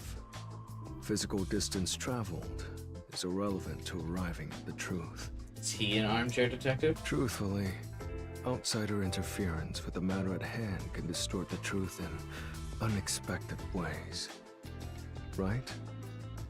Right. He's still not moving. Vivia must be really lazy. You got that right. Oh no! What happened, Chief? I was so busy being chased around by the Peacekeepers that I forgot to buy food. We won't last half a day in the river like this. Plus, I can't think straight without some food in me. Oh, here we go. We're about to start talking about food, and now I'm gonna get hungry again. I'm getting dizzy from hunger. I'm gonna pass out. That's a bit dramatic. I have no choice. Yuma, I've got a special mission for you. Go and buy some food. This is our most crucial mission since the establishment of the Nocturnal Detective Agency. What kind of food? But isn't it dangerous to go outside? I don't have a way to protect myself, like Halara or Desuhiko. Well, it should be fine. Just do some shopping and come straight back. Please. I need those meat buns they sell in Kamasaki District. They sell the meat buns everywhere, bro. Gima District has meat buns too, but the ones in Kamasaki are cheaper and taste way better. Do they taste way better because they're better, or do they taste way better because they're cheaper? Chief, you're so incredibly selfish. I think the timing couldn't be better. Let's get out of this cramped space. I want to see some fun corpses. I hope someone's gone off and murdered somebody else already. Come on! Everyone only cares about themselves. Alright, fine. I'll go and buy some food. But don't blame me if I end up getting dragged into trouble. Nope, can't have that. Keep your head down, alright? Are you really just gonna give me the money to buy the food?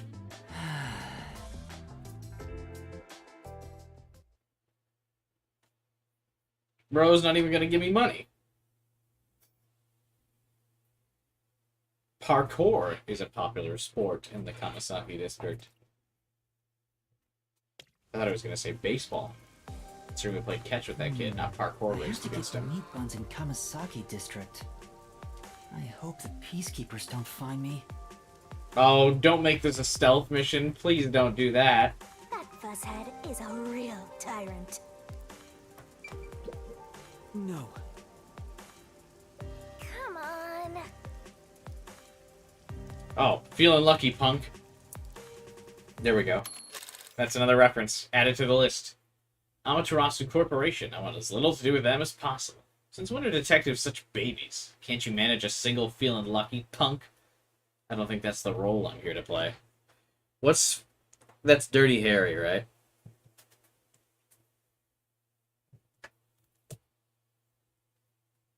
Clint Eastwood.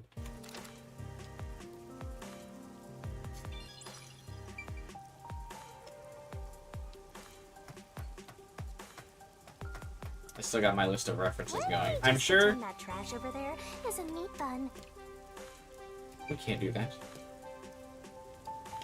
I'm sure there's some references that I've, like, not even caught that are still there, but the list is getting pretty long. Oh! There's a lot of trash. I wonder if this gets picked up. Well, Maybe they're not collecting it because Fuzzhead's behind on his bills. That's possible. Maybe you just throw it in the lake. Easy.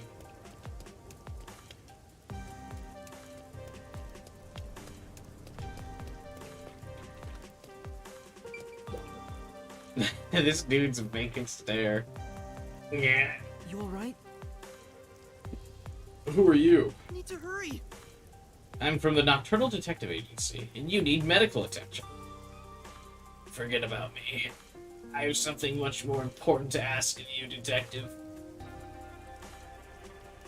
In order to expose the corruption in Kanai War, I was looking into Amaterasu Corporation.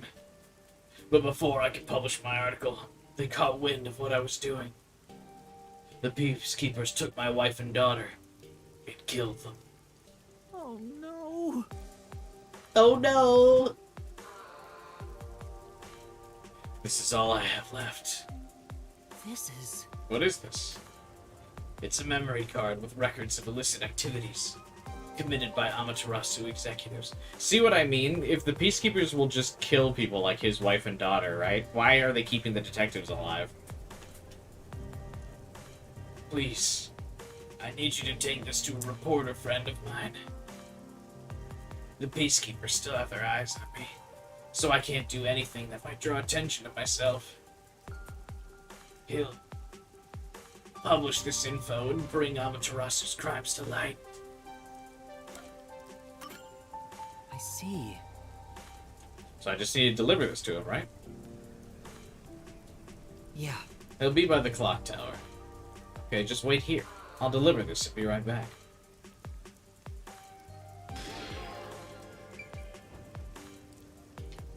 Plot armor? Yeah, I guess. It's that dog again.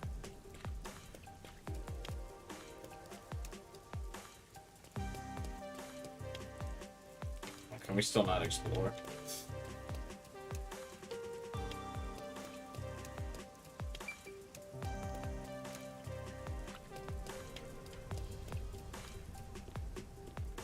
So how's chat doing?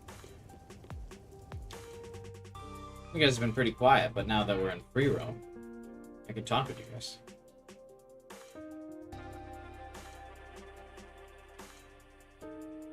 The culprit is not among us. One of the popular plays performed at the theater club. Unique in that a culprit lurks within the audience. Oh wow, there is just straight up an Among Us reference. Let's just add that to the list.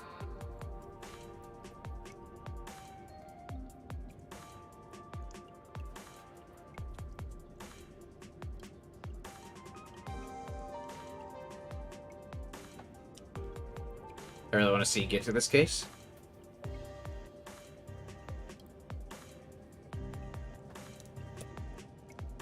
How am I doing? Yeah, no, I'm doing alright, man. Let's go buy those meat buns, Master! Doing better, I suppose. I'm doing alright. How are you, Taku? After you're just meditating over there.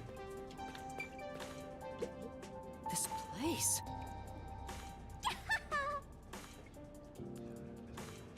They don't sell food at this convenience store right outside of this, our thing, huh?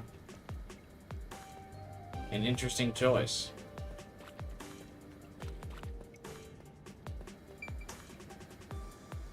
Pretty sure I already did this.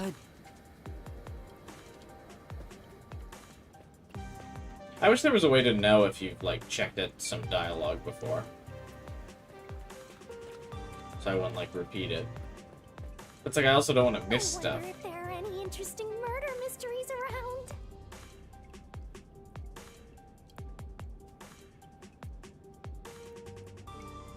An interesting advertisement.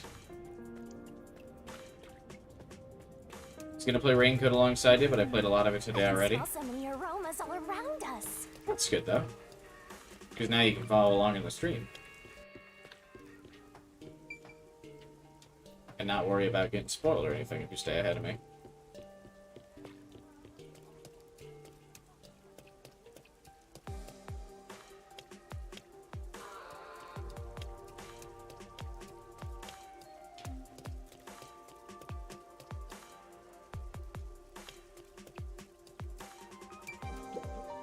I knew it.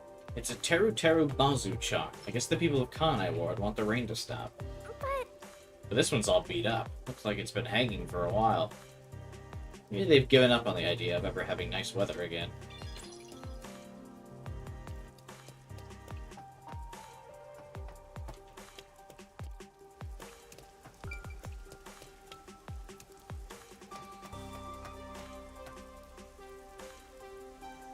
What language is this supposed to be? Is it like Russian?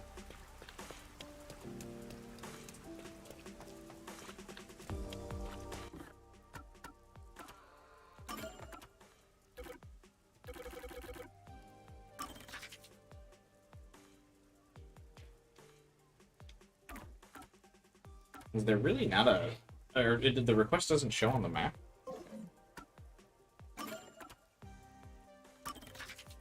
Oh, maybe it's on one of the other floors.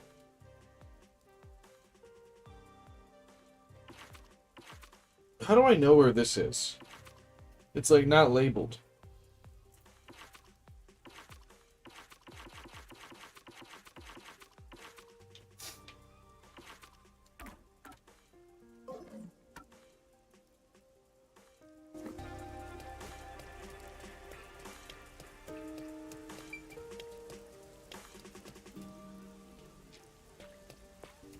Confusing. I think it's upstairs. Weird. Wanna fight? It'll pop up on the minimap once you're on the right floor.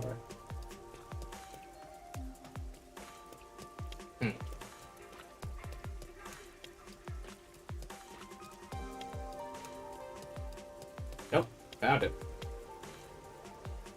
Hey, it's the servant. Hmm? Isn't that the servant from the church? Looks like you're pretty loaded there. Care to share the wealth? I can't. This money is very important. I'm not telling you to give me all of it.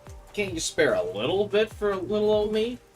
But just shut up and give me the money. No way. The servant seems like the last person you'd try and mug. He's so big. Who the hell are you? Maybe you should mind your own business. It's Naruto. What do I do? It's the best way to handle this situation. You mind? Could I join you? No way. What? It was just a joke, you know, to relieve the tension. Don't screw with me. You want to get messed up too? Ah! That was bad. I shouldn't joke around with him.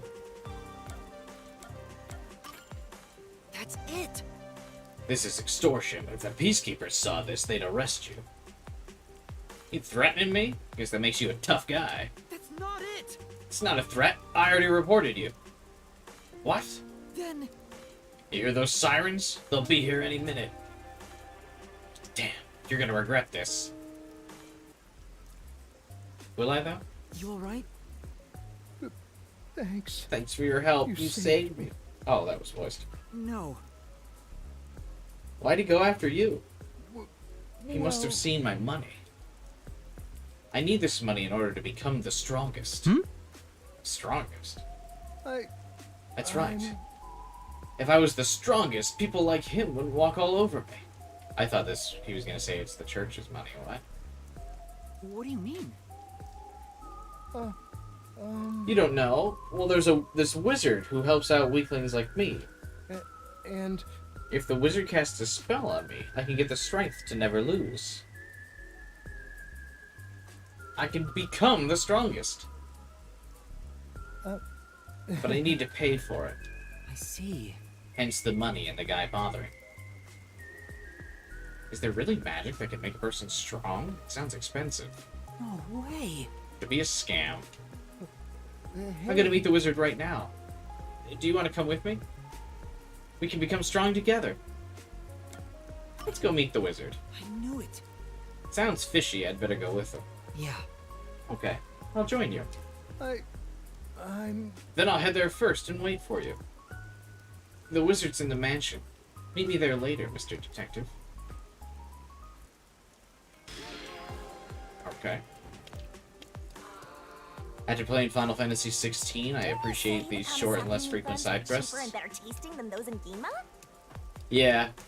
Sometimes in RPGs, side quests can get out of control, especially because side quests can usually make you overpowered too quickly. But then again, if they don't make you powerful, what's the point in doing them? I guess in this game, it's just for the humor, though.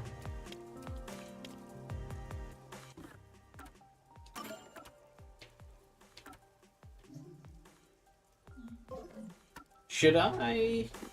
Let's just walk over to the Ginma district, I guess. Gotta see if I can find those secret collectibles.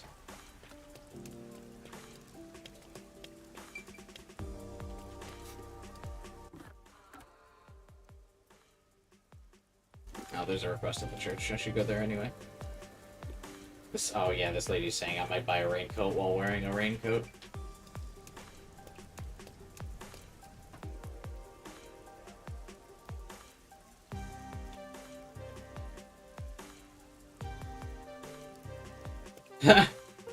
Waiting for Goku. Alright, so that's a Dragon Ball reference. Add that to the list.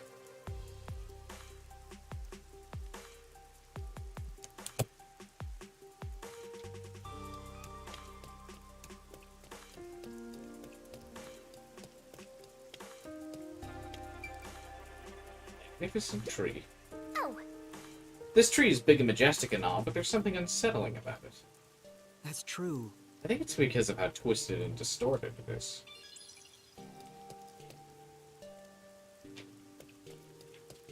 I wonder, can you find all of the, the collectibles at this point in the game? Like, if I'm just wandering around the map? Because I'd like to edit those videos together of all the different, like, dialogues from the collectibles, but I don't know if you can find them all already or not. This church feels like it's lost some spirit, while it just lost its priest. It's kind of desolate now.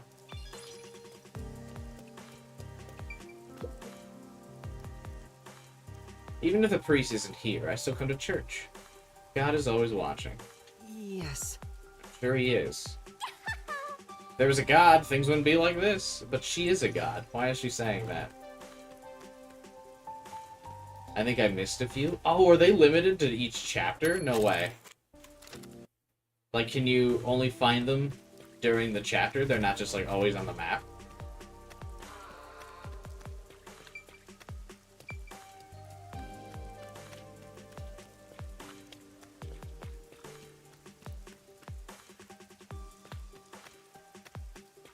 Wild, if true. Alright, nun lady, what you got? Hey, it's been a while. Hey. You came at a damn good time. You need to take responsibility. Huh? Oh, did I get you pregnant? Take responsibility? What are you talking about? You. The priest went and died, so now the church might get closed. But the priest was the nail man. Huh? Who gives a damn? The city's isolation means no replacement's coming. There's no one else qualified to be a priest in this city? Hey. So you're taking over. Go listen to everyone's problems at his place. Huh? Listen to everyone's problems? Yeah. I don't want to do that. Why don't you do that? Damn straight, that whack job of a priest used to walk around town and hear out everyone's gripes. Seems like it was pretty well received, though. All this rain must make people whiny and depressed. Why don't you go do it then? Hey. Does it look like I know how to do that shit? I can't, so it's on you. Huh? But I can't do it either. I've never done that. Don't make me kill your ass. Quit whining, just go do it. Oh no. All right. Hey. Make sure you do it right. Do a crappy job and you'll have to answer to me. You're so mean. I don't like this nun lady.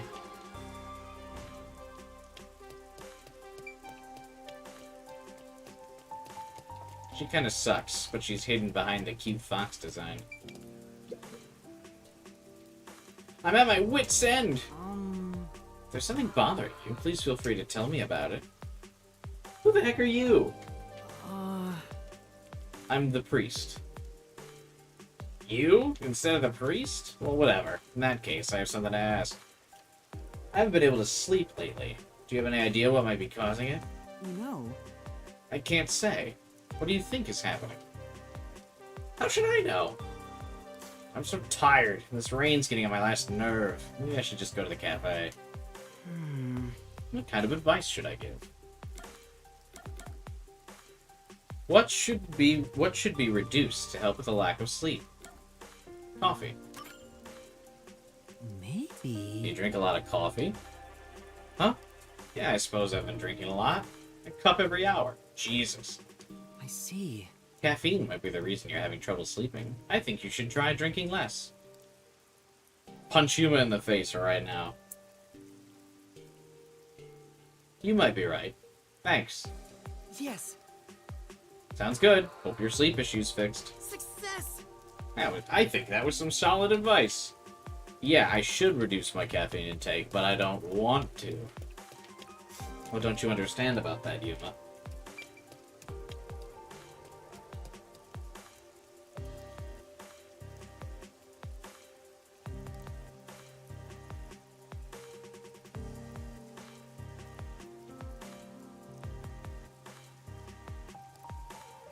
How much caffeine do you guys take per day? I usually have like 2 of those V8 energy drinks. And then I usually have like 3 of them actually. So that's like 180 milligrams of caffeine.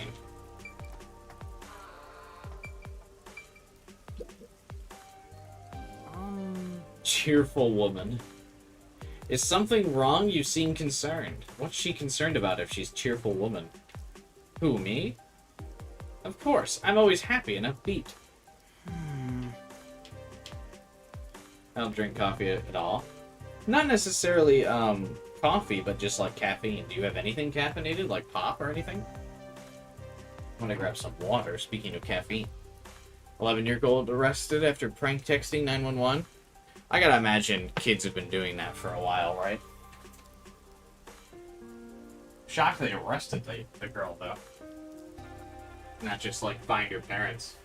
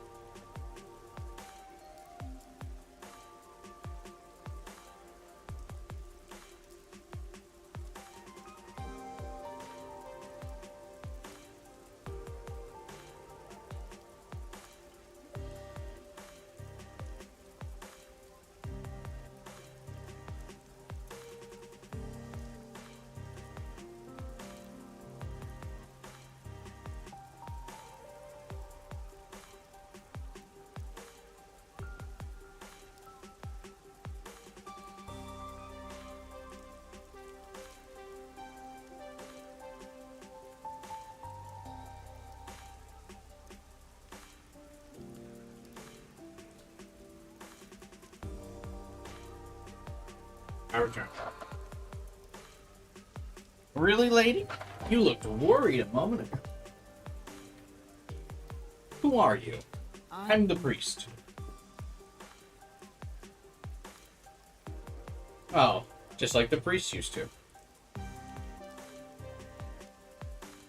But you don't have to worry about me. I don't have any worries. Well, okay then. Bye-bye. What does that mean?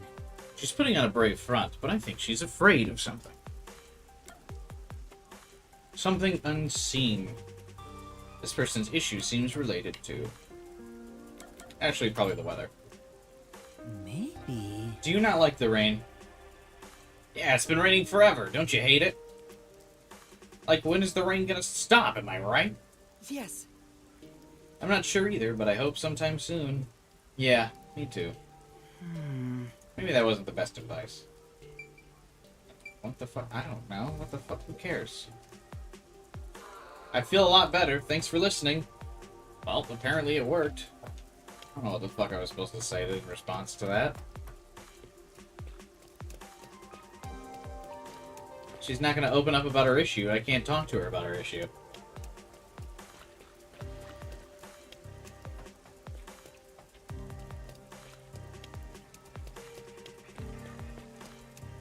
I ain't your therapist. This, like, the four-leaf clover thing. Or bar. What should I do? Something bothering you? If you'd like, you can tell me. Thanks, but who are you? Oh, I'm the priest. Well, I'd appreciate having someone to talk to. I'm concerned about my future. I want to be a hero. Huh? A hero? Ever since I was a kid, I've always looked up to the heroes you see on TV. I see. And in comic books. I want to be an ally of justice. What should I be doing to make that happen? What kind of work can help fill people with hope and inspire them to chase their dreams? What kind of profession would be best? Detective. Yeah. A detective? Well? What if you tried becoming a detective? What's a detective? Huh? Huh? Huh? And that's what happened. Detectives save people by unraveling mysteries and bringing the truth to light. That sounds great, but how do you become one? Actually, I've been wondering the same thing. Well, I'm interested though. I'll look into it. Thanks for hearing me out.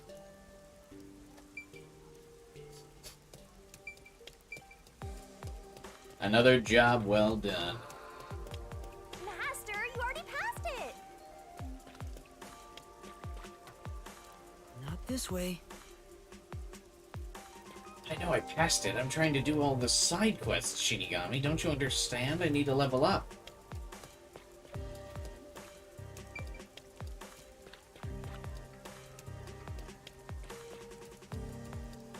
XP could be lurking around any corner. We need to find cover from the rain once in a while. Isn't she, like, not tangible? Shouldn't she not care? How did I end up back this way? God.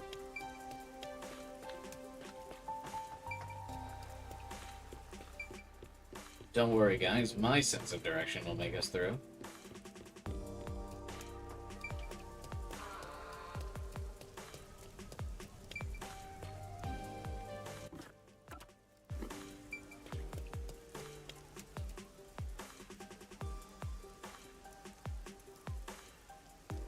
Bear away at the bound of the world.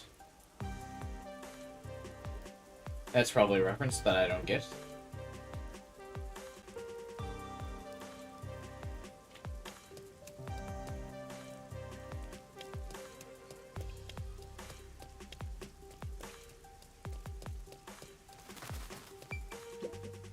Oh!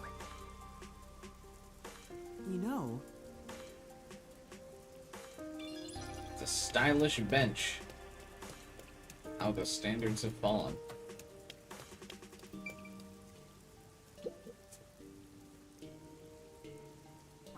Oh, what should I do? What's the matter? I'm currently facing the biggest crisis of my life. My girlfriend and I are seriously thinking about marriage, and her birthday's right around the corner. The problem is, I don't know what to get her. Uh-huh.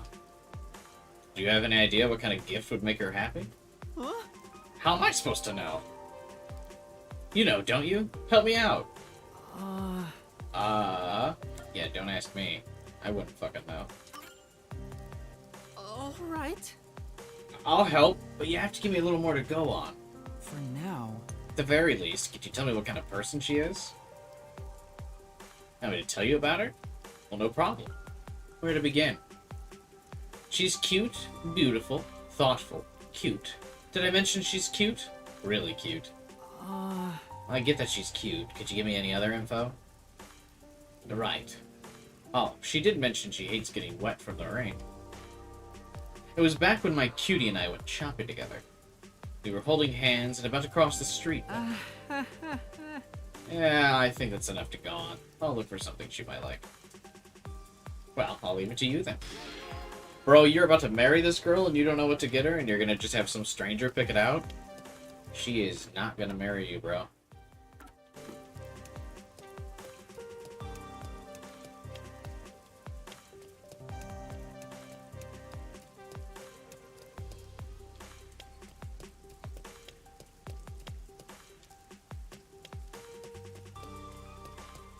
I guess I'm not a big gift giver myself.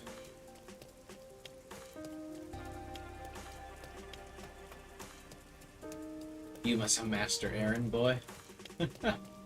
Pretty much.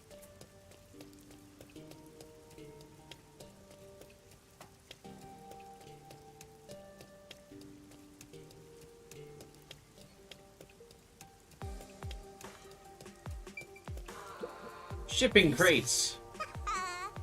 They're filled with corpses. At least I hope.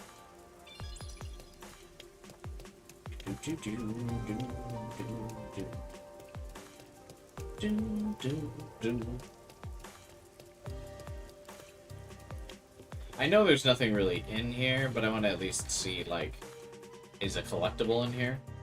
Because then we would know if,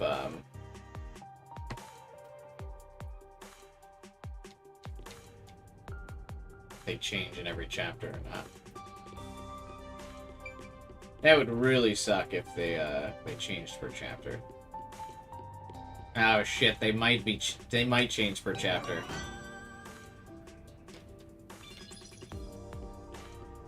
Oh no. Because I'm pretty sure we've been here before.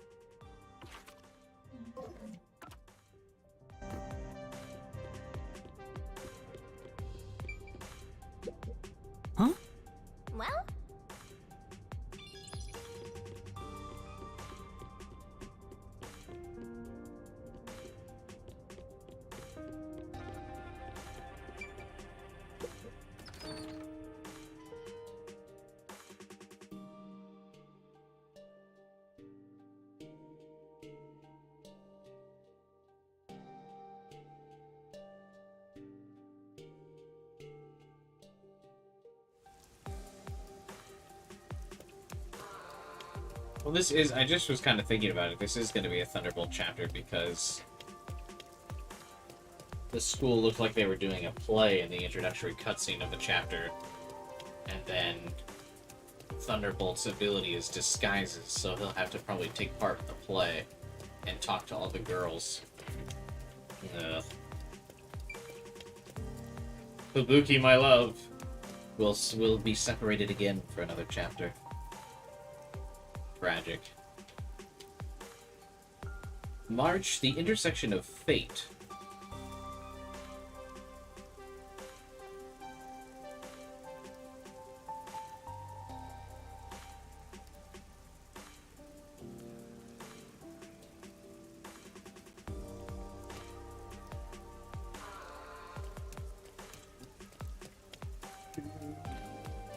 These loading screens? Yeah, the loading screens are pretty rough, dude.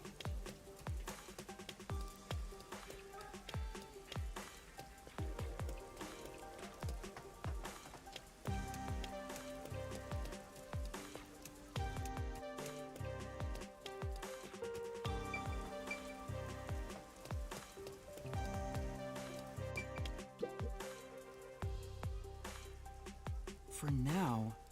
If she doesn't like getting wet, then rain gear might be a good gift. Which one could it be? Should I go with a raincoat or an umbrella? Seems like you're having trouble deciding. Can I help you find something?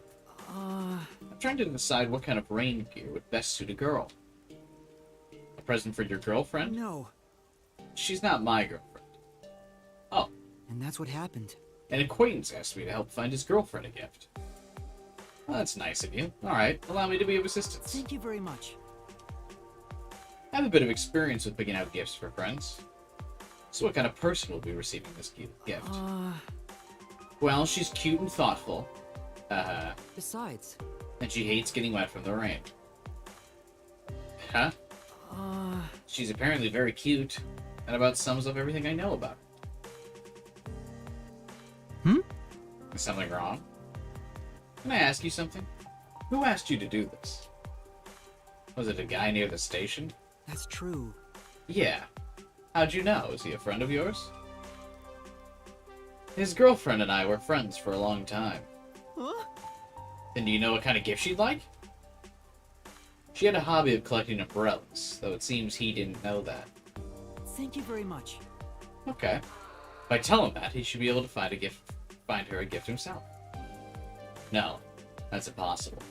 She's dead. Huh? Dead? Yeah, it happened a while back. I can't believe during one of these requests they actually cut the music for a serious moment, but... They were crossing the street holding hands when a car flew through the intersection. She pushed him out of the way and the car hit her. Oh no! I think he's still having a hard time dealing with what happened. Oh, that's sad. What the fuck? Since the accident, he's been waiting for her at the station. It was the last place they met. I've tried talking to him several times, but he never seems to accept it. Sorry for telling you all this. I should go. Hope you don't mind this trauma dump. See ya. No.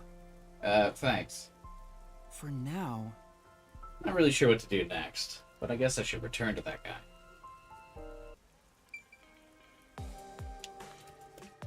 And what? Be like, wake up! Your girlfriend is dead!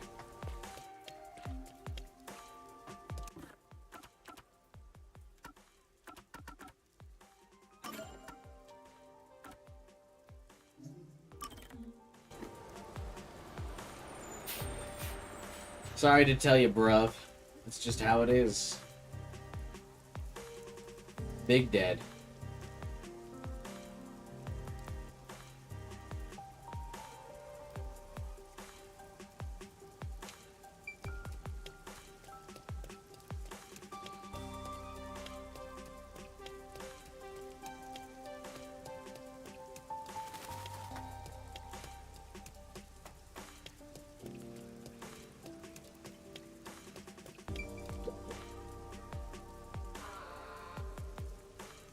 Oh, you're back.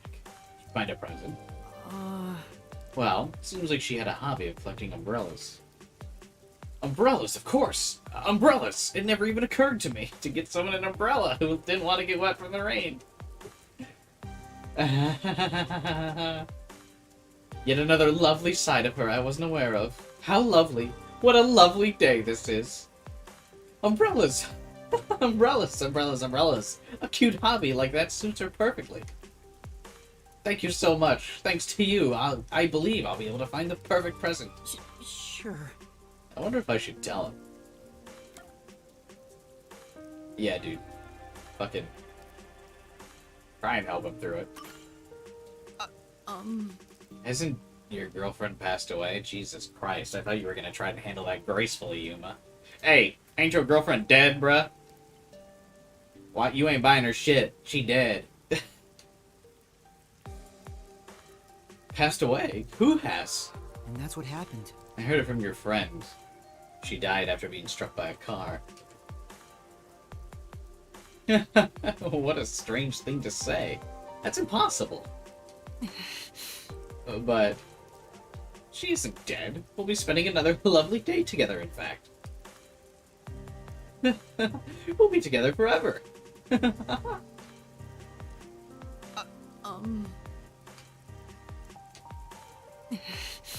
Maybe it would have been better for him if I had just kept quiet.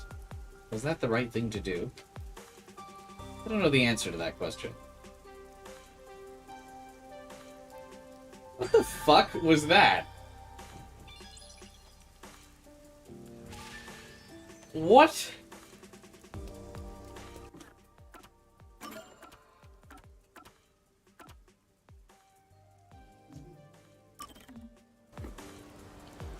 Did you like what? Did I like doing that request? No.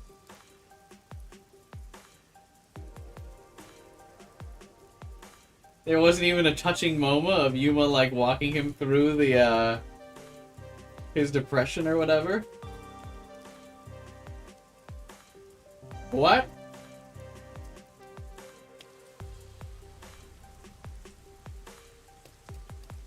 There was nothing.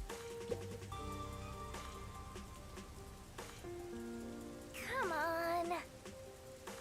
Huh?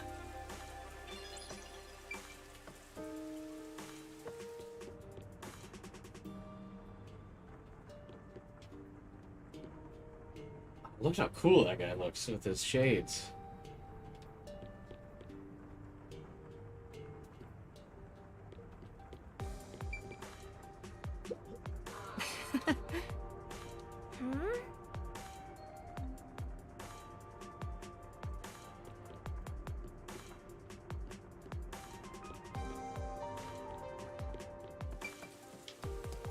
I can't believe that quest was like abruptly depressing for no reason, and then we didn't even solve anything. And then the game actually suggested we should have just let him like fucking cope by deluding himself. What do I do? You seem pretty troubled. What's wrong? Who are you? The priest. Then hear me out. I work for Amaterasu Corporation, but there's a problem at work. What happened? I was supposed to meet with a shop owner today, but I don't know what I'm supposed to go to.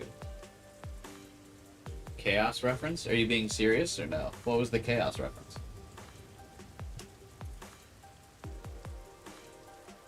My coworker gave me a memo, but it only has the number 6137 written on it. I can't get a hold of my coworker right now either. What do I do? He wouldn't just write random numbers. There's no shop called 6137. What am I supposed to do? Which shop should I go to? Please tell me. In that case... Based on the information, I can decipher from the memo.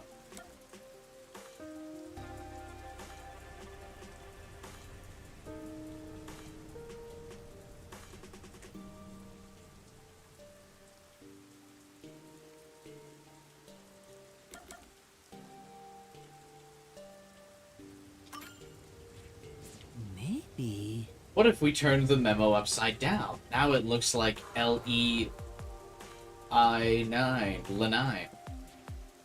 That's it, I remember now. Thanks so much. I just know my meeting will go well now. Hooray! Is that a Danganronpa Case 1 reference? Well, that should be it for everyone. Let's report back to the nun.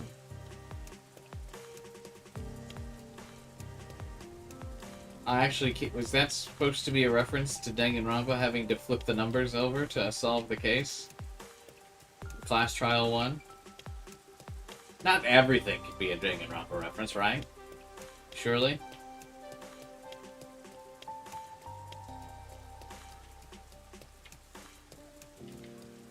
Yeah, I know 11037, but like, did that number have anything to do with that somehow?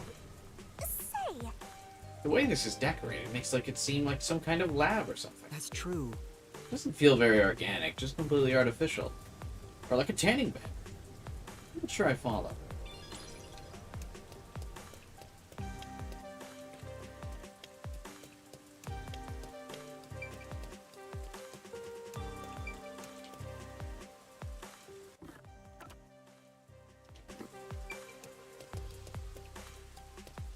Oh, looks like this goes to the mansion.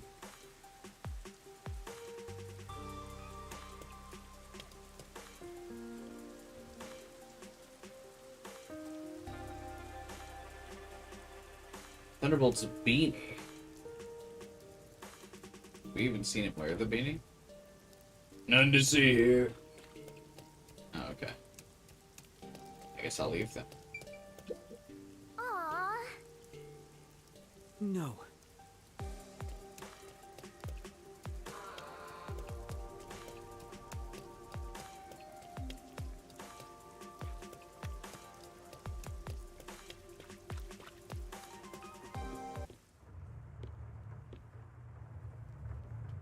Wayward travelers, you have arrived at long last. Maybe. That voice. Well, Yeah, it's the wizard. Verily you stand before the wizard. The feeble shall find salvation within my words. What brings you before me this day? I... Make me the strongest. I see. You have suffered much, my friend. Seeking metamorphosis, you sought me out. Very well. Allow me to bestow upon you that earnest desire. Hey! Wait a minute. Mr. Hey. Detective? And you are? I'm Yuma, a detective.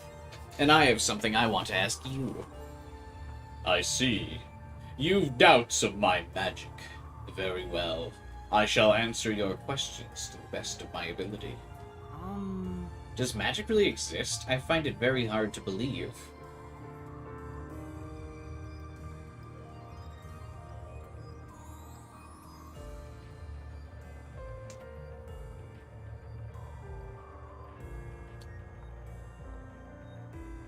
Says the guy with a literal death god chained to his neck that allows him to enter different dimensions.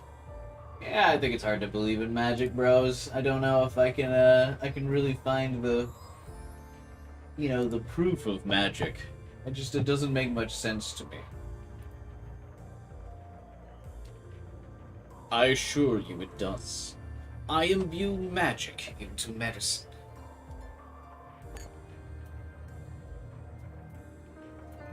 This contains the power to make one stronger. Partake of it, and you shall find yourself in a body without equal. But a simple swallow will not suffice. I'm... You must insert it into the anus. You must form a contract with me, if not. If not, the magic within the medicine shall consume you. So what say you? Will you contract with me and transform into your strongest self? Or will you continue to wallow in endless oppression? I'm... I knew it. This is a bad idea. There's something off about this person. And trust me, getting into contracts with spirits suck. I'm... But I want to be strong. Uh, I'll make a contract. Please make me the strongest. Very well. Our deal is complete. Take this. Now I make my leave. I pray the weak find happiness. Wait a second. You shouldn't take it if you don't know what's inside. But I want to be strong. I'll do whatever it takes. No. Can't you see this drug could be dangerous? You could die. You don't understand, Mr. Detective. I thought for sure you'd be on my side. If I was strong, no one would bully me. I wouldn't have to put up with guys like that one from earlier. This dude's so huge, it's hard to believe he gets bullied.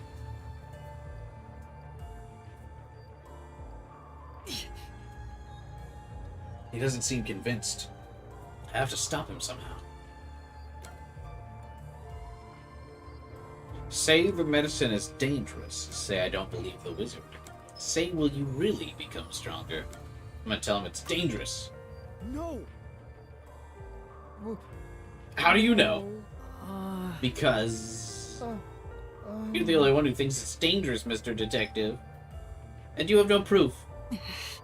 That may be true, but I'm going to take it. Oh!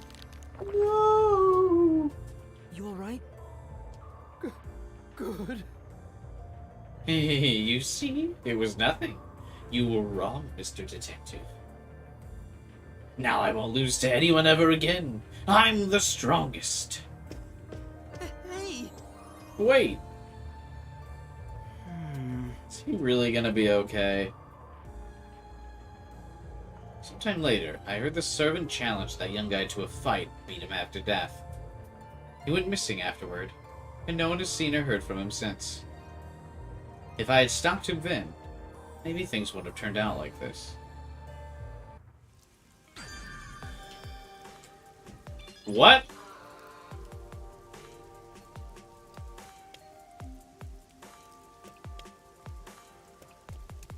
What? What? Huh? Well,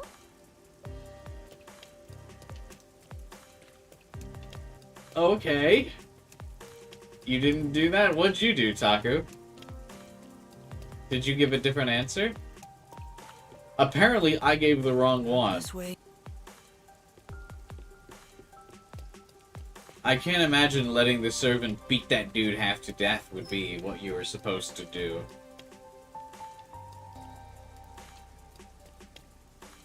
I fear a mistake has been made.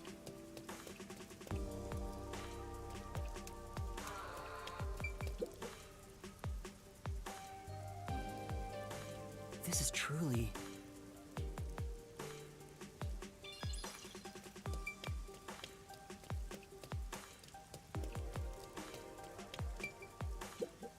aw. No. I told him not to take it, like the true strength is in the heart or whatever, and he doesn't take it. Oh. And then what?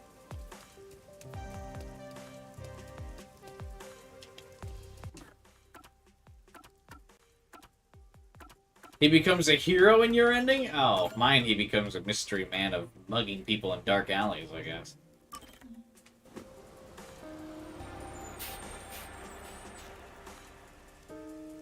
A hero for the weak. Yeah, whoops.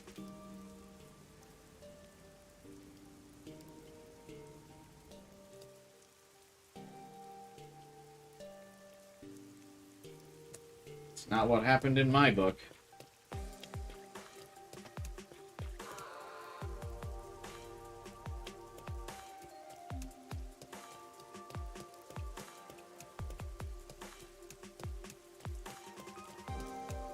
Hey, there's the dunk.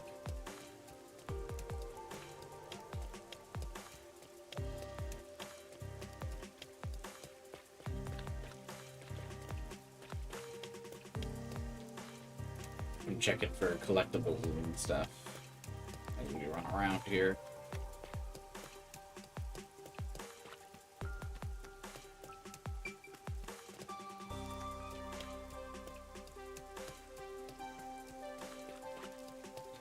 Oh, doesn't look like there's any here.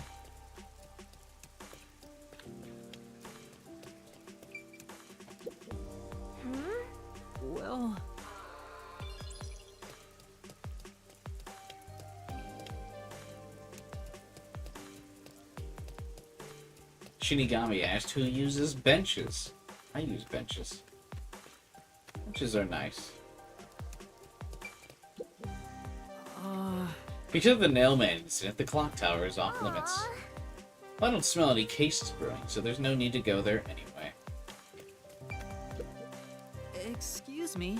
Have you seen a reporter around here? I have something to give him. Yeah, I just saw him. I think he was writing an article about that one incident that just happened. He wrapped up his business here. Said he was going to Montclair Street in the Ginma district. Montclair Street? It's Ginma's high-class residential area. The mansion connecting to the Nailman thing is there. Oh! I was just there! Thank you very much.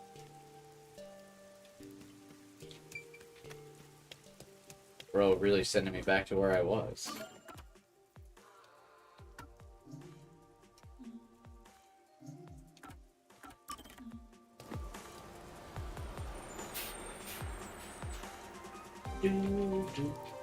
Is there a reason to be doing all these requests? I feel like I should do them because, like, they're there, and they're, you know, something, but I don't know. I mean, I guess they don't take that long.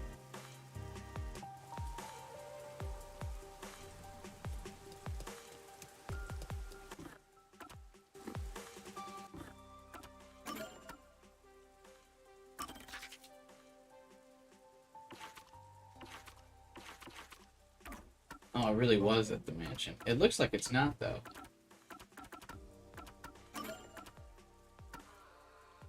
Whoops. It looked like that arrow was for Ginma District.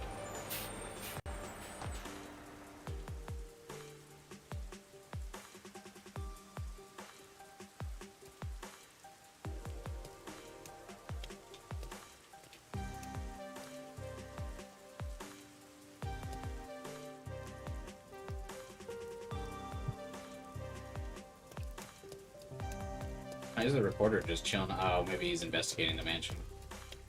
Just to say, why is he just chilling in the street? Oh, she. Are you also playing this tomorrow? Yeah, I plan on playing this tomorrow, too.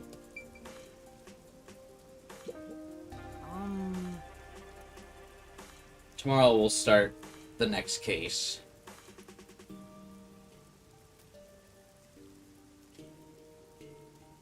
Have you seen a reporter around? I have something to give him. A reporter? I just met him, actually. He was looking into the incident from the other day. After a conversation, he said he was going to the Ginma district. Thank you very much.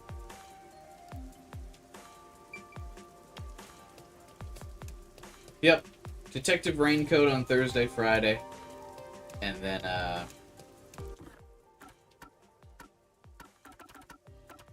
what is it? Pikmin 4 on Saturday, Sunday.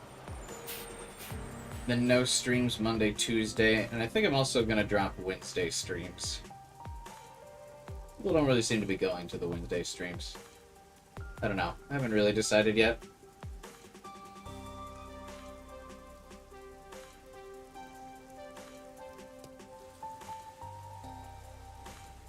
But with viewership being down lately, I feel like maybe I just do Thursday through Sunday streams.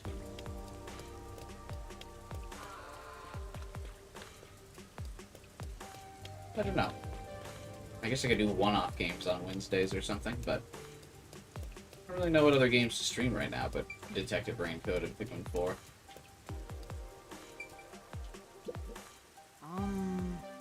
Did a reporter pass through here? Indeed. He was just here, but he departed after I answered a number of his queries. Evidently, he intends to visit the secret club next. He left a moment ago, so you might find him there still. There's the secret club again. Chasing this dude all over town.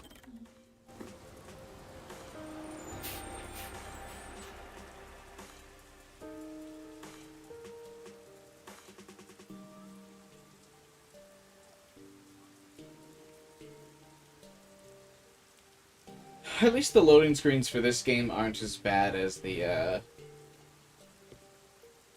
loading screens from Zero Escape VLR, where you had to watch the line go across the screen.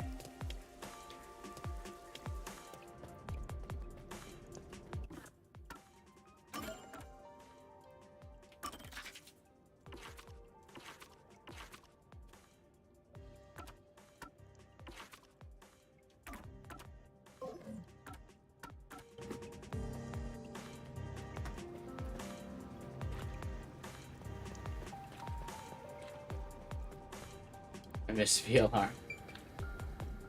You can watch my playthrough of Zero Escape VLR on this channel if you want to be nostalgic and also experience a new playthrough.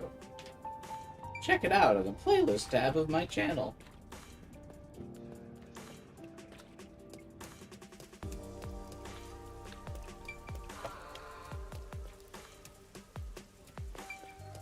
Just like I've streamed all the other Zero Escape games.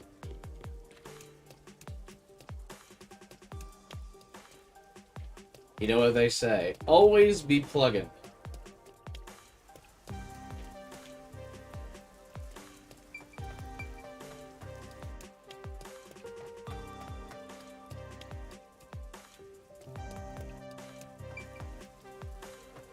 I want to, but I keep forgetting.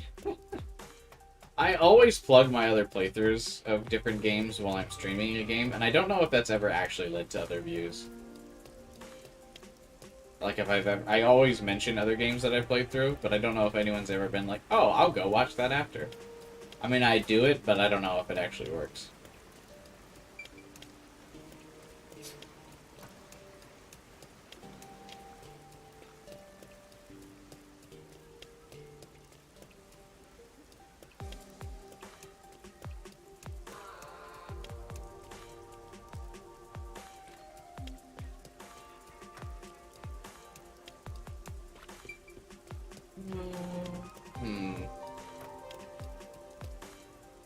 Fuck is the secret club again, dude?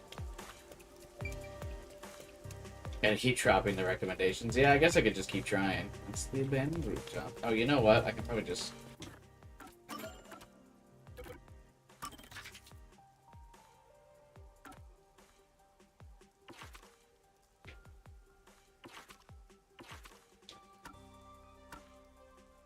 Secret club, but what is this?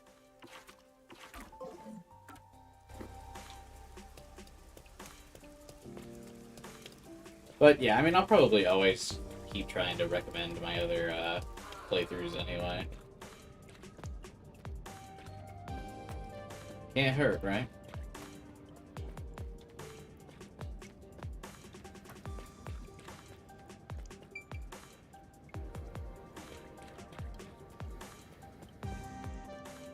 Wait. What?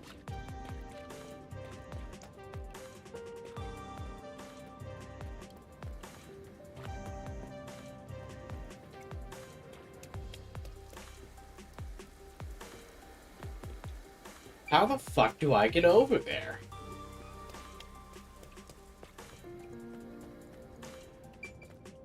Oh, I guess you can't see the mini-map I'm looking at.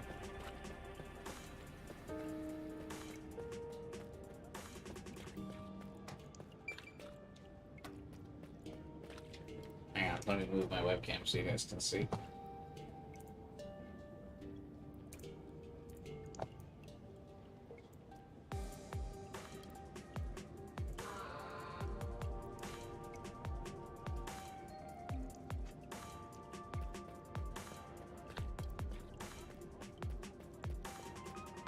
Because I think that's it, right? Yeah, that's how you get to the secret club. But it looks like it's, like, walled off. Oh, maybe do I talk to the person outside there?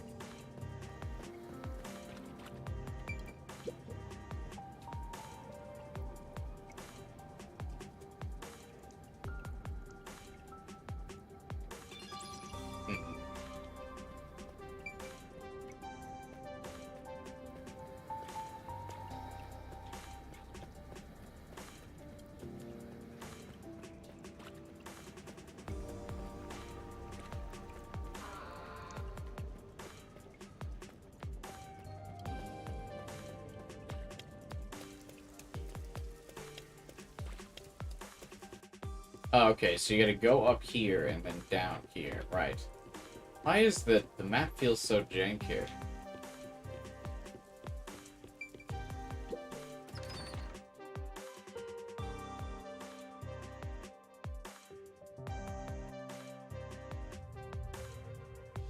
Excuse me. I'm looking for a reporter. Would that be you? That's right. And you are? A reporter friend of yours asked me to give you this. What is it? And that's what happened. He said it contains info about Amaterasu Corporation's misdeeds, and he was badly wounded. Huh? Hey! This is exactly why I told him to call it quits. Why? Hey, why'd you destroy the memory card? That man risked his life to get a hold of that info. So what? There's no future in this town for anyone that defies Amaterasu. Everyone knows that. And now he's trying to get me involved. He's always causing trouble. Oh. Oh no.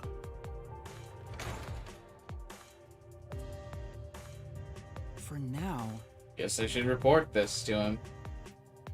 Why? It would just depress him. If he's in the fucking gutter dying already, I might as well just let him die thinking that he did something.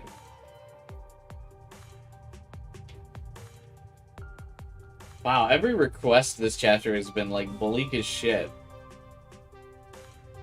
I mean, I guess that's the point of the students are writing about Momomichi. That's a Danganronpa reference, except it's mixed... Or no, that's a Tomogachi reference combined with Danganronpa. Add it to the list. Tamagotchi, right?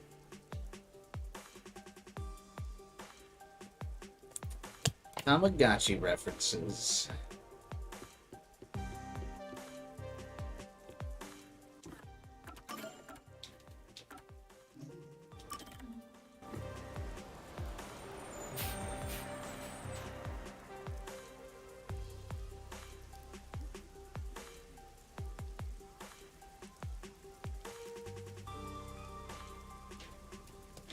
Hey, bro. I know you're dying in this gutter. Just so you know, your friend destroyed... Oh.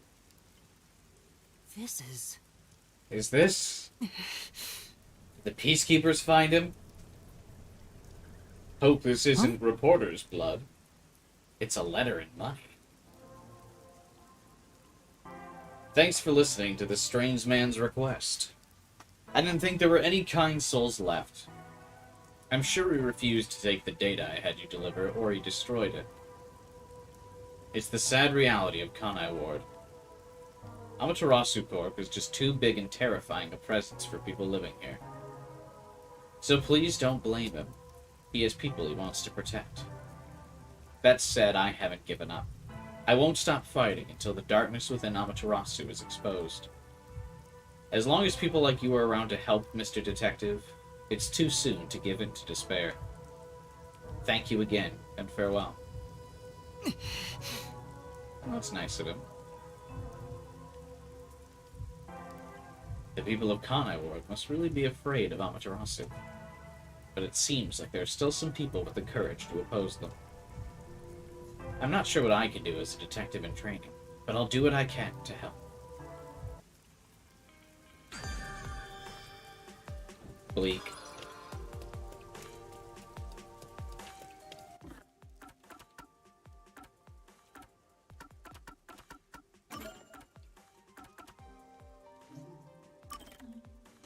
Let's travel to this location by bus.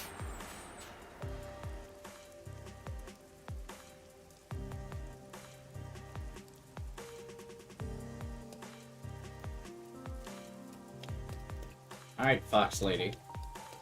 Do you have nice things to say to me now?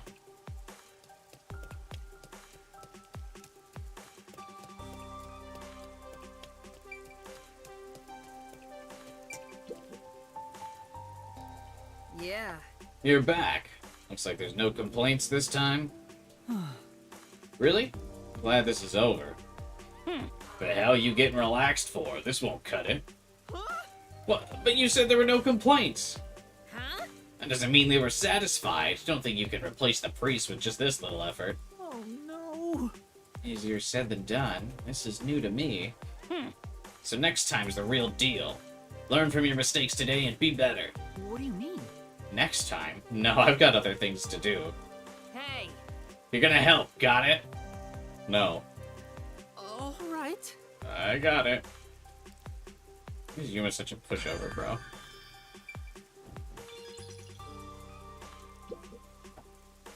One of these days, I'll need your help again. Do better next time. Is this character supposed to be likable at all? They're like moderately redeemed because their character's cute, but like why would I like them?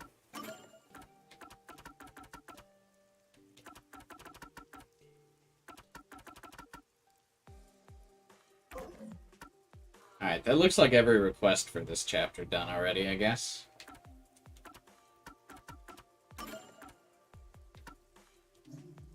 Who? The nun.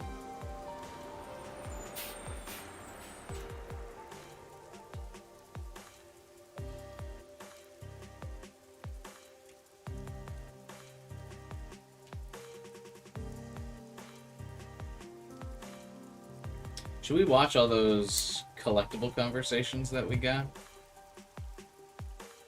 Okay, I'm not a fan. Yeah, that's what I'm saying, is like, why would I like this character? Her character, the only positive points in that, for that character of the nun is that her character model is cute. That's it. But that's not enough of a reason to like a character.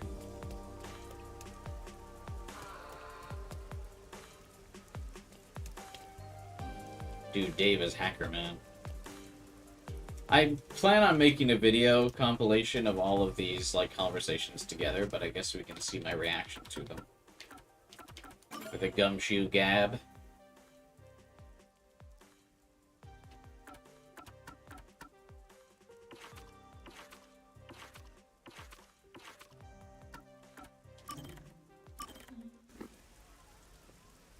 See, I'll react to them. Like I said, I plan on recording a video of editing all these conversations together, but let's react to them.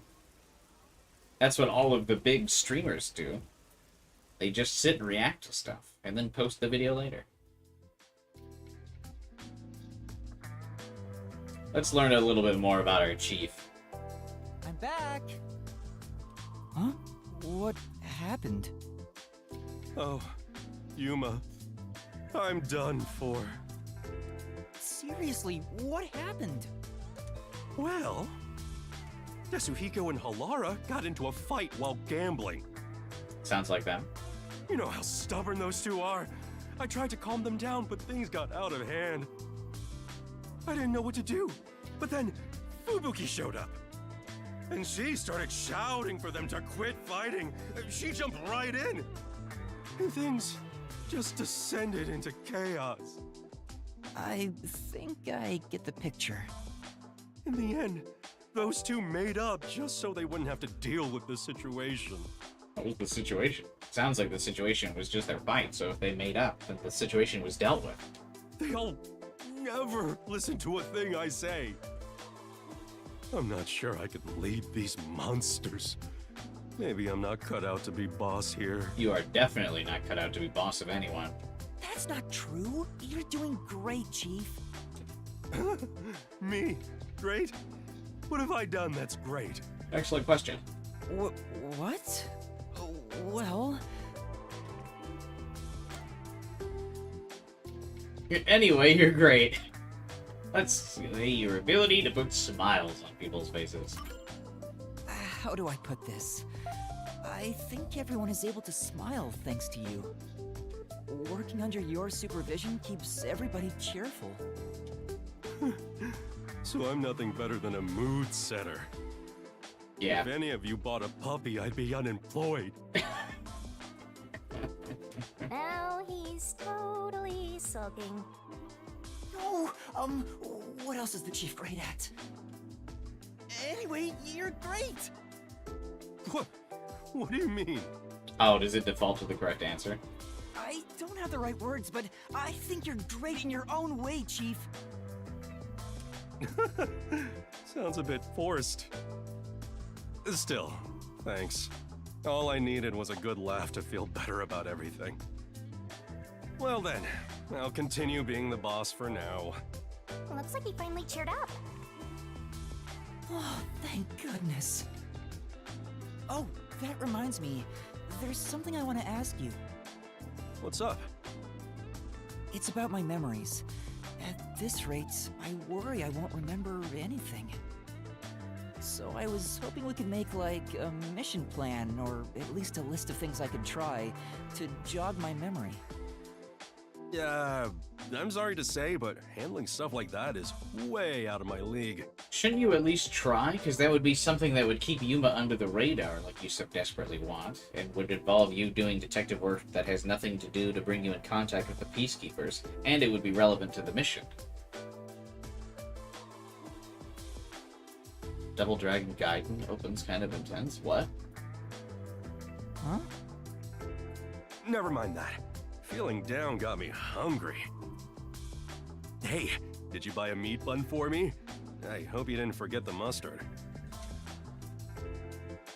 I know he's not a bad person, but still...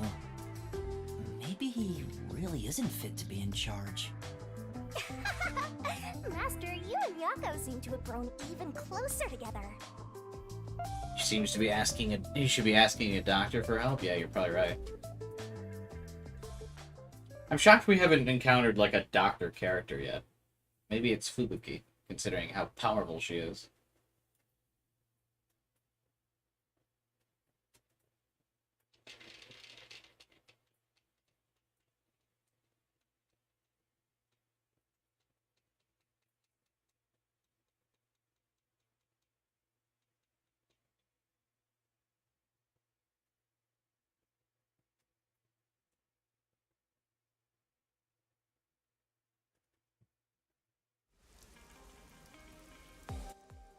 Oh, and like awkward transition.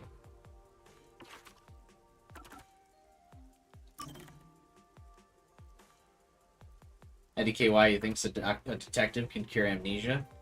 I mean, yeah, he probably can't, but if he's going to be doing absolutely nothing because he doesn't want to confront the Peacekeepers, yeah, he could at least be coming up with a list of things that might jog his memory, or go talk to a doctor himself or some shit on behalf of Yuma. Like, I don't know what else he's trying to do. Oh, Halara.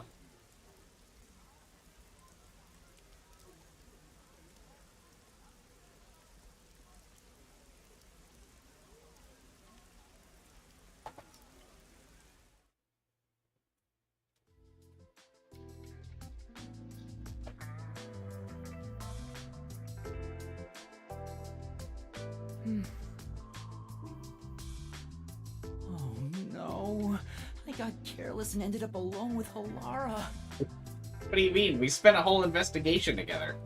I guess I should be the one to start the conversation. I'm the rookie, after all. But what do I say? Do you feel awkward? Huh? It's natural to strike up a conversation when two people are together. Such is the mundane way of the masses. You're overtaxing your tiny brain to do so, aren't you? Tiny brain? I thought you grew respect for Yuma over the course of the investigation. What? Well, sort of. Bruh. Then how about you and I have a wager? But I thought the chief said no more gambling. The boss said it's forbidden, so you won't do it. You think I can be swayed by that sort of logic? We never really understood or got, like, what her earrings could mean. I feel like we didn't really learn enough about her as a character during the course of her chapter. Besides, gambling can nurture skills that every detective needs. I believe it will be to your benefit. And what sort of skills are you talking about? Instead of always asking for answers, why not figure it out for yourself for once? Yeah, think! A skill needed by detectives, which can be trained by gambling. What does she mean, figure it out by yourself for once? Didn't I solve the case? Observational skills? If you're gambling, you need to observe how people are acting because you need to play the person, not the cards. That's right. Gambling isn't merely decided by coincidence. Big brain. For example, in poker, you can study the cards already in play, as well as the expressions of dealers and players. I would be a good gambler if I was even remotely lucky. See, the problem is I can always read people. I'm really good at reading people because of my psych degree. But God, am I unlucky, man. You observe all that, make logical deductions, and commence battle. How about it? Wouldn't you agree those are the skills every detective needs? I get what you're saying, but... When are you going to stop nitpicking? After all you made me explain, you will have to play a match with me. I am an expert nitpicker. But there's no way I stand a chance against you. Not to worry. We'll do a warm-up first, with nothing wagered. I'm not going to hustle a beginner straight off the bat. Okay.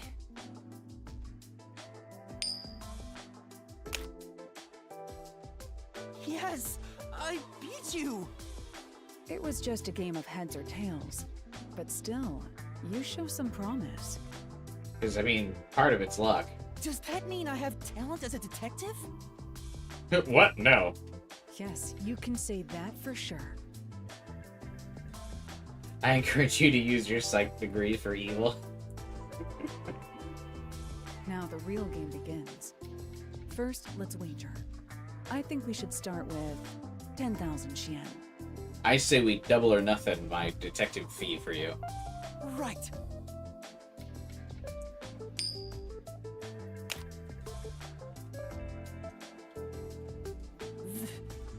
This isn't how it was supposed to go. Don't be foolish. I lost the warm-up so you'd feel that rush, and mistake your own skill level. It's rather obvious I did it on purpose. I thought you wouldn't hustle a beginner. I let you get carried away, and made you take a gamble against me. That's terrible! Aw, you got completely hustled. You picked the wrong detective to mess with. I think that was a rather good learning experience. It's crucial for detectives to doubt other people's intentions, no matter the circumstances. I won't charge you interest for now, but you must tell me immediately when you've developed a payment plan. So she wants they want a payment plan for the 10,000, but not the 5 million for the detective thing. I mean, I would figure this 10,000 is small potatoes. She wouldn't even remember it compared to the 5 million I owe her. Halara is totally ruthless. Master, you and Halara seem to have grown closer. Technically farther apart because of the debt between us.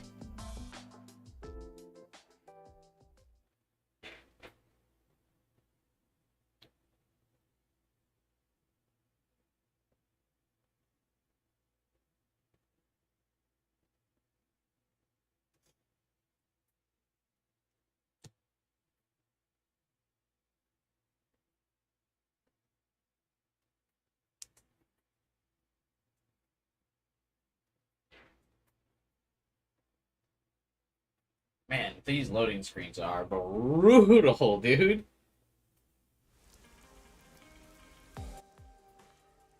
Holy crap.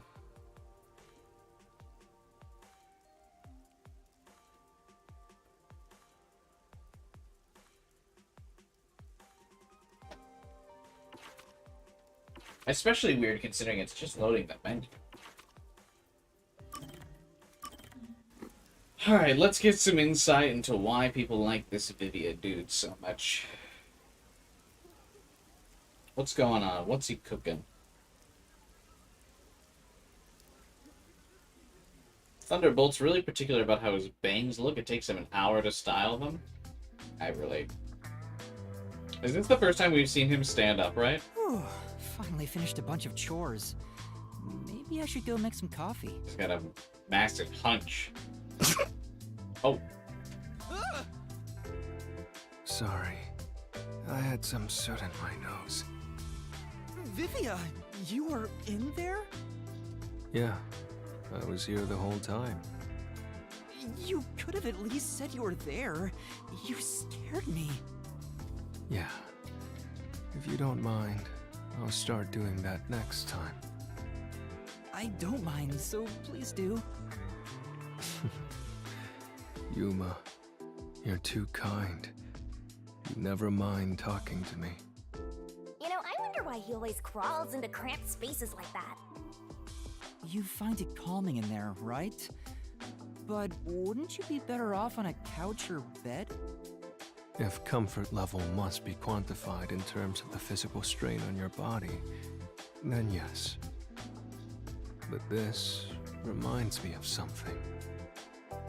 Crematorium where you killed your parents in? Reminds you of what? Well, what do you think?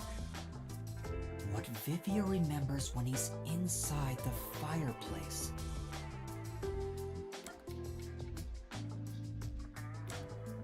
Memories about firewood. Your memories about firewood? An interesting response. Do you think I also have psychometry to glimpse the past lives of items? Or perhaps you're trying to say I was firewood in a previous life? When he says he's 6'4", yeah, maybe if he gets the fucking kink out of his back. Hey, what's up, Punchy? No. I guess that's the wrong answer. What does being inside the fireplace remind Vivia of? Is it a good memory? Yes, that's correct. When I was young, my parents would always discipline me by locking me in the storage room. Oh, yeah, that's why he's so stable. When I'm in here, I can relive those memories. Huh? They don't sound like nice memories if you were locked in there. That seems pretty traumatic to me. You're annoyed that the game doesn't give any characters age? I would imagine all of them are over 18 except for, Yuma. All the Master Detectives seem to be at least adults. With the Chief probably being in his 30s. Yuma seems to be the only young one. And Thunderbolt. Yuma and Thunderbolt are probably same age. No Pikmin stream today? Nope, Pikmin streams on the weekend. My visual novel streams are Thursday, Friday. No, those are good memories for me. I have many brothers. We all yearned for our parents' love. Yeah, it sounds like you didn't get it, though. So, no matter what shape or form it took, I was happy when my parents paid attention to me. It sounds like they very explicitly did not pay attention to you if they were just putting you in the fucking storage room. It's like very explicit, I am not paying attention to you.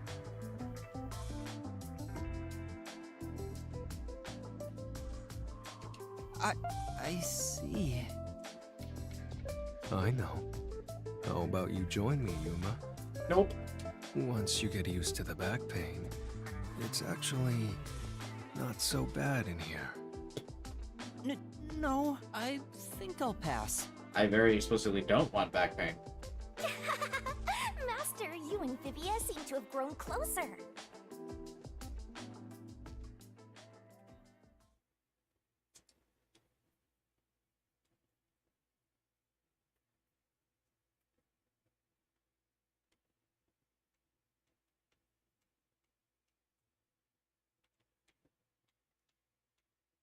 I like that these are basically like learn the most unhinged shit about the character, and then Shinigami's like, you guys are closer now. The next time we talk to Vivia, he's gonna be like, I fuck chickens, and Shinigami's gonna be like, oh my god, you're so close, besties!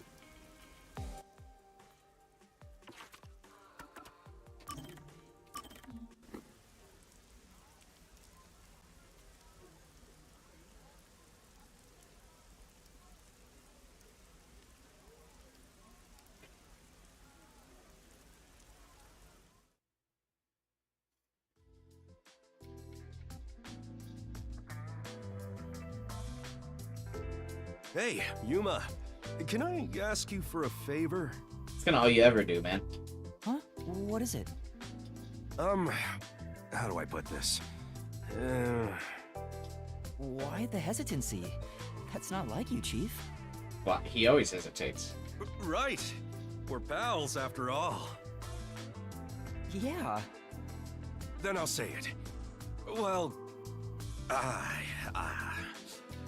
will you lend me some money? No. Zoom in on him. Huh? Why? You said we're pals!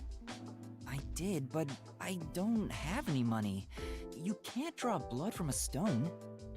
No. Should they be getting paid decently to be working for this massive organization? I heard kids these days have lots in savings. If he's a manager, if he's head of a department, right, he should be making decent money. He's got 4 or 5 direct reports, man. He should have decent money. Why do you even need any money? You should have more than I do. Well, I've been drinking more recently, so my living expenses have been stretched thin. Dude's in training, so... No. I mean, I'm not talking about Yuma having money. I'm talking about the chief. He should have decent money. Isn't that your own fault, then? Sheesh. My employees are so heartless. He overspent on the submarine house, yeah. Like, how much, let's see. How much does a head detective make?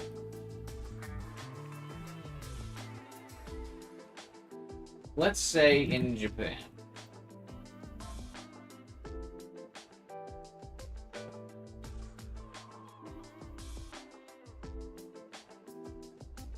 Detective chief's salary is 8 million yen on average in Japan. What's 8 million yen?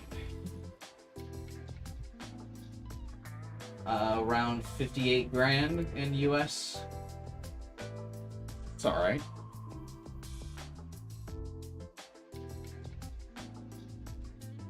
Adachi didn't look rich? Yeah, but Adachi wasn't in charge. Adachi was, just a detective.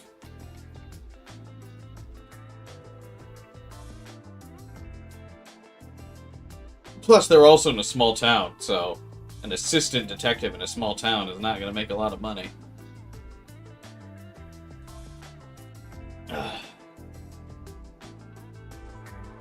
Yeah, I don't know. Maybe he is broke. I mean, if he's living in the submarine provided by the company, though, and he's making, like, 60 grand a year, he should be doing okay. See ya, Jade. I wish some super profitable job would fall into my lap. If only I had a master detective's abilities, I could easily make some cash. Yeah, I feel the same way.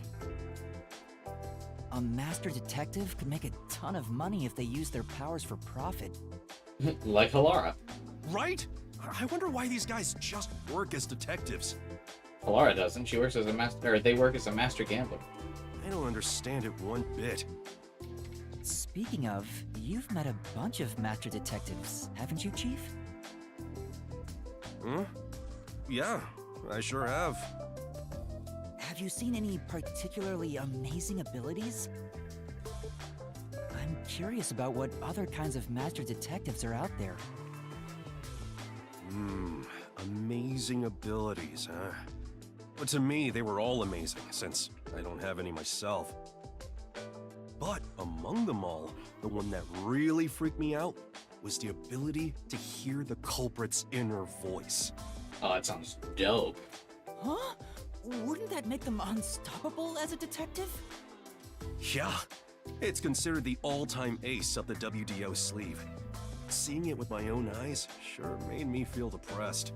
Is that number one's ability, then? If it's considered the all-time ace, that would be number one's ability, then, yeah? Can I really call myself a detective when there's a monster like that doing this job? You're right. It makes me feel unsure myself. That's a sick ability. In fact, it brings me down whenever I compare myself to everyone here. There's no point in developing an inferiority complex just because you don't have any abilities. People just gotta play with the cards they're dealt. Even if you're dealt a terrible hand, sometimes, just sometimes, you can manifest the power of the Joker card. But having no forte is like not even being dealt a hand. Can we just count that as another Persona reference? That's not true. There's stuff you can do because you don't have one. Is that really true? Yeah. Trust my many years of experience. I'm sure of it. Well, do you have an example?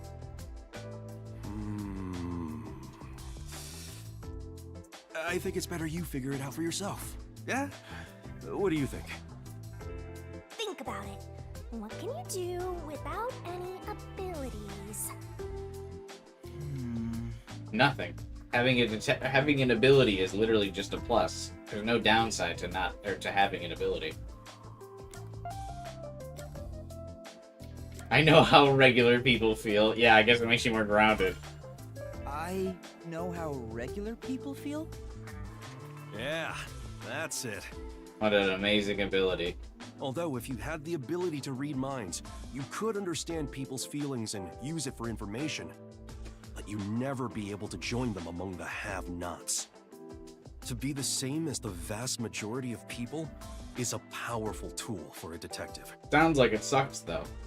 That's why there's no need to feel down, even if you don't have any special powers. Right, I'll keep that in mind. Chief, sometimes you say some really profound things. Sometimes? What's that supposed to mean? I am a part of the have-nots, and I don't like it.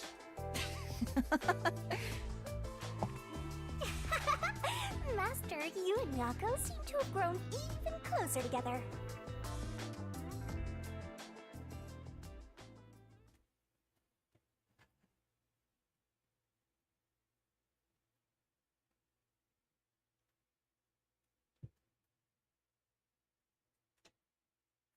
$200 Shein for a bus ticket. That's not bad. Amaterasu employees ride the bus for free. I mean, that's basically everybody here, though, right?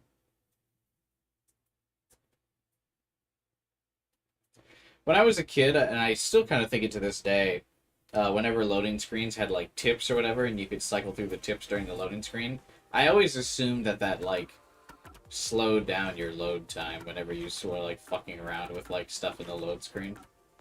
So I always just, like, sat perfectly still.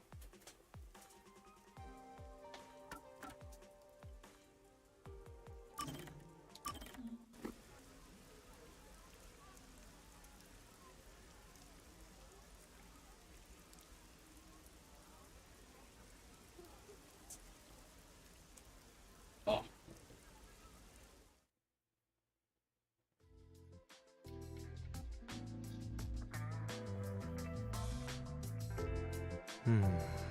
Hello again, Vivia. I'm starting to get used to being alone with Vivia. Knowing who he is, this silence isn't really so awkward anymore. We don't have to force a conversation to break the silence, which makes it easier to be around him than the others. Halara doesn't seem like you had to break the silence around them either. I want to die someday. Oh. I preferred the silence. Huh? That's awfully sudden. Oh. Did I think out loud again? You sure did. Sorry about that. Guess I surprised you. I'll be careful not to think out loud next time. You're free to say what you want, but it sounds really concerning. It sounds like I should get you institutionalized. And I've been wondering, what do you mean by someday? What do you want to know? Well, all people die eventually. I suppose I'm wondering if you want to die sooner. Saying someday makes it sound like you can't die. Wait, is that what it is? You can't die? That explains why you'd say something so strange. Huh? He's undead? That's a wonderful deduction. Wait, I'm sorry, what? I guess I'm wrong, though. Well, I don't know about that. What? What do you mean? Being unable to die sounds like it's straight out of a story. So romantic. Oh, never mind. He's just waxing poetic. Yuma, what would you do if you gained everlasting life? Play the stock market. What would I do if I lived forever? See the world 100 years from now, talk to people from all over the world. I can't think of anything in particular. Go all over the world. I'd like to talk to people from all over the world. There's a limit to how many people you can meet in a lifetime. But it'd be a different story if you lived forever. Oh, that sounds wonderful. Although, after a certain number, you begin to notice patterns. So, it'd eventually grow boring. Anything else? Would it, though? What else? If I had everlasting life, what would I want to do? I can't think of anything in particular. That was quick. Huh? Quick? There is no end to human greed. Some people think that, but it's not true whatsoever. Everything comes to an end. Just like how you couldn't think of anything else you'd want. I think I just meant I didn't have any good ideas right now. Oh, I'm greedy. Oh, I'm greedy, let me tell you. Someday, greed will end. No, it won't. Just like you would die before your greed could be satiated. Humanity, too, has a lifespan. Uh-huh. As long as there is a finite quality of things, greed will always exist. If you were to live forever, you'd see how tough life can be. Unless you were rich. It may be fun at the beginning, but eventually, I'm certain you wouldn't desire anything else. And once you were bored of everything, you'd reach the same conclusion all others would. I feel like I wouldn't grow bored. I feel like there's always new stories being told and people thinking up new ideas and always new things happening, new adventures to do. I don't know if I would really get bored. That you hope to die someday. I kind of disagree with this philosophy. The moment you lose all desire, your final desire for death would be born. Does that mean you've been around this long time? It all makes sense now, doesn't it?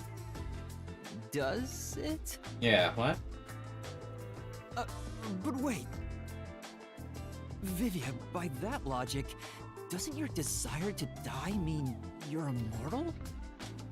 You're free to think what you want. That's not an answer. It's enough for today. I need to go back to my world of books. Did he just give me the runaround? Or is he always like this? I can't tell. I wonder if I'll understand him better someday. Master, you and Vivian See ya, Hunchy. have grown even closer.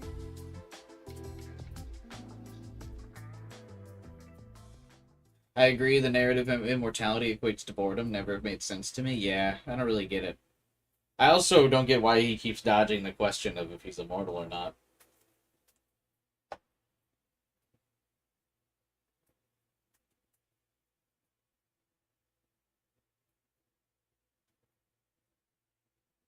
Seems odd.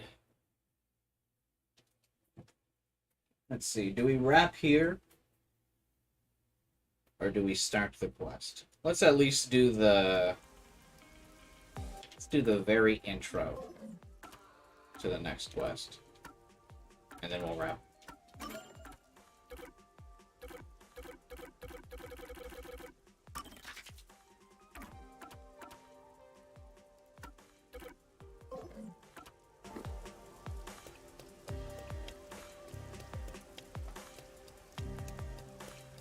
Hey, .com, what's up, man?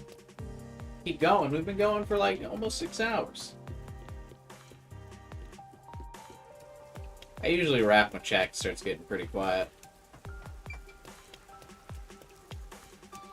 We'll do the intro to the quest.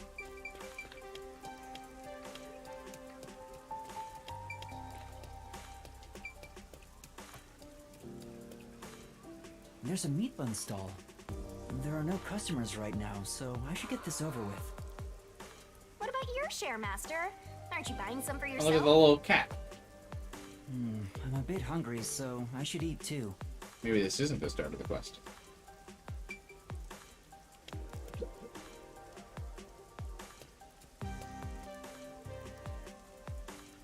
Does he not want By the way, meat buns? Master, I'm sure you know this since you're such a capable detective in training. Those meat buns are sus? Yeah, I think so too. Did he not get any though? But there's someone watching you from the shadows. There's a girl behind the statue. Huh? Don't turn around, they'll see! You're so clumsy, stupid amateur, filthy human! Filthy? Is it the Peacekeepers? Something doesn't feel right. The guy is sneaking around, kinda restless. A peacekeeper would be much more direct. Person who's been sneaking around since the train arrived here. How are they dressed? Well, they're in a raincoat and their heads covered by the hood. They have purple shoes! That's the only thing not in blocked out shadow. I don't think that's an Amaterasu Corporation uniform. Yeah, I don't really know what else that would mean. So it's not Amaterasu Corp? Then who? Let's find out. How? Hey, Nix. Only 6 hours late. NBD. Listen, Master.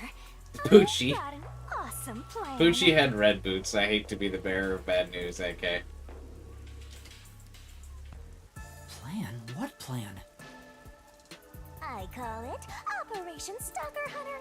Go into a secluded location and catch whoever is tailing you. I'll give you advice along the way, so just relax and enjoy the ride. Did you sleep in, Nix, or is it the opposite?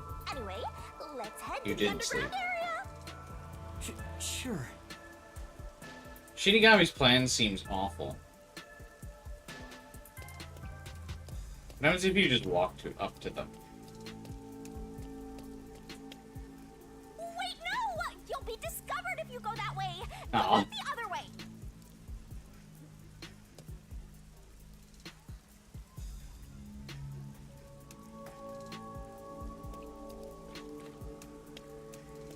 Oh, just let me sprint. Exercise is good for you, man. I need to get back in fucking shape. I've gotten pretty embarrassingly out of shape.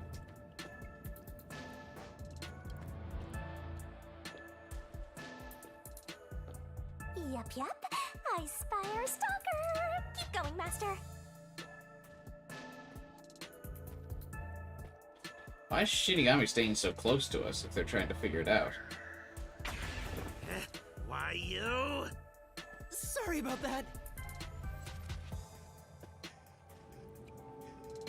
What? Why did it just give me a...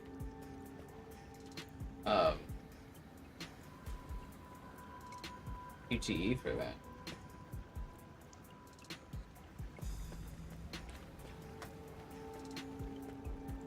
Lamau? Yeah, I don't know what the fuck that was. Can't Shinigami just go check who they are? We're being tailed again, just as I thought. Keep moving, Master.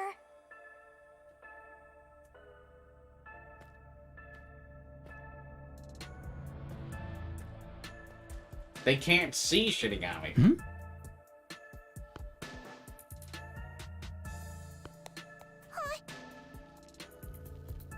What is up with everyone having a baseball here?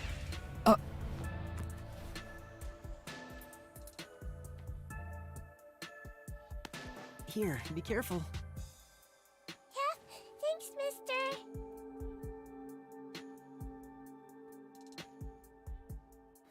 What?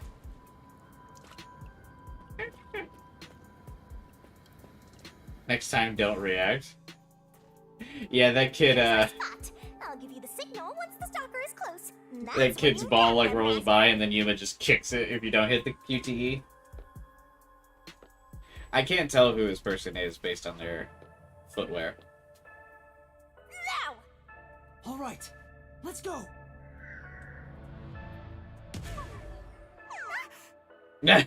Huh?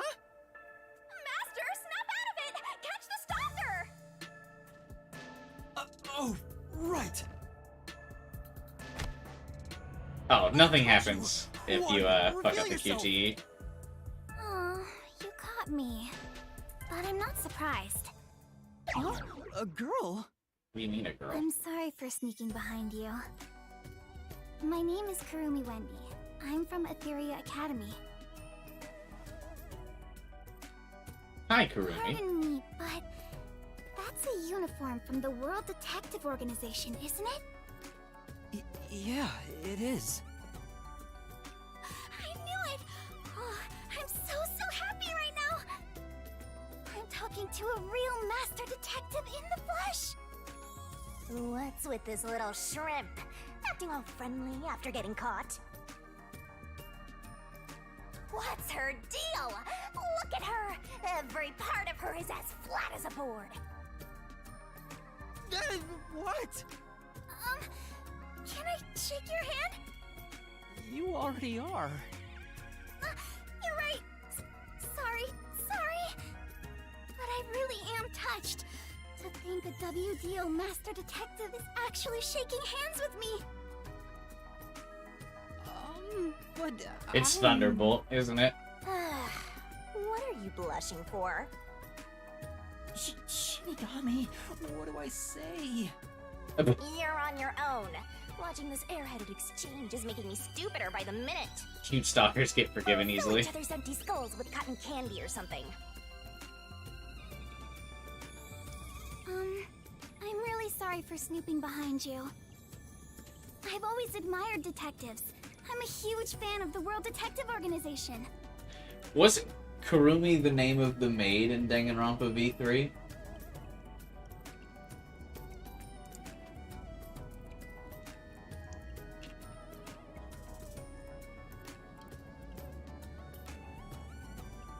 Oh, close.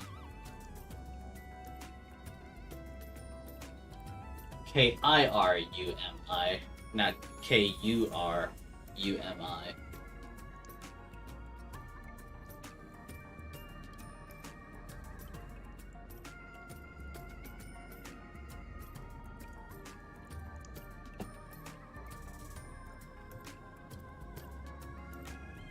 A fan? The WDO has fans? Of course. You eliminate unsolved mysteries. You are the greatest of detectives, saving people in need. I'm actually shocked at how much restraint the artists were showing with like everyone's hair but Vivia's. Everyone's hair is like this just gray bowl cut. It's actually quite shocking. To me, detectives are champions of justice. Uh-huh. Oh, I'm sorry. I got a little carried away. I just happened to catch a glimpse of your uniform. I was shocked to see a master detective. But I couldn't bring myself to talk to you. I got all nervous and unsure of myself. So instead, I started following you, but I ended up acting like a stalker. I'm so sorry. It's alright. It was just a misunderstanding. Still, master detectives really are amazing. So is Yuma gonna tell her he's just a trainee soon or no? I'm fairly confident in my stealth skills, yet you caught me so easily. I didn't do much. Although I'm wearing a WDO uniform, I'm just a... Oh, don't be so modest. Let's take a bet if she's an undercover peacekeeper. I don't think she's an undercover peacekeeper. I think this is Thunderbolt. We learned earlier, before you got here, that Thunderbolt's ability is a master of disguise. Thunderbolt can perfectly mimic anyone's appearance and voice. So I'm betting he's messing with us right now. So what is a master detective doing in Kanai Ward? Are you investigating something? Oh, yes. It's about the city. The city? I'm searching for Kanai Ward's ultimate secret. Wow, he opened up about that really fast. Hey, Labyrinth detective! You sure you should reveal your mission? I'm not revealing anything. She lives here, right? Maybe she knows something. I figured I should ask while I'm at it. It's just good legwork. Yeah. You think this flat airhead knows anything? Kanai Ward's ultimate secret? Do you mean... God, that would be so funny if she knows. That secret research Amaterasu Corporation is conducting? Huh? You know something? Yeah, but it's mostly hearsay. No way! Seriously? Can you tell me about it? Anything will help. Yes, gladly. Anything to help out a master detective. You might now be more correct, Nyx, that she is an undercover bad person. I don't think this is Thunderbolt anymore. Oh, but... What's wrong? This may sound pushy of me, but... in return, I'd like to ask for a favor. A favor? What do you mean? I have a formal request I'd like to make to you, Detective. There's something I need to find out no matter what. What is it? I know master detectives cost a lot of money to hire. It may be presumptuous of me to propose a trade instead, but... You may hire me for 5 million Shein, Can I so I can pay off my debts. in place of money? Oh, so she's trying to make a deal with the detective. This cheeky brat totally needs to be boom-killed. I just need you to help me a bit with my investigation. If you decide to take on this job for me, I'll tell you everything I know about Kanai Ward's ultimate secret. Yeah, I trust that this young girl knows everything about the ultimate secret. Including secret research that Amaterasu Corporation is doing in the shadows. What should I do? Chief Yako told me to keep my head down. Shinigami's extra spicy today. Shinigami gets real salty whenever Yuma's talking to another girl. Don't tell me you're gonna accept a job from Flatty McFlatchest here. She's trying to bargain with you like some big shot, but she's probably got nothing. That may be true, but... I know this is brazen of me, but I really want to know the truth. Will you please hear me out? Please! Sure. At the very least, I want to hear what you have to say first. Really? Thank you! Hey! What are you thinking? There's no time to waste on this munchkin! We're just going to talk a little. If she really is Really kind of sus now. Yeah, she's got them camera angles. That like up shot, shot of the cameras down and looking up at her as she's like, "I'll tell you all about the secret research in the shadows." I don't know if detectives are champions of justice, like she said, but I don't want to ruin her image of us either. You're just a trainee and you think you represent all detectives? You always rely on others for help when you're in trouble, and you think you represent all detectives? You're a closet perv always staring at women's breasts, and you think you represent all detectives? Hey, it's Shinigami so mean. I don't stir that often. What's wrong? Are you okay? It's because you're staring at her chest. What kind of power is that? Oh, sorry. I'm fine. I just got a little nervous and my heart rate went up. More like the secret research being conducted on her is killing her slowly. I haven't felt this nervous since I was chased by those peacekeepers. You were chased by the peacekeepers? Why? It's embarrassing. Not something serious enough to tell you about. So, about my request. It's about a certain incident that happened at my school. What happened? If you don't mind, think you could come to the school with me? It'll be easier to explain if you see it for yourself. It's just 10 minutes away on the bus. Is that alright with you? Well, if it's only 10 minutes, sure. Let's go. Thank you so much! It's this way! Sheesh! All it takes is a high school girl batting her eyes at you, and you get all carried away. That's not my intention. Besides, remember what you're always telling me? That it's pathetic to flee from a case? I don't want to seem pathetic. To who? That flat-chested uggo? What? I don't think she's ugly at all. Whatever! You're on your own! What are you so mad about? I'll have you know that I refuse to use my powers to fulfill your vulgar desires. I don't know what she wants you to do, but you're on your own dealing with it. Fine, no need to tell me twice. I'll take care of it myself. I'm sure you'll be begging for my help in no time. Go ahead and play detective with that flat-chested Uggo while you still can. What's your problem? Master Detective? What's wrong? It's this way. Coming! Can't she, like, not leave us anyway? Where's she gonna... If we're on our own, what's she gonna do?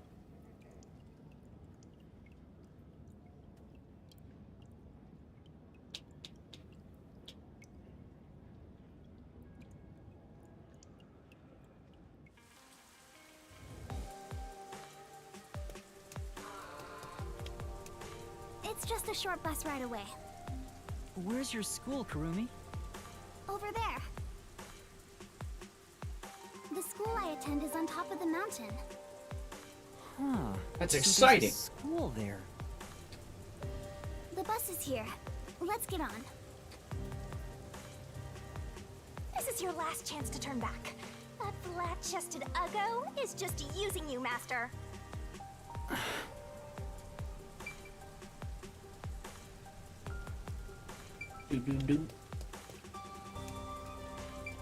Okay, Toad Peak Academy, yeah, it's on top of the hill. Hey! You're so stubborn.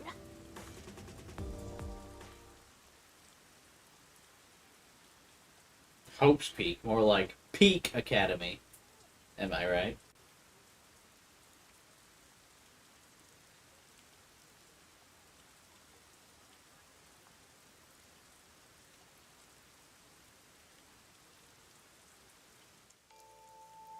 Oh, the rain is so relaxing. This is Etheria Academy. It's the only all-girls school in Kanai Ward. This looks like fucking Hogwarts. An all-girls school. It sure looks nice. I wonder what you mean by that. What I want your help with is something that happened at the school 6 months ago.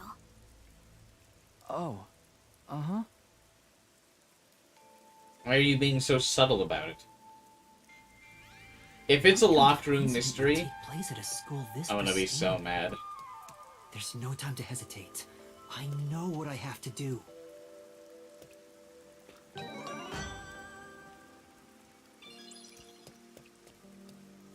Yukiko, I was thinking the same thing. I was about to make that joke, but then I saw the memory there.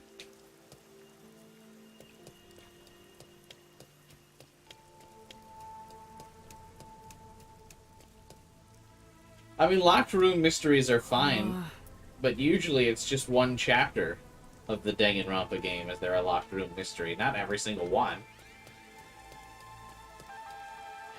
Oh my god, those girls popped in and out of the world. Oh, that's Yukiko. That's totally Yukiko. That's her PS Vita character model right there. To think that something so awful happened in such a magnificent castle school. As a pervert master, does your interest really lie in the case or the girls attending the school? Why would you even think that?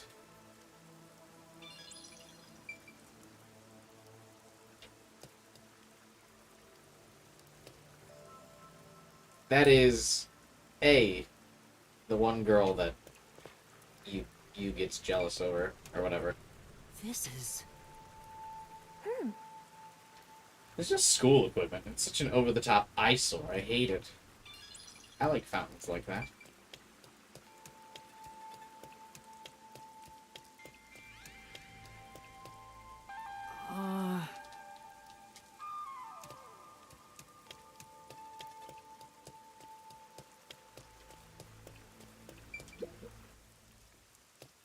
Aiko, my best friend, was such a cute and kind person. Everyone loved her. Was loved. Uh-oh. But one day, she was found collapsed behind the school. Her head was bleeding, and she was already dead by the time they Oh, wow. found her. Just jump cut to the dead body there, huh? What the fuck? A locked garden mystery. Soon after, her shoes were found on the school's rooftop. It looks like she's wearing them now. The peacekeepers and teachers all decided she'd committed suicide by jumping. But she never would have done that. We'd made plans to watch a movie together on our next day off. Why are the peacekeepers always so comically bad at their job? She jumped off the castle. There's a giant blunt force trauma on the back of her head, and they're like, yep, she must have jumped. Also, she took her shoes off before she jumped because she's very polite. If it wasn't suicide, then that means someone made it look that way. It doesn't even look like it. Do you have any idea who would do that? Literally, no one even attempted to make it look like that. Yes. I think the theater club may have something to do with it. The theater club? Those bitches. Aiko was a member. The theater club is very active at our school. We have regular performances with live audiences. They solved the case pretty quickly on the bright side, yeah. Aiko was super popular and had lots of fans. She was overflowing with talent. And yet... If she was overflowing with talent, why didn't she go to Hope's Peak? Did something happen with the theater club? Competition's fierce in the club. Aiko said everyone's always on edge. At least this victim has a name that's true. They all competed to be the leading role. This case already does have more intrigue than the last one. Aiko was often chosen as the main lead for performances, and she was harassed because of it. Imagine if we got here and she was like, Student A was my best friend. Everyone loved Student A and her job as student. Was what she went through hard on her? The teacher runs the theater club, and she is great. Please don't misunderstand. Aiko wouldn't commit suicide just because of that. She always told me with bright eyes about being an actress someday. I myself like Student B. I think someone thought they couldn't be the star as long as Aiko was around, and took her out of the picture. You think she was murdered by someone in the theater club? I don't want to believe it, but... By the way, was there a suicide note? No. There was no message of any kind left behind. But the peacekeepers declared it a suicide, right? What was their reasoning? Just that her shoes were placed together neatly on the roof. They spoke to a few theater members and called They it a just day. don't want to work here, bro. Huh? That's it? The peacekeepers were eager to remove the body. They said it would rot quickly in the rain. That's what they keep saying, but the body doesn't have to stay there for the course of the entire investigation. They didn't want to draw too much attention because a lot of families from Amaterasu send their kids to this school. It's obvious they treated it as an ordinary suicide to close the case as quickly as possible. They're trying to make what happened to Aiko disappear. Are the peacekeepers covering up the incident? Don't worry, Kurumi. At the very least, I can kill whoever did this. But if that's the case, then it's more likely that it was a murder. I still don't have enough information, so I can't say anything for sure yet. Please find out the truth about Aiko's death. If you do, I'll give you all the information I have. Everything I know about Kanai Ward. So please, lend me your help. How would she know anything about Kanai Ward? Do her parents work for Amaterasu? I have to know the truth, no matter what. She's just a high school girl, so I don't expect her to have much crucial information. Does this imply that Yuma's older than her?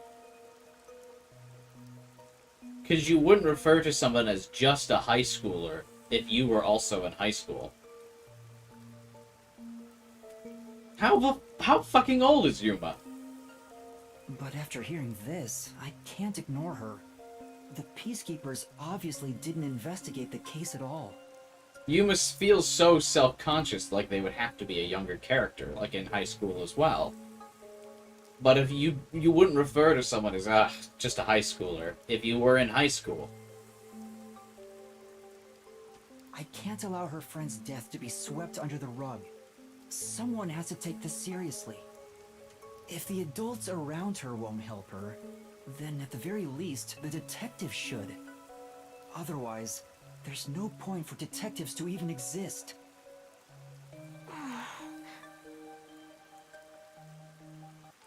You're really gonna accept this request? It sounds like a waste of time to me. Did you not... Were you not there for the last hour I spent doing some of the most bland requests in the game? Shinigami? Of random strangers?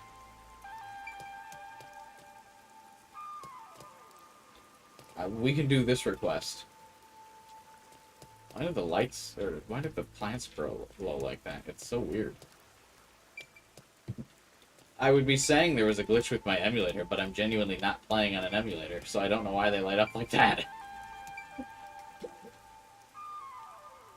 Alright, I'll investigate it. I like how the game kind of gives you the illusion of, like, oh, maybe Yuma won't accept it by letting you move around after. Why not just continue the conversation there? Really? Thank you. Thank you so much. No problem. Oh, lunchtime is almost over. I better get to class. Man, how much time do you have for lunch? Can we meet again here after school? To do the investigation together? Sure, sounds good. Okay, I'll head back to class for now. Oh, I almost forgot about something super important. If you don't mind, could you tell me your name? Monokuma, Oh, I'm Yuma Cocohead. Yuma. Yuma, I'm so happy to have finally met a master detective. She very explicitly doesn't say Coco Head, because she knows how dumb it is. Wait! I need to tell you I'm not a master detective. I'm off to class. Aww, she totally thinks you're a master detective. Isn't that fraud? It's not fraud. Besides, if I can solve the case, the outcome's the same whether I am one or not. People call that splitting hairs, you know? You really think you can solve anything without the help of yours truly? Besides, this is an all-girl school. How do you plan to investigate anything? What time here? is it supposed to be? I kept assuming it was night. The constant rain. There's an atmospheric event happening above Kanai Ward that prevents any sunlight from coming through due to the clouds of rain constantly blocking out the sun, so it always looks like night. And that's part of the reason why people are upset, because it always feels like night and it's always raining. Well... See? You're at a dead end already. Just like your entire life. Oh, bruh. You aren't gonna accomplish much at this rate. Except maybe making that ugly girl cry so much she gets even uglier. Why are you being so mean? Whatever, just leave me alone. I can do this without your help. I'll leave you alone, all right? You're not getting my help here. I hope you get cursed. She's right. It'll be hard to investigate inside a school. An all-girls school, no less. Even with Kurumi's help, I doubt I'll get permission to conduct an investigation. Oh, but this is where we'll talk to Thunderbolt to help disguise us in. Plus, the incident was 6 months ago. There'd be nothing left at the crime scene. Oh, wait!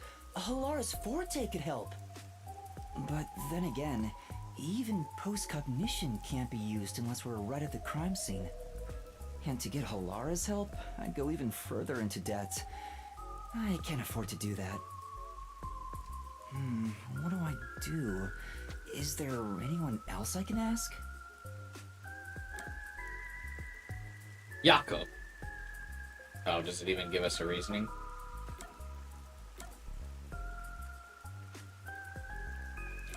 It's gonna be him, but I want it to be Fubuki, so... I know.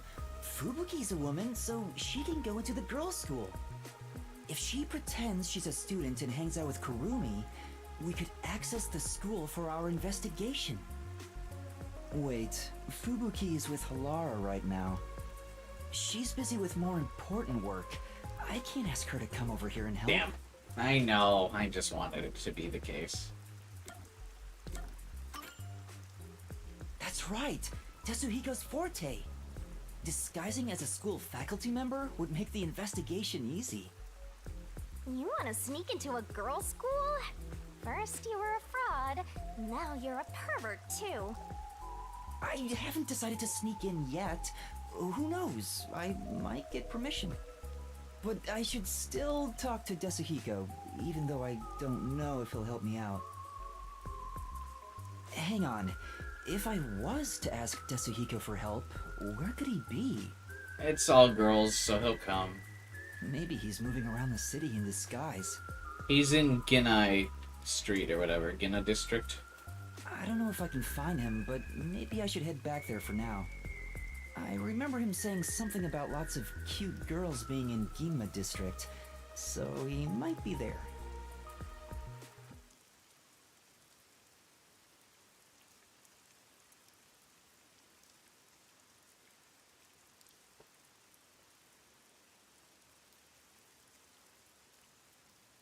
Ugh.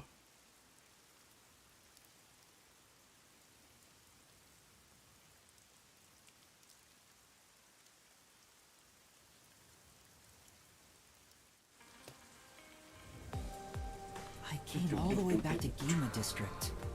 Where did Tetsuhiko go? He said he's off to pick up girls. Do legwork. But he mentioned something about cuties. I guess I'll hit the streets and find out if he talked to any women. I'll hit the streets and see if he found women on the streets, oh god. Attention! Find Tetsuhiko. That shorty detective, Tetsuhiko, should be somewhere in Ginma. Question people in the area to gather info and find him. Well, might as well give it a go. Use the gathered clues and talk to the person who might be Tetsuhiko. Where did Tetsuhiko go? Maybe I should ask around and see if anyone's seen him. You want to sneak into an all-girls school that badly? This is a good spot to end for the day. I'm really hungry. I would like to make myself some food. We've been going for about 6 hours. We solved a case, and we got right to the moment where we're going to be starting off another one soon. Oh. Hello? There we go. So, yeah, this feels like a good stopping point. So that way tomorrow we can start another case.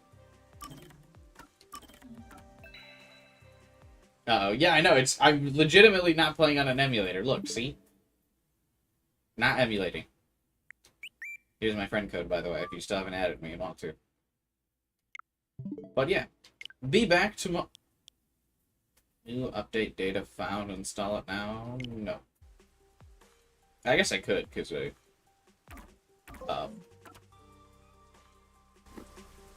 did save. I'll do it after the stream. Yeah, thanks for watching, chatting, and hanging out, everyone. Hope you guys have enjoyed. Hope you guys mostly enjoyed me absolutely nailing the first real trial there with the case of the Nail Man. If you want to see me nail the rest of the cases, just like I did the first one, you, of course, want to subscribe and hit the bell button so you can stay tuned. We'll be live again tomorrow. We probably won't finish the case tomorrow, but we'll probably make some good headway. I bet you we at least make it to the mystery dungeon tomorrow. Yeah, we'll probably at least make it to the mystery dungeon tomorrow. We'll see. It depends on how it's going. If a lot of people are chatting, hanging out, maybe we can do both. Maybe we can do the whole thing in one stream. It wouldn't be the first time we've done a 8+ hour stream, so we'll see. We'll see where the mood takes us and how the mood strikes us. But like I said, subscribe and hit the bell button so that way you can be here for it tomorrow.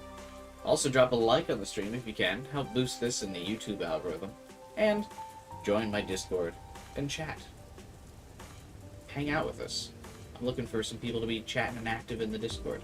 It's been quiet lately, but I always have the notifications turned on, so if you're chatting in the Discord, I'll see your message and talk with you. That's it. That's all I got for today. See you guys tomorrow as we investigate the high school. And maybe Shinigami will stop being annoying about sneaking into the girls' high school. Maybe. Have a good night, guys.